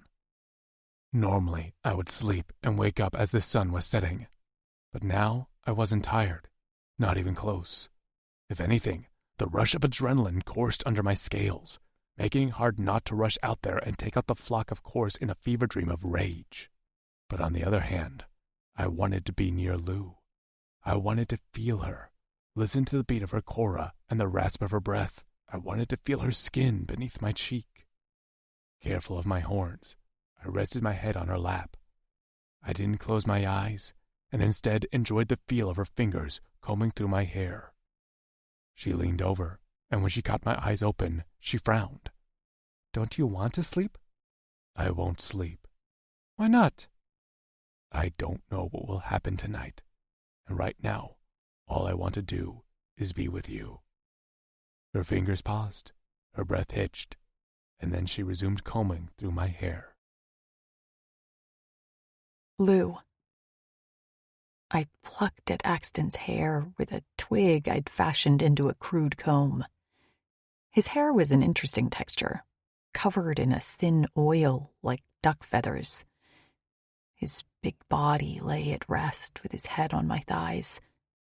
He was heavy, but I found I liked the feel of his weight on me. I knew he was nervous about tonight. I was too. These Kors were terrifying, about the size of a 10-person van with wings, clawed hands like bats, and a wide mouth full of teeth. They walked upright on 2 taloned feet and wore clothing made out of what looked like dried and stitched seaweed. They talked and chattered in a strange language. While they looked a bit like giant emus, I had to be aware they were an intelligent species. While the success of this mission seemed distant as hell, I wanted to believe we'd get home. Tell me about my friends' mates. Axton's fingers had been making slow circles on my knee. Are you worried? Are they like you? Yes and no. Tell me. He rolled onto his back and gazed up at me. Plucking one of my hands from his head, he laced our fingers together. Luke Kent met Tasha first. He saved her from the Wutarks. Are those the aliens who took us from our camp? They were smelly and looked like bipedal warthogs. Yes. As sons of Nod, we aren't supposed to mate or procreate, so Luke Kent resisted her. Tried to send her to our main city with me, but she ran away from me and found him anyway. He scratched his ear. Still not sure how she did that. I had a guess. While my brains had been scrambled by the Uldani, they'd given Tasha an enhanced sense of smell. She went to him? Axton nodded. He's one of the best of us. I couldn't say I blamed her. And he treats her well? Axton frowned. Why would he not? She's his Cora Eternal. That translated loosely to forever love, which made my heart skip a beat. I see. And Amber's mate? Trix's? Vin's is Amber's mate. He's a little crazy, but crazy for her. He's too clingy, if you ask me. That female can barely be 5 feet away from him. Is he controlling? Axton's frown deepened. Why do you assume bad things? Because you're men? I muttered. He doesn't want her far from him because he worries for her safety. And she's also the only one who can calm him. They fit, Lou. They are a match. My cheeks heated. He was right. Why did I keep assuming the worst? I'm sorry. I blew out a breath. No one has treated us well in this galaxy. You understand that, right? It feels a little too good to be true to meet males like you. Well, it feels too good to be true to meet you, too. I bit my lip.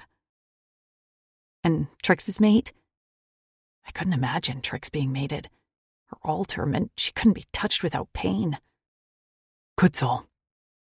Axton's lips tilted into a fond smile. He's our Drexel. He's a total fleck. Bossy and rude and controlling. But with Trix. Axton sighed. I never thought I'd see him happy. Ever. And he treats her like she's the center of his world. And they are, intimate? I didn't want to pry about Trix's privacy, but I was so confused. He stared at me a little confused. Of course. Something must have happened. Something good for Trix. I blinked away the happy tears and suppressed a sniffle. I'm happy for them. I wanted to ask if that could be us too. If he thought about what I'd said when we fought. My anger hadn't lasted long, but I still felt the same way. And your brothers? Did they have to see themselves as valuable? His gaze drifted away and his eyes went unfocused. He was silent for a long time before he answered. I think they did. So it's possible for you? He nodded, but still didn't look at me. It is. I squeezed his hand. Okay, that's enough for now. He swallowed, but didn't speak anymore. I let the silence stretch out. I'd clouded his mind enough already, and we had the mission of our lives to carry out at sunset. I could barely see my hand in front of my face.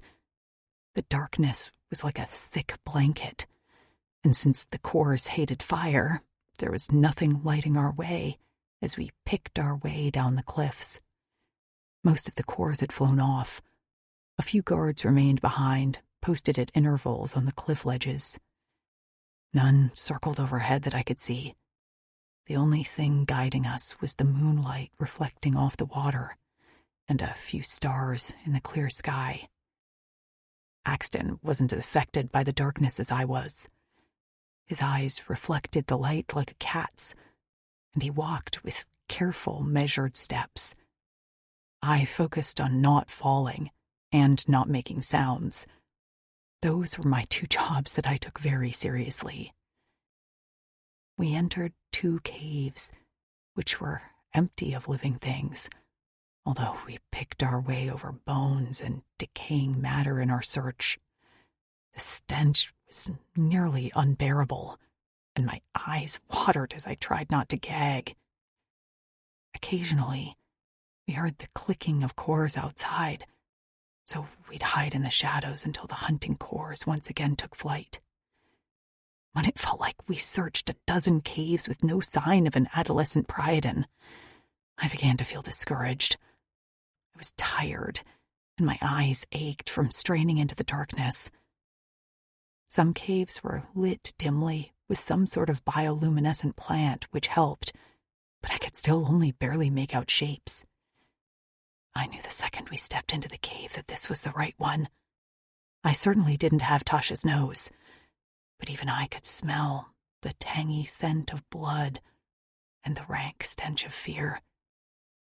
If I listened closely enough, I swore I could hear the past screams of pain bouncing off the walls. I didn't want to know what had happened in this cave, and I also knew that I needed to know.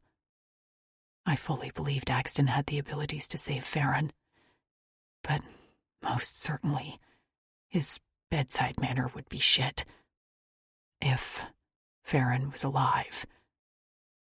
Please be alive. I mouthed the words to myself.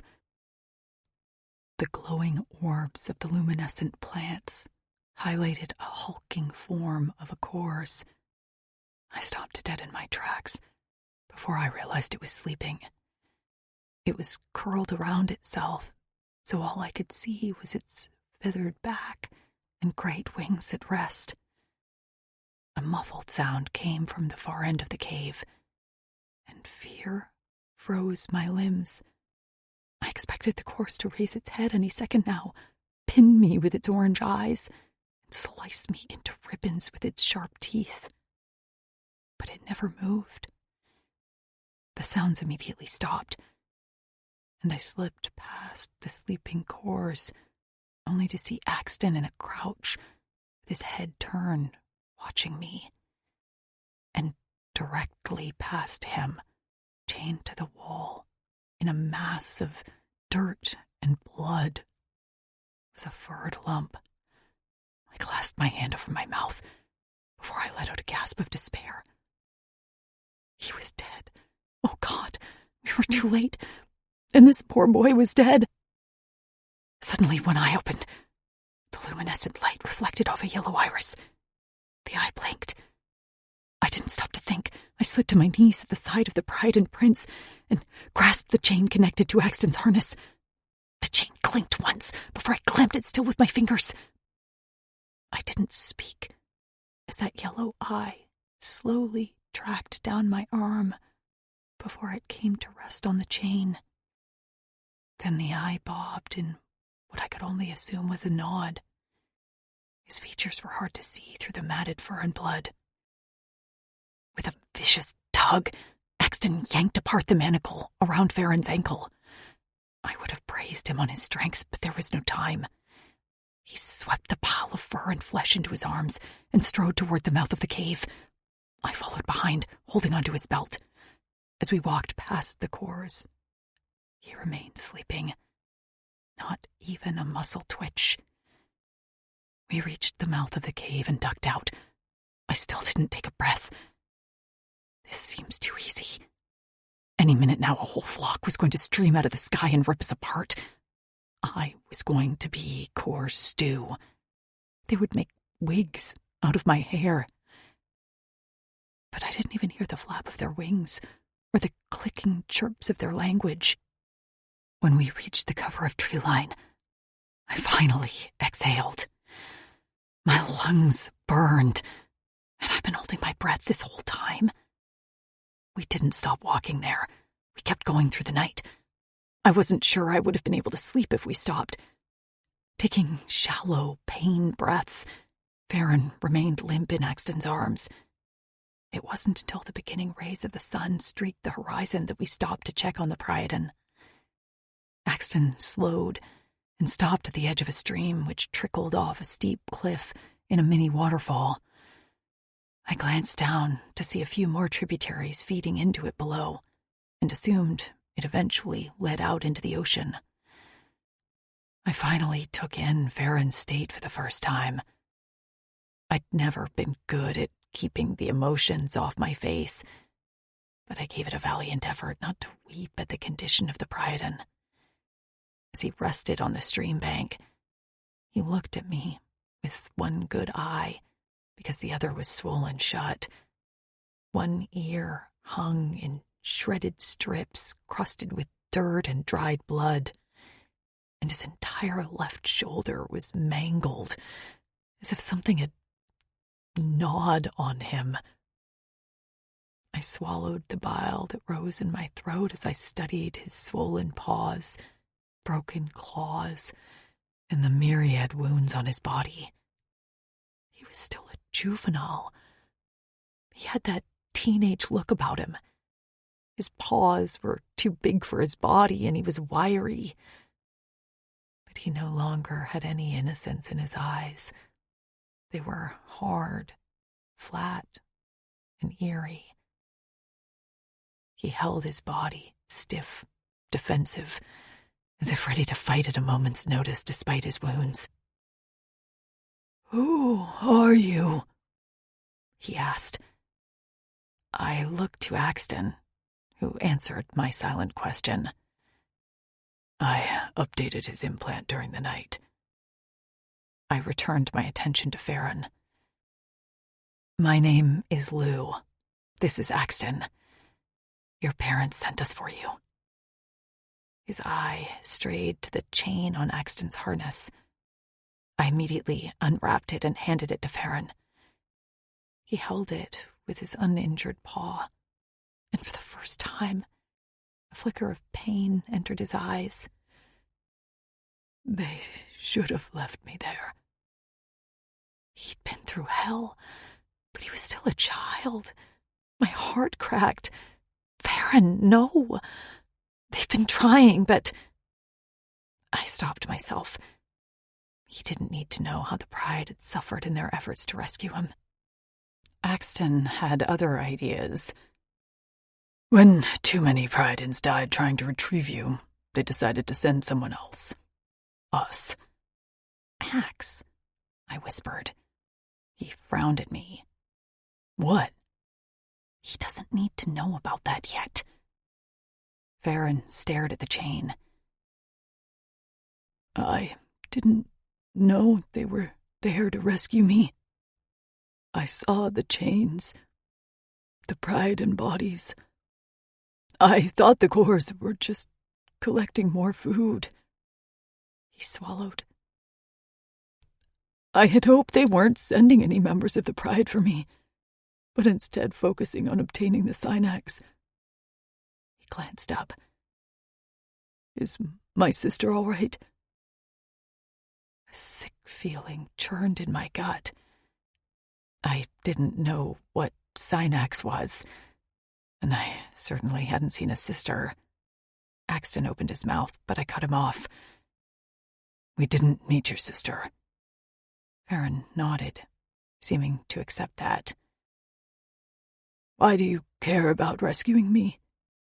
We don't, Axton muttered. They're holding our lives hostage. Ax! I hissed.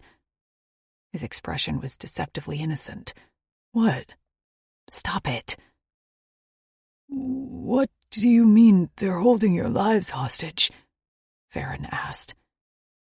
I sighed and gave him a brief rundown, but tried to make it seem a whole lot less evil. "So, you're taking me," he swallowed, "home?" I wanted to wrap him in my arms and hold him close where nothing could hurt him again. I couldn't imagine the horror he'd gone through in the last few weeks. And even now, he clung to his pride with his ragged claws. This was a formative time in his life, on the cusp of manhood, and he had been torn from his home, maimed, and thought abandoned. But he hadn't given up. He'd been ready to fight us if we intended him harm, and that only made me admire the young Pryden more. "We're taking you home," I said gently. He looked away as his body trembled. "Okay. I'm ready." "Farron, we need to tend to your wounds." "I'm fine."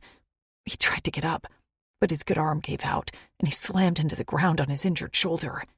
He let out a wounded cry that pierced me in the heart. I gestured for Axton to bring me some water, and I set about cleaning Farron's wounds.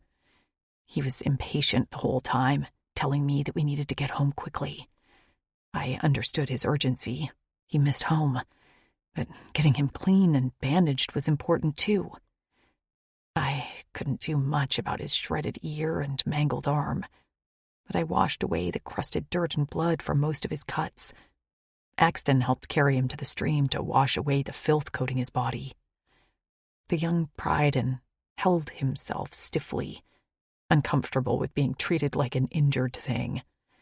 But he was so weak that he could barely hold his own weight. The Corps had fed him, he said, but didn't let him exercise. And I was reminded of baby lambs left in their pens to be killed and then served as veal parmigiana. They wanted him tender, and the thought made me shudder. I wasn't sure I'd be hungry for meat for a long time.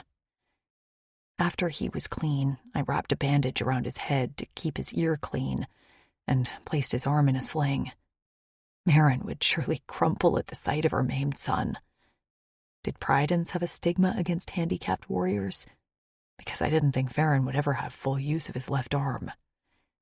Once he realized we wouldn't continue on without seeing to his wounds, Farron remained fairly stoic, except for a few grimaces and hissed breaths. I kept expecting him to fall apart, but he only watched us with his one good eye. When I asked him about his injuries, he said that he was beaten when he refused to eat. Yeah, meat wasn't sounding so good for a long while. When we were finally ready to leave, Axton announced he would carry Farron on his back.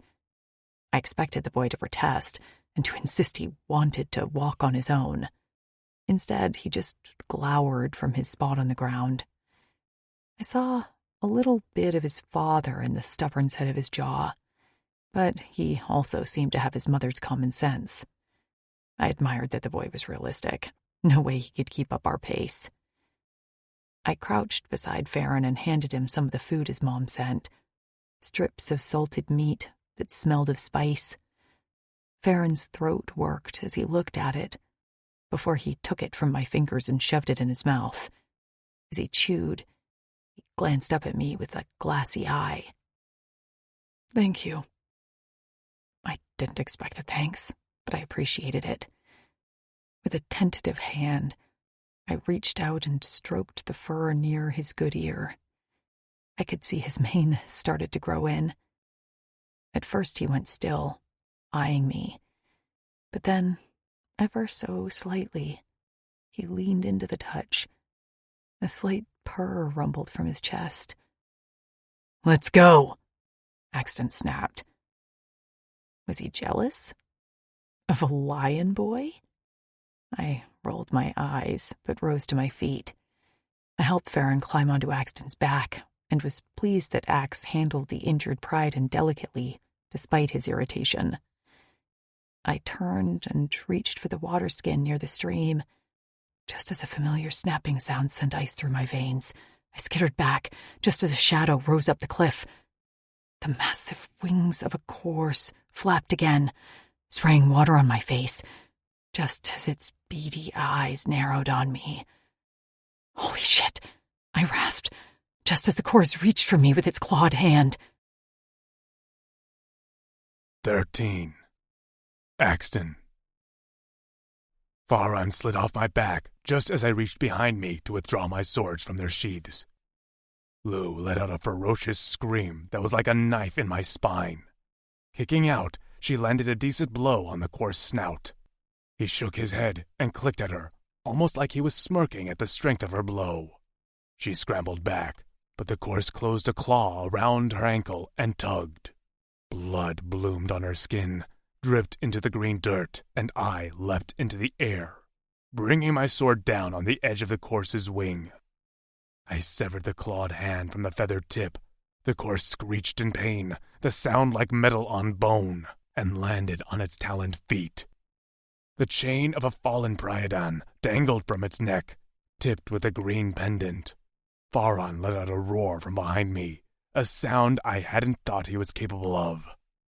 The horse's eyes narrowed on him, and he chirped as if to say, "There you are." But that moment of distraction was all I needed. Despite the core's size, I jumped onto its back and gripped the chain. As the course reared and bucked, I clenched its feathered back with my thighs and tugged harder. Spraying blood from its severed limb, the course tried to take flight, but I plunged a sword into its shoulder, ripping through necessary flight muscles. As I wrapped the chain tighter around my fist, it dug into the course's neck, cutting off its air supply. It gasped and writhed. In a last-ditch effort to dislodge me, it flung itself on its back. I slid off in time to avoid the massive body smothering me. As I rolled to the right, the chain broke off in my hand. While the course struggled, I slammed the bottom of my boot into its chest. With another scream, this one a clear alarm to its flock, he went sailing off of the edge of the cliff. I didn't wait to hear the splash below. I turned to find Lou clutching Faron with her injured ankle dripping blood. The course would smell it. There'd be more here soon. I could take one, but not a dozen. Fleck, I could probably barely hold off two.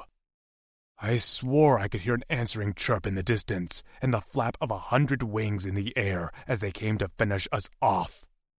"Go," I heard myself say. Ax, don't do this! Lou pleaded with tears falling down her cheeks. "I have to.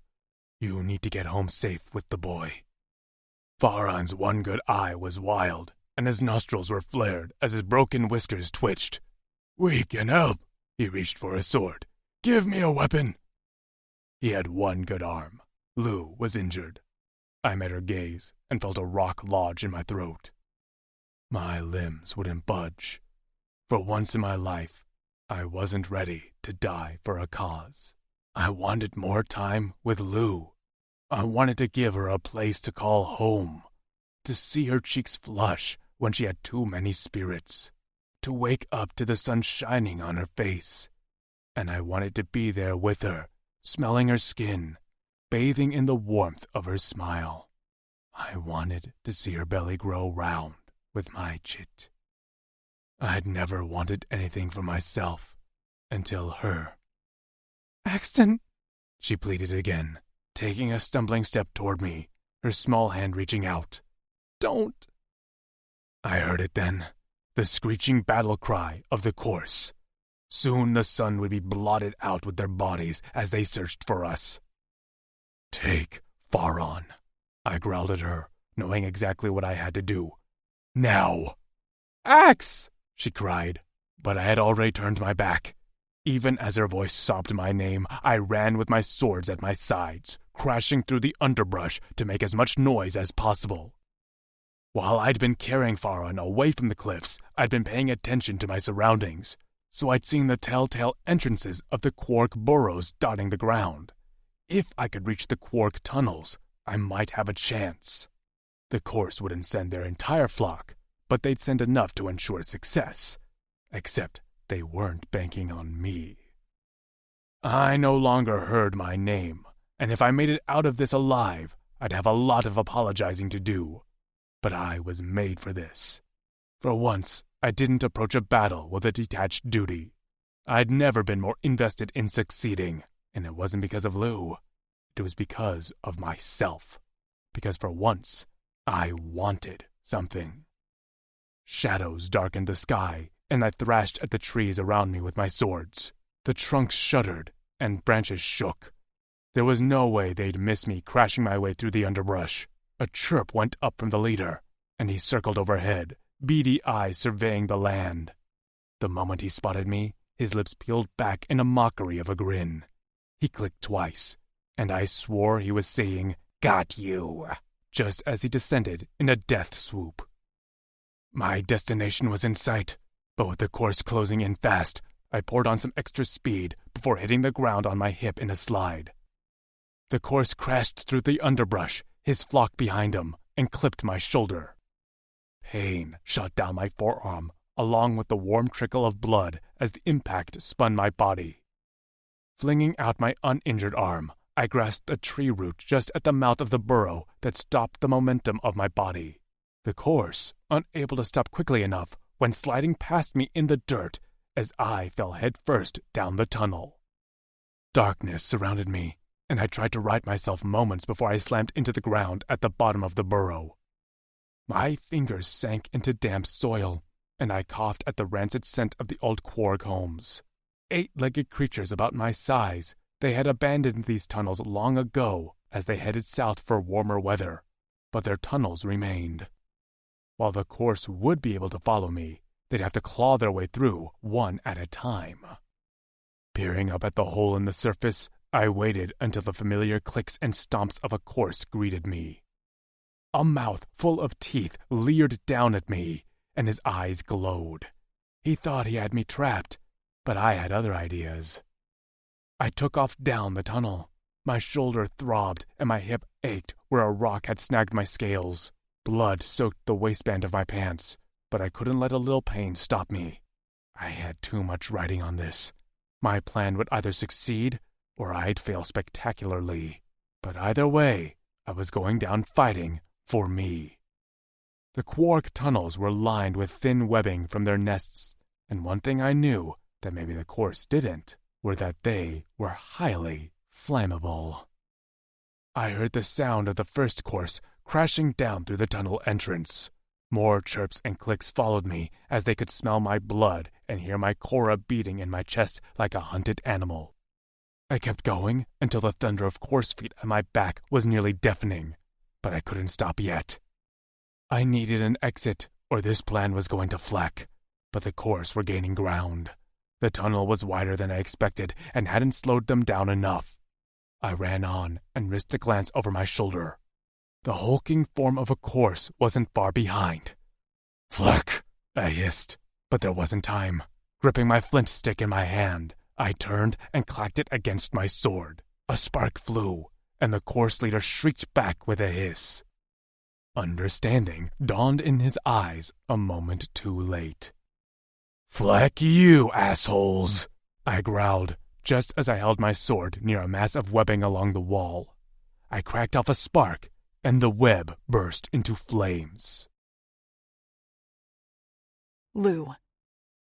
I was supposed to be running in the direction of Farron's home, but my muscles had turned to stone. Immobile, I stared in the direction where Axton had sprinted off and gasped for breath as an invisible band tightened around my lungs.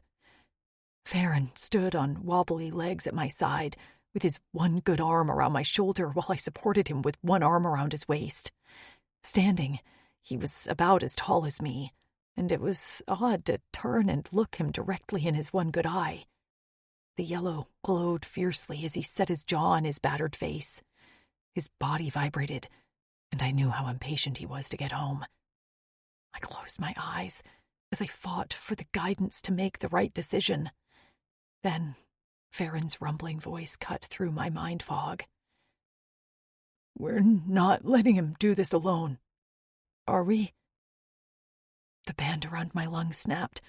I sucked in a deep breath and nearly wept with relief. I wasn't alone. No way. But I don't know what to do. He took a stumbling step forward. "I have an idea on where he went. I know this area pretty well. I ran away from the cores once." He cocked his head. "My ear was my punishment when they caught me. No good meat in that, so they weren't worried about ruining it." I couldn't imagine the horror and pain he experienced at his young age. "Farron, I'm sorry." Together we started forward, although our progress was slow. "They'll take him alive," Farron said, "and I can't let him go through what I went through. Even if you two were forced to come here, you still saved me." His paw around my neck tensed. "You were kind to me." "It's not your fault what happened to you." He shrugged. "Maybe." His steps picked up speed. "Come on.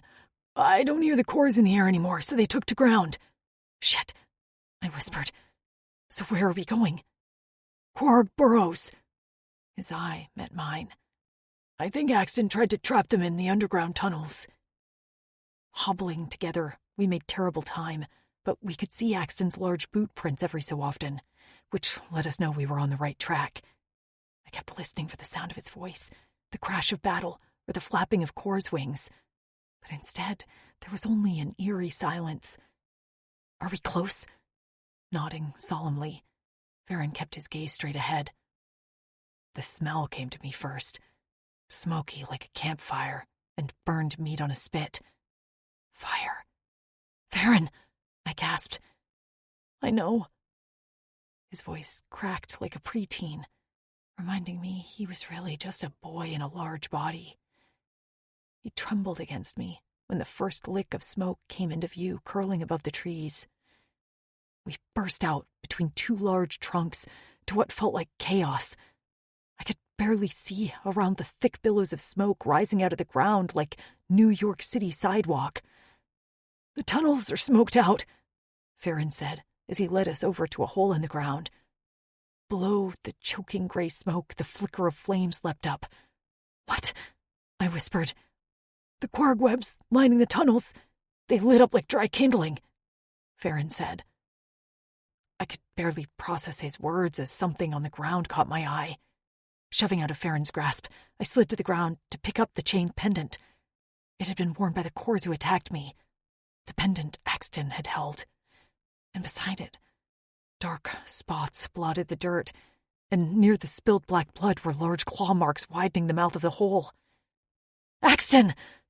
Clutching the pendant to my chest, I stumbled to my feet. Farron looked as wild as I felt as he cupped his paws around his mouth and yelled for Axton. I did the same, my voice cracking helplessly. Oh God, what had happened? I didn't want to think about him in the tunnels with the cores surrounding by the flames and smoke. I wanted to believe he was invincible, but he wasn't. "Lou!" Farron jogged over to me with an uneven gait and a wild eye. "We have to go." "What?" I asked. "We have to—" He swallowed and looked behind him. "I think some cores are still alive in the tunnels." "How do you know?" He swallowed. "I hear digging." "Digging? Where?" He pointed, and a whole sense of self-preservation fled. It was either a cores or Axton, and I had to find out. I shoved my pack at him. "Go home." His jaw dropped open. "What?" I ran to where he'd pointed and began to feel around for loose dirt and listen for digging. "The mission was to get you home, so go." "But you— Go!" I screeched at him. Tears fled down my face, and I couldn't tell if it was from emotion or the burning of the smoke. "Please, Farron, because I can't leave without him." Swiping at my face, I turned my back on the lion kid and dropped to the ground on all fours. Pressing my face against the dirt, I, at first, heard nothing but the flames crackling underground, until I detected the very light rasp of scratching. Crawling over to it, I grabbed a nearby rock and slammed it into the ground before dragging away the top layer of dirt. With every smash and drag, I grunted. My arms ached, and my nails broke in ragged husks on the rock, but I refused to stop. A shadow darkened over me, and I looked back to see Farron kneeling next to me. He dug his one good paw into the ground, claws extended, and proceeded to help. "I told you to leave," I grumbled. "You weren't my mother," he sassed back. I went to continue my digging when the ground pulsed from beneath. I skittered back just as some dirt caved in and smoke leaked out. One more pulse, and a hole appeared along with a massive burst of smoke. Covering my face with my arm, I coughed into the crook of my elbow. Farron huddled against me as we sought to breathe. And then, through the hiss and crackle of the flames, floating through the smoke like a ghost, I heard a word. "Lou!" "Axton!" I shouted, just as a hand thrust out of the smoke and smacked the ground. A dirty blue hand, tipped with ragged black claws. "Axe!" I grabbed the hand and pulled while Farron tugged me from my waist, and somehow all three of us managed to yank a big body out of the ground. We fell onto our backs, and I waved away the smoke in front of my face as my eyes watered and my throat burned. As the smoke dissipated, a face appeared covered in dirt and grime, but with shining purple eyes. His mouth opened, and I swore he smiled. "I was on my way, but thanks for the help." Disbelief seized my vocal cords, so I could do nothing but stare at Axton like he was an apparition. He shifted toward me, and he was no longer smiling. "Lou." His voice was gentle, like he was talking to a spooked deer. "I wouldn't have tried so hard to stay alive if it wasn't for you. I would have let myself burn down there with the trapped cores." His purple eyes flickered. "But I wanted to be happy. I wanted that future with you. I thought it would make me selfish. Instead, it just made me stronger." He wasn't an apparition. He was here in front of me, and he wasn't just saying the words I wanted to hear. The proof was in his survival. I threw my arms around him and sobbed into his chest. When my fingers slipped through something slick on his scales, I jerked back. "You're bleeding." His torn pants at his hip revealed a large gash, and the wound on his shoulder pulsed blood around the soot-stained skin. "We have to get you cleaned up." He shook his head. "I'm fine." Metal grated on the ground, and we glanced up to see Farron holding one of Axton's swords. His whiskers twitched. "You dropped this." A horrible screech rent the air, just as a massive form lunged from the smoke. Axton tossed me to the side as a core snapped its jaws right where I'd been crouched.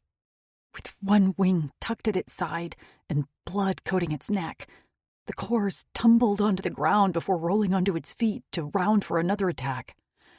The laceration at its throat proved it was the first cores who had attacked us, the one who'd grasped my ankle. In one fluid motion, Axton grabbed the sword from Farron's hand, slid to the ground on his injured hip, and slammed the sword into the breast of the cores. So much blood, the fluttering of wings, Axton's grunts, and the cores' screams. I could barely see anything as Farron covered me with his furry body. I tried to protect him, but he held me firm, and it wasn't until the only sound left was the harsh pants of one set of lungs that I managed to shove his arm aside. Feet braced apart, Axton stood alone over the dead body of the cores. His shoulders heaved, and his back held a new set of talon marks that dripped a waterfall of blood down his pants. Both swords were pointed down, points in the dirt, and he looked over his shoulder. "They won't send more. We are done." Body aching, ankle throbbing, I scrabbled toward him on my hands and knees. But my wrists flared with pain, and I cried out as my arms trembled. Farron caught me by the shoulders before I ate dirt. Sitting back on my haunches, I rubbed my sore wrists. My thumb swiped at the layer of soot, which was the only reason I saw the marks there.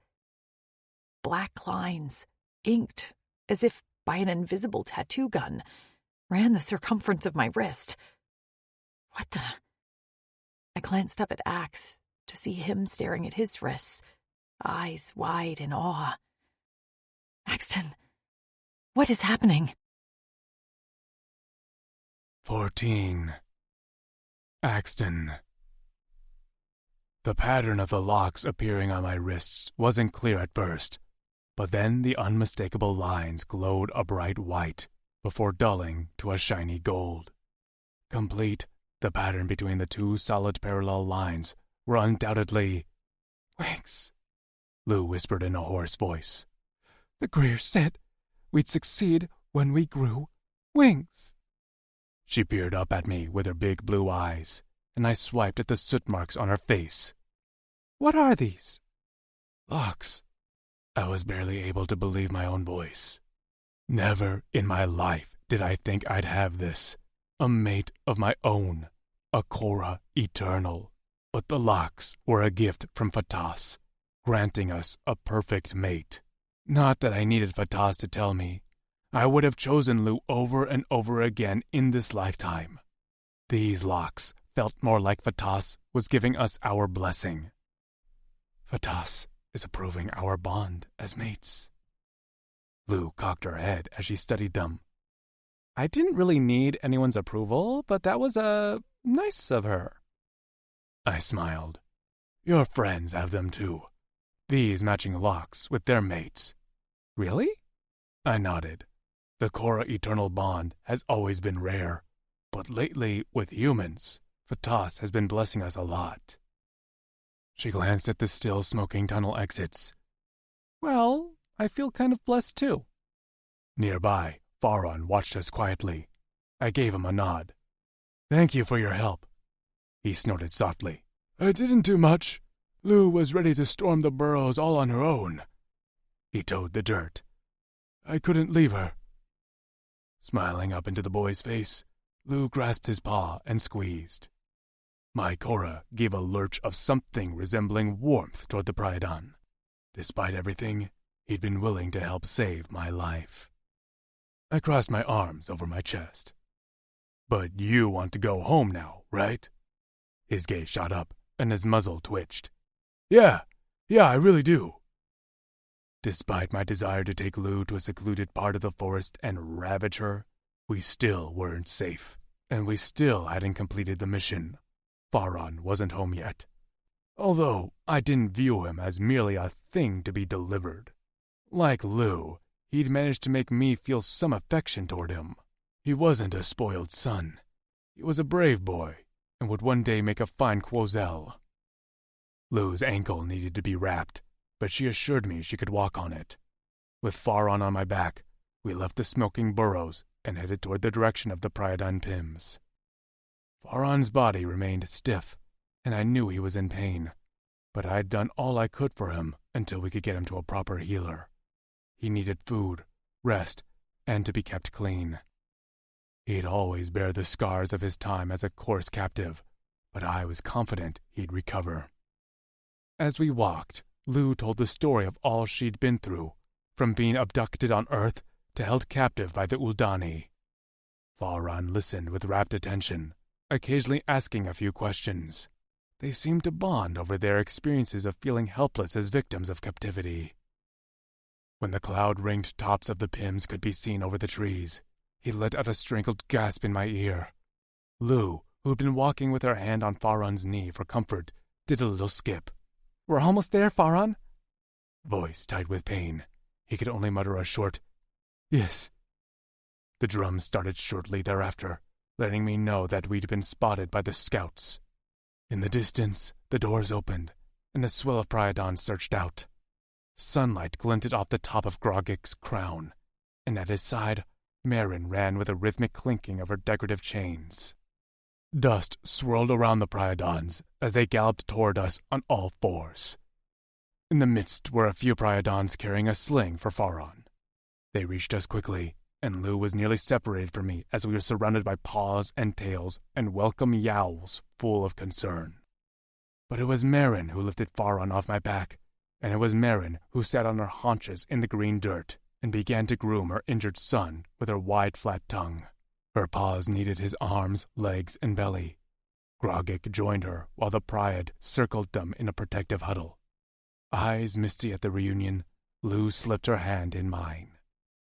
As her chest rumbled with a concerned purr, Marin unwrapped the bandages to take in her son's injuries. Her expression remained stoic, but her eyes trembled and her paws shook. He'd be permanently disfigured, and I didn't know how the Pryadans would feel about that. There were many species who didn't take well to injured members of their own kind, but Faron didn't cower. Each time she revealed the extent of his wounds to the surrounding Pryad, he'd met her gaze squarely, only grimacing when she tugged at dirty scabs. "Mother!" He dug into a worn pocket of his pants and withdrew a dirty root I recognized as part of the Synax plant, a rare plant used by some healers. "Where is she?" Lou made a strangled sound in her throat as Marin went very still mid-lick of a shredded ear. Grogik's head tilted back, and his crown nearly toppled as his eyes slid shut. Marin ran her hands over her son's scraggly mane. "She is gone." Faron shook his head. "No, I've returned in time." "It's been too long," she said softly. "Your sister passed." Kicking out, he slammed a foot in her chest in his scramble out of her arms. She didn't even flinch. Wobbly with weakness, Faron rose onto his back legs. "That's not possible. I did it. I got the Synax. I risked everything to save her, and I've returned." His eyes rolled in his head wildly as he spun in a circle. "Where is she? Nyla!" Marin rose slowly. "Faron." "Nyla!" Faron's voice was a broken crackle. "Where are you?"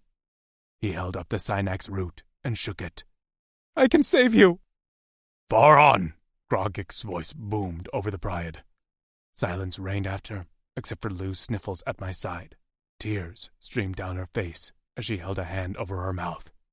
She didn't look away from Faron. "We are sorry, son." Grogik's harsh tone made me wince. "But your sister didn't make it. She died shortly after you left." "But you're alive." Marin walked toward him. "I haven't lost you." Faron howled, and I'd never heard such a mournful sound in my life. I understood now that Faron had traveled into Kor's territory, knowingly entering dangerous territory, in order to obtain the Synax root to cure his ill sister. But he hadn't returned in time, not even close. And now, Faron was lost. The boy who'd only wanted to save his sister. The boy who stayed alive through unimaginable pain. The boy who'd taken his precious time to help save my life. He'd held it together since I saw him in that cave. But now, he was a crumpled, howling ball of fur in the dirt. His pain reverberated around the Pryad, and soon everyone was sending up pained yowls to the sky while the drums continued to beat a somber rhythm. Gathering a sobbing Lou in my arms, I bowed my head. Lou. I woke to the sound of a creak of a door opening, and then Axton's heavy footfalls. I opened my eyes to see him standing at the side of the bed, hands on his hips. "I was concerned you'd never wake." I rubbed my eyes and sat up in bed. My hair hung in tangled clumps in front of my face, and I blew it away with a puff of air. After we'd entered the Pims, the Prydens had fed us, let us bathe, and then I'd promptly fallen asleep. I hadn't meant to, but the bed had just been so soft, and I had been so tired. Even now, my arms ached from digging. My ankle, fortunately, seemed mostly back to normal. "How long have I been asleep?" "A long time." He frowned. "Are you well rested? Do you want me to leave you alone to get more sleep?" He was serious. The man would let me get more beauty sleep if I needed it. "No, I'm okay." I crawled out of bed and adjusted my clothes as I hobbled toward the water basin. "How's your shoulder? How is Farron?" "You ask about us when you're limping?" I gulped down some water. "I'm fine. It's just a little stiff."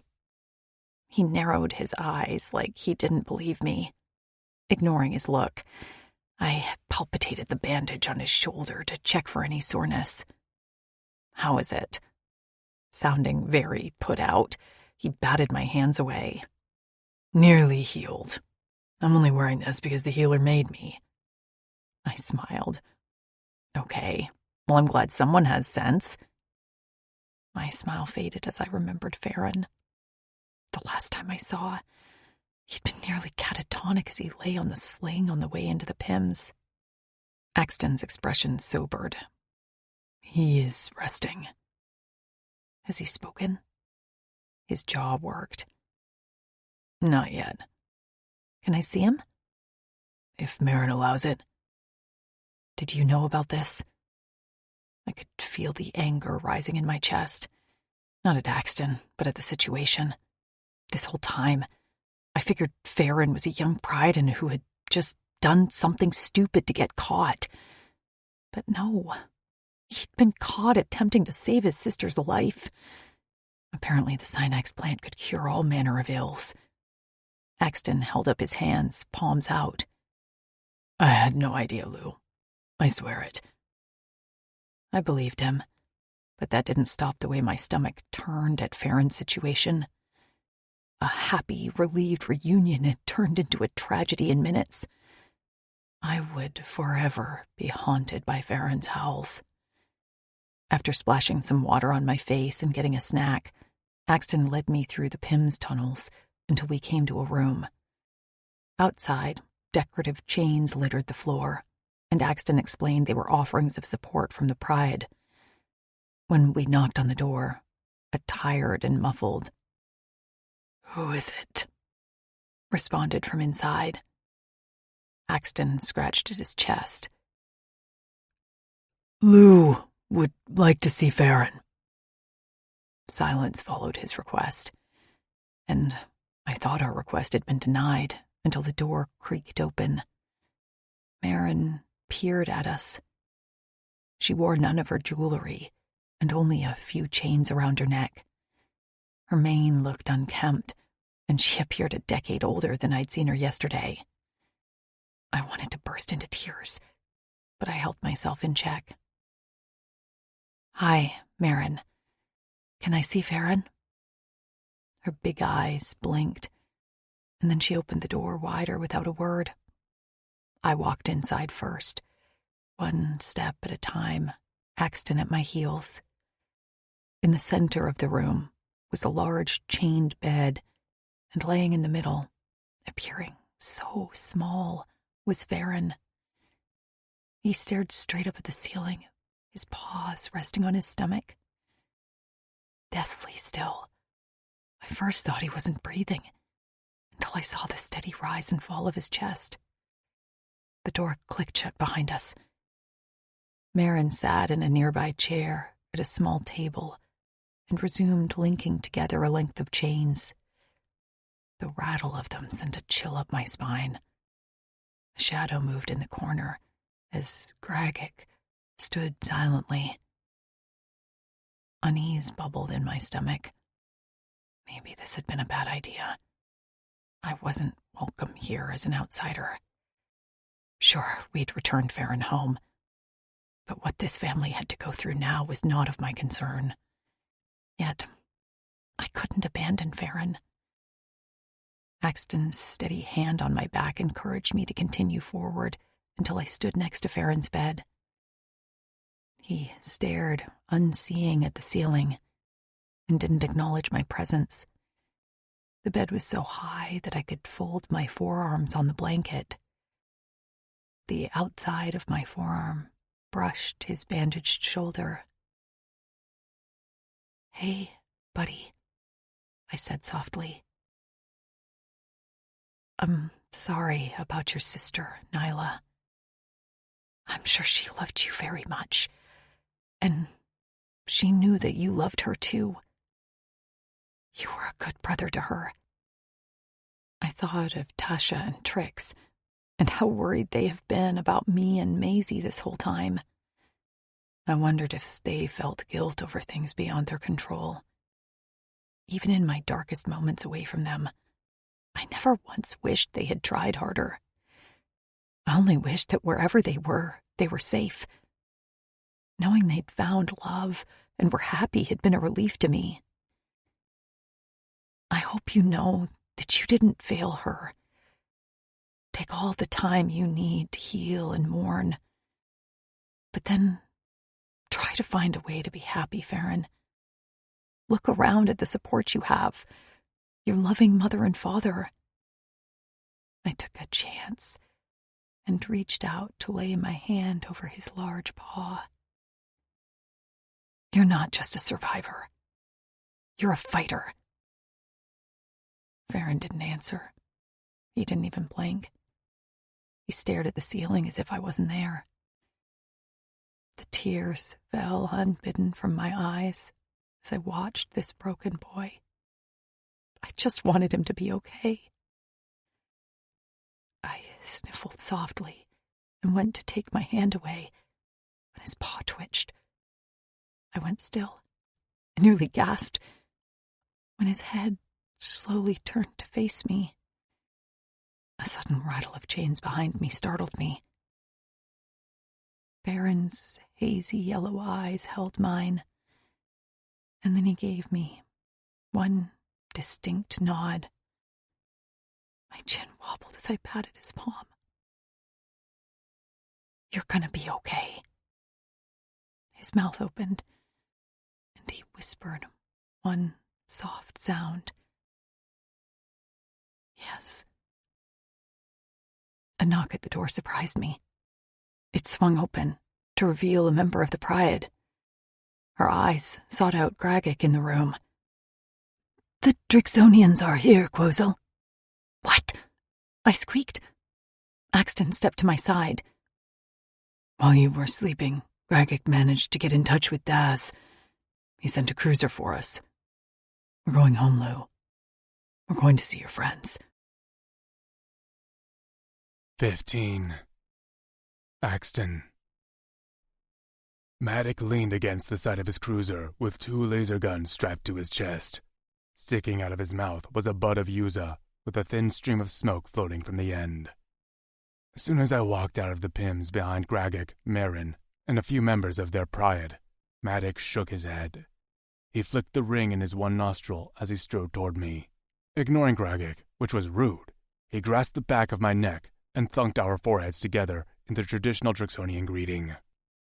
Since I never thought I'd see one of my fellow warriors again, I closed my eyes and relished in the touch, which was why I missed when he shoved me back and then hauled off and punched me in the jaw.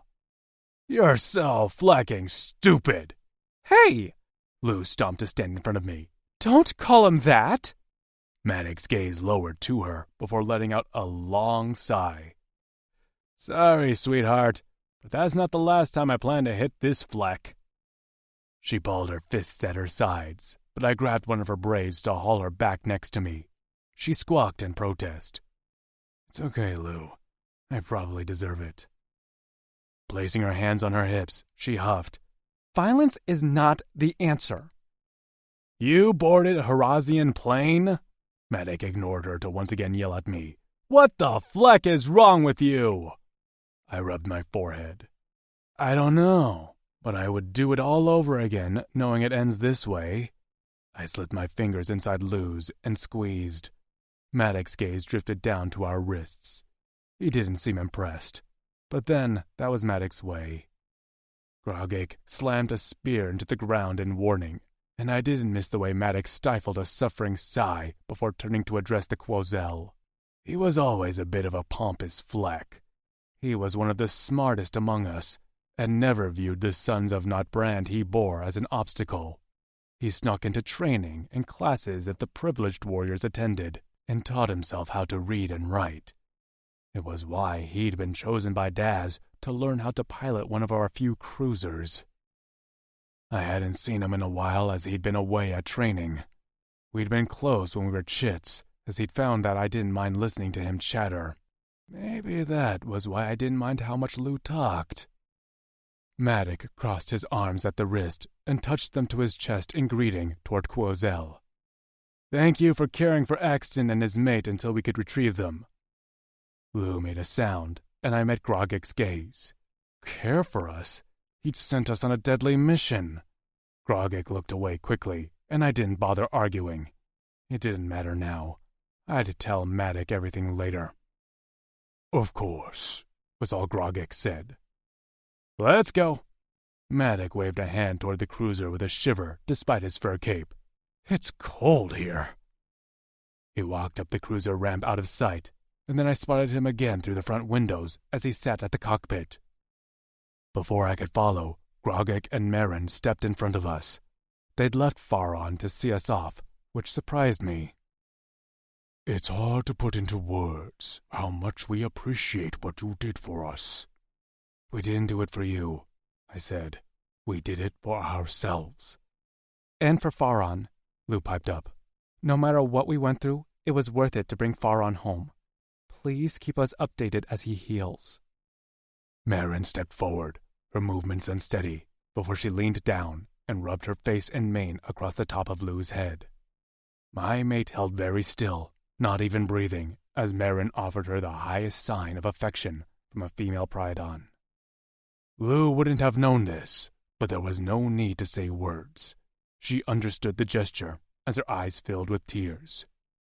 You're welcome, she said in a soft voice. Marin placed a chain in her hand, a shimmering metal with a stone carved into a wing on the end. She closed Lou's fingers around it, and then, with one more bump of her head, walked back silently into the Pims. Lou sniffled a few times before looping the chain around her neck. Patting the stone, she smiled through tears at Grogik. This is very kind of you. Grogik beckoned for me to come closer, and when I did, he strung a matching chain around my neck. The blue wing glimmered against my chest. Grogik stepped back. You tell Daz that if he ever needs the Pryad, we will come.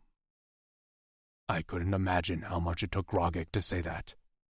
Thank you, Quozel. He nodded, and then turned on his heel and strode into the Pims. A few members of the Pryad remaining outside followed him. We watched him go until the door shut, and the plants returned to their guard position at the door. Lou swiped at her eyes. Well, that was emotional. Do you think we'll see them again? I fingered the pendant on my chest. I don't know. I kind of hope we don't. I didn't want to have to need their help or risk any of their Pryad. I get what you mean, she said, and I agree. With linked hands, we strode into the cruiser where Maddock waited. They what?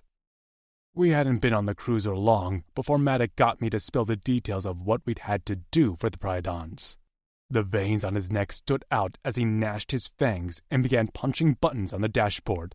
Fleck that! We're going back, and I'm going to tell them no! I lounged in a chair in the cockpit while Lou slept in a pull-out pallet. We want to go home. They made you fight Corse? Go home, Mad, I sighed. With an actual pout on his face, he slowly pressed more buttons and slumped his shoulders. Fine, but I want it noted that I'm not happy about this. Noted, I yawned. He glanced back at the sleeping Lou. Is she all right? She's tired. Does she need anything? Like what?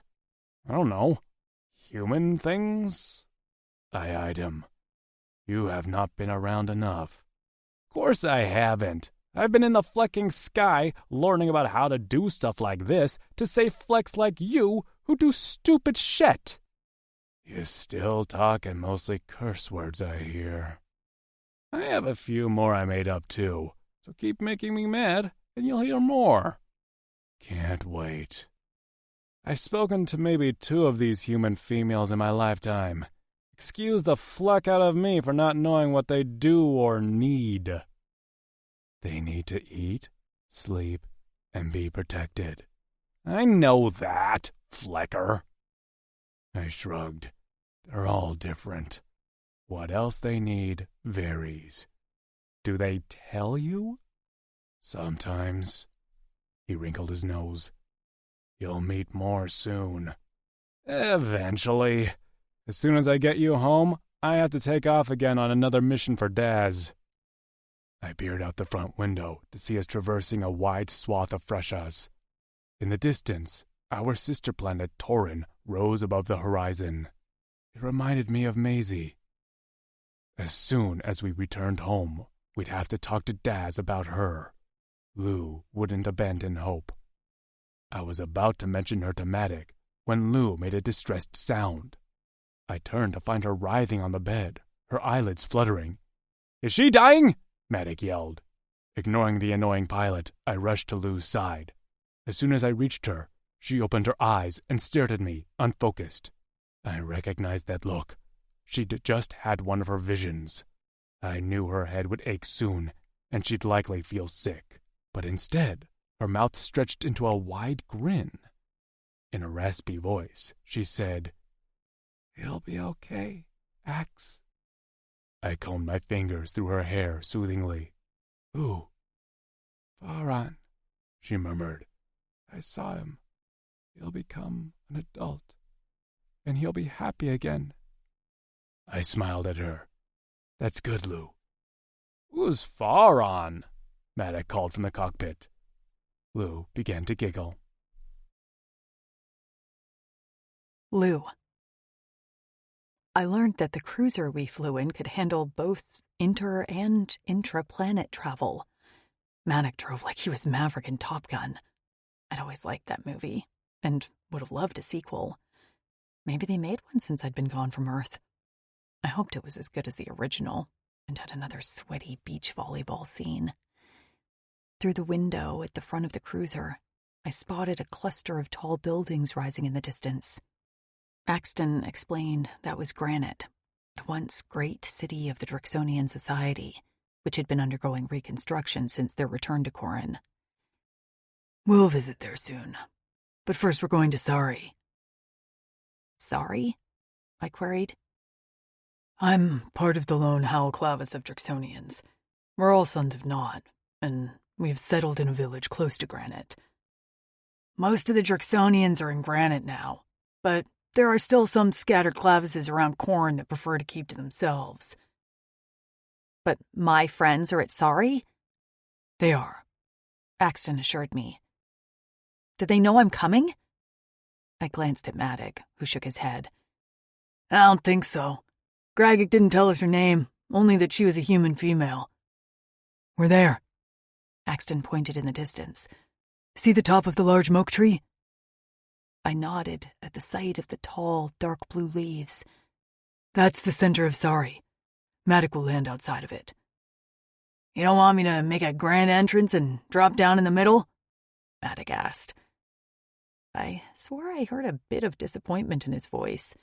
Axton only glared at him, and he shrugged before tugging back a lever. A vibration came from below, and I assumed it was landing gear as we approached the ground. "Aren't we going a little fast?" I murmured as the green dirt seemed to be rushing at us all too fast. "Nah," Matic scoffed. We hit the ground on a jarring bounce that clacked my teeth together and nearly snapped my spine in half. "Matic!" Axton hollered. "What?" "Gentle!" Matic let out a whooping cackle that reminded me of a bronco rider. "Come on, it's more fun this way." My stomach churned. "Get me off of this thing?" "As soon as possible," Axton growled. As the cruiser finally slid to a halt, dust and grass swirled around us while the engine slowed. Matic turned in his seat, a big grin on his face. "How'd I do?" He was like a 16-year-old who'd just learned to drive. But I wasn't going to burst his bubble. He had come to bring us home after all. "It was nice to meet you, Matic. Thanks for the ride." "Oh, she's polite. You got similar words for me, Ax." "Thanks, Mad," he grunted. "Coming for a meal?" He shook his head. "I got places to be. You two say hello to everyone for me." Axton crossed his arms at the wrist and pressed them to his chest. Matic returned the gesture, and then we exited the cruiser. We weren't far away when the engine started up again, and Matic was once again in the air. He waved at us from the front windshield before speeding off. I covered my face with my hands to avoid getting dirt in my eyes until the air quit whipping around my face and only a slight breeze rustled the grasses around us. The temperature was warmer here, and while I could see a mountain range in the distance, I was pretty sure that was closer to where we'd had our camp. This area was flatter, with lots of overgrown foliage.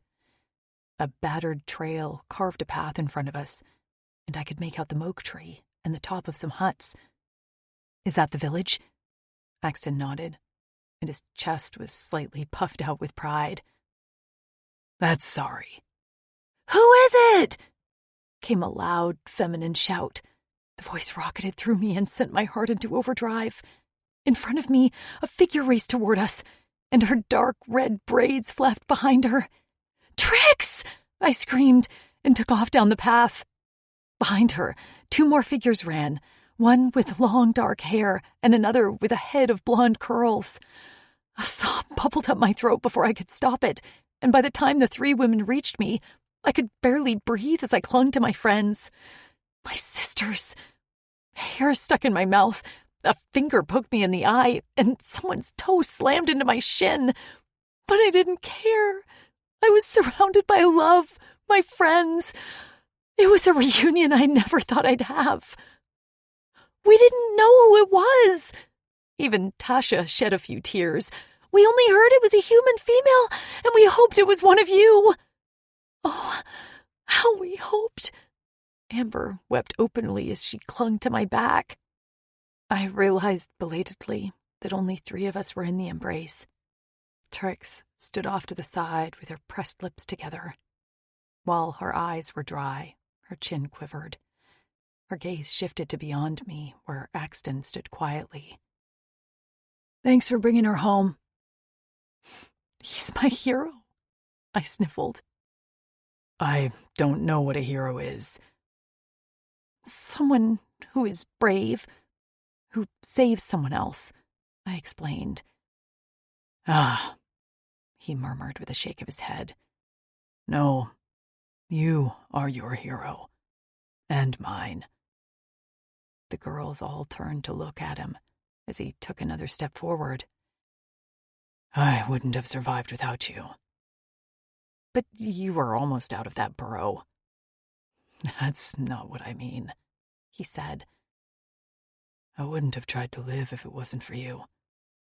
And Farron. Farron will be okay because of you." "Ax," I whispered. "Come," Tasha said with a soft smile. She rubbed the inside of my wrist over my locks before letting my hand drop. "Bring your mate, and let's go home." The village was the cutest damn thing I'd ever seen. Tasha explained it had been inhabited recently by another clavis of Drixonians with their human mates, and I could see the human touches in the remnants of decor and how the kitchen was arranged in the dining hut.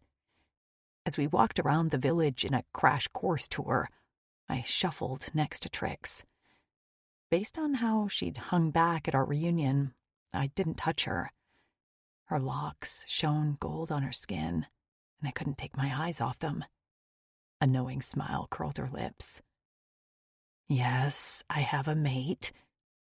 I didn't want to pry, but I was curious. "And you..." Her smile dimmed. "I still can't be touched for long. It's better, but surprise touches still pain me. It's different with Kutzal." Her gaze went a little dreamy. "I don't quite know why yet, but he managed to break through whatever was done to me." My eyes watered. I had cried a lot today. "I'm so happy for you." Her head dipped, and her grin widened. "Yeah, I'm happy for me too." The girls fluttered over my locks, and I admired theirs as well. I told them the entire story of how Axton and I met, and while they had some choice words for the Priadens, they also seemed to understand Marin and Gragic's choices. "And Maisie?" Amber asked as we sat on some benches under the shade of the moke tree while eating some fresh fruits. "She was on the ship. Axton didn't know until it was too late." I dropped the half-eaten fruit in my lap as the taste had suddenly turned sour. I feel so guilty about everything, about being happy with Axton, about being here with you three. I get it, Tasha said. When I first met Lucant, I could barely smile without feeling guilty. While Maisie and I were caged, I swallowed. I thought about how I wished you all were happy and healthy. I wouldn't have wanted you to feel guilty. Then Maisie wouldn't either, Trix said emphatically. We'll get her back. I'll talk to Kutzal. She's on another freaking planet. The Drakes are stubborn and loyal, Amber said. They will do everything they can to get Maisie back. Speaking of stubborn and loyal, Trix eyed Amber. Your mate is lurking again. Amber rolled her eyes. Vince, she called out. Bushes nearby shook, and I let out a squeak of surprise as black horns emerged before a blue head. I blinked at a Drixonian with a septum and locks that matched Amber's. For such a large specimen, he managed to look sheepish.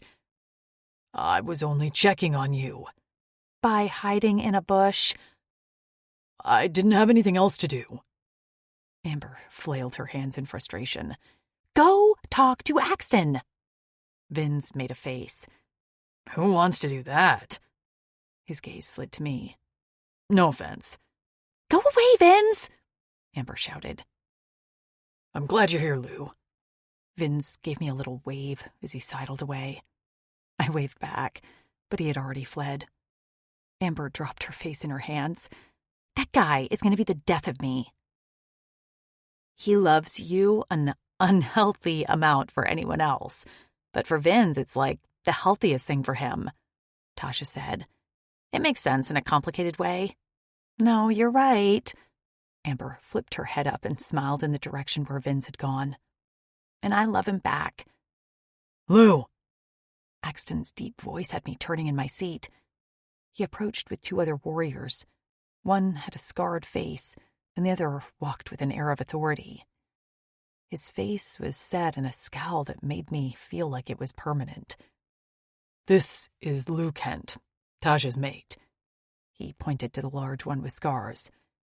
And this is Kutzal, our Drexel, and Trix's mate. I think it should be Trix's mate first, Drexel second. Tasha slurped her fruit. We all know what's more important. By the looks of Kutzal, I wouldn't have back-talked him, but his scowl softened slightly as he looked at his mate. His gaze turned to me, and he nodded. I'm glad to have you home safe, Lou. It's nice to meet you, too. So, about that. I already told him about Maisie, Axton said. He has a meeting soon with Daz and will organize a rescue mission. See? Amber told me. I told you they'd come through. I stood up and threw my arms around Axton. Of course, I couldn't reach all the way around him, but I squeezed as hard as I could. Thank you. He patted my hair. I know you want to catch up with your friends, but I'd like to show you our hut. Our hut? I jerked back. Ours? Mated couples need privacy, Kutzal said emphatically. I wouldn't have argued even if I wanted to. Axton led us over to a one-room hut next to Amber and Vince's.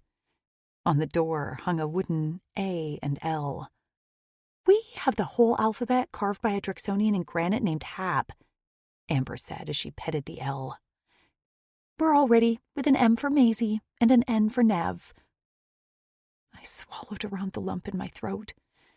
I couldn't wait to see those letters hanging on a door in this village. Thank you. We'll leave you to explore your new digs, Tasha said. Relax, take a nap. We'll get you when it's the next mealtime. Axton opened up the door, and the two of us walked inside. A bed sat in the corner, not suspended from chains, along with a curtained-off area that Axton said held the expeller and cleanser. On a table beside the bed was a vase with fresh flowers. I sniffed at the fragrant petals. The girls had done this. They'd prepared this room for whichever female arrived in order to make her feel welcome. I'm glad it was me, but I hoped we could do this same service for any other women out there who'd been taken afar, far away from home. I spun to see Axe gazing around the room. Do you like it? I like any room you're in. I liked his statement, but pretended I didn't. Axe? I mean it, he said. I don't care about what's in here. I just want to see you when I fall asleep and you when I wake up. That's what I thought about in that tunnel when I decided to fight for myself. I thought having something to fight for that I wanted made me selfish, but I guess it only made me stronger. I reached for his large hand. I fought for myself too when I was digging down to you. We keep fighting for each other, and we'll always meet halfway. Come here. I hopped into his arms and he caught me. As soon as I was within striking distance, I pressed our lips together. He rumbled a pleasured sound and kissed me back. I was about to tell him to take me to bed when he whispered against my lips. You never did tell me what an Adele is. I was sure the entire village heard my peal of laughter. This concludes The Alien's Bounty by Ella Maven, narrated by Reagan West and Gabriel McKnight. Copyright 2022 by Ella Maven. This unabridged audiobook is published by arrangement with Ella Maven, care of Corvisiero Literary Agency, and was produced in the year 2024 by Tantor Media Incorporated, a division of Recorded Books, which holds the copyright thereto.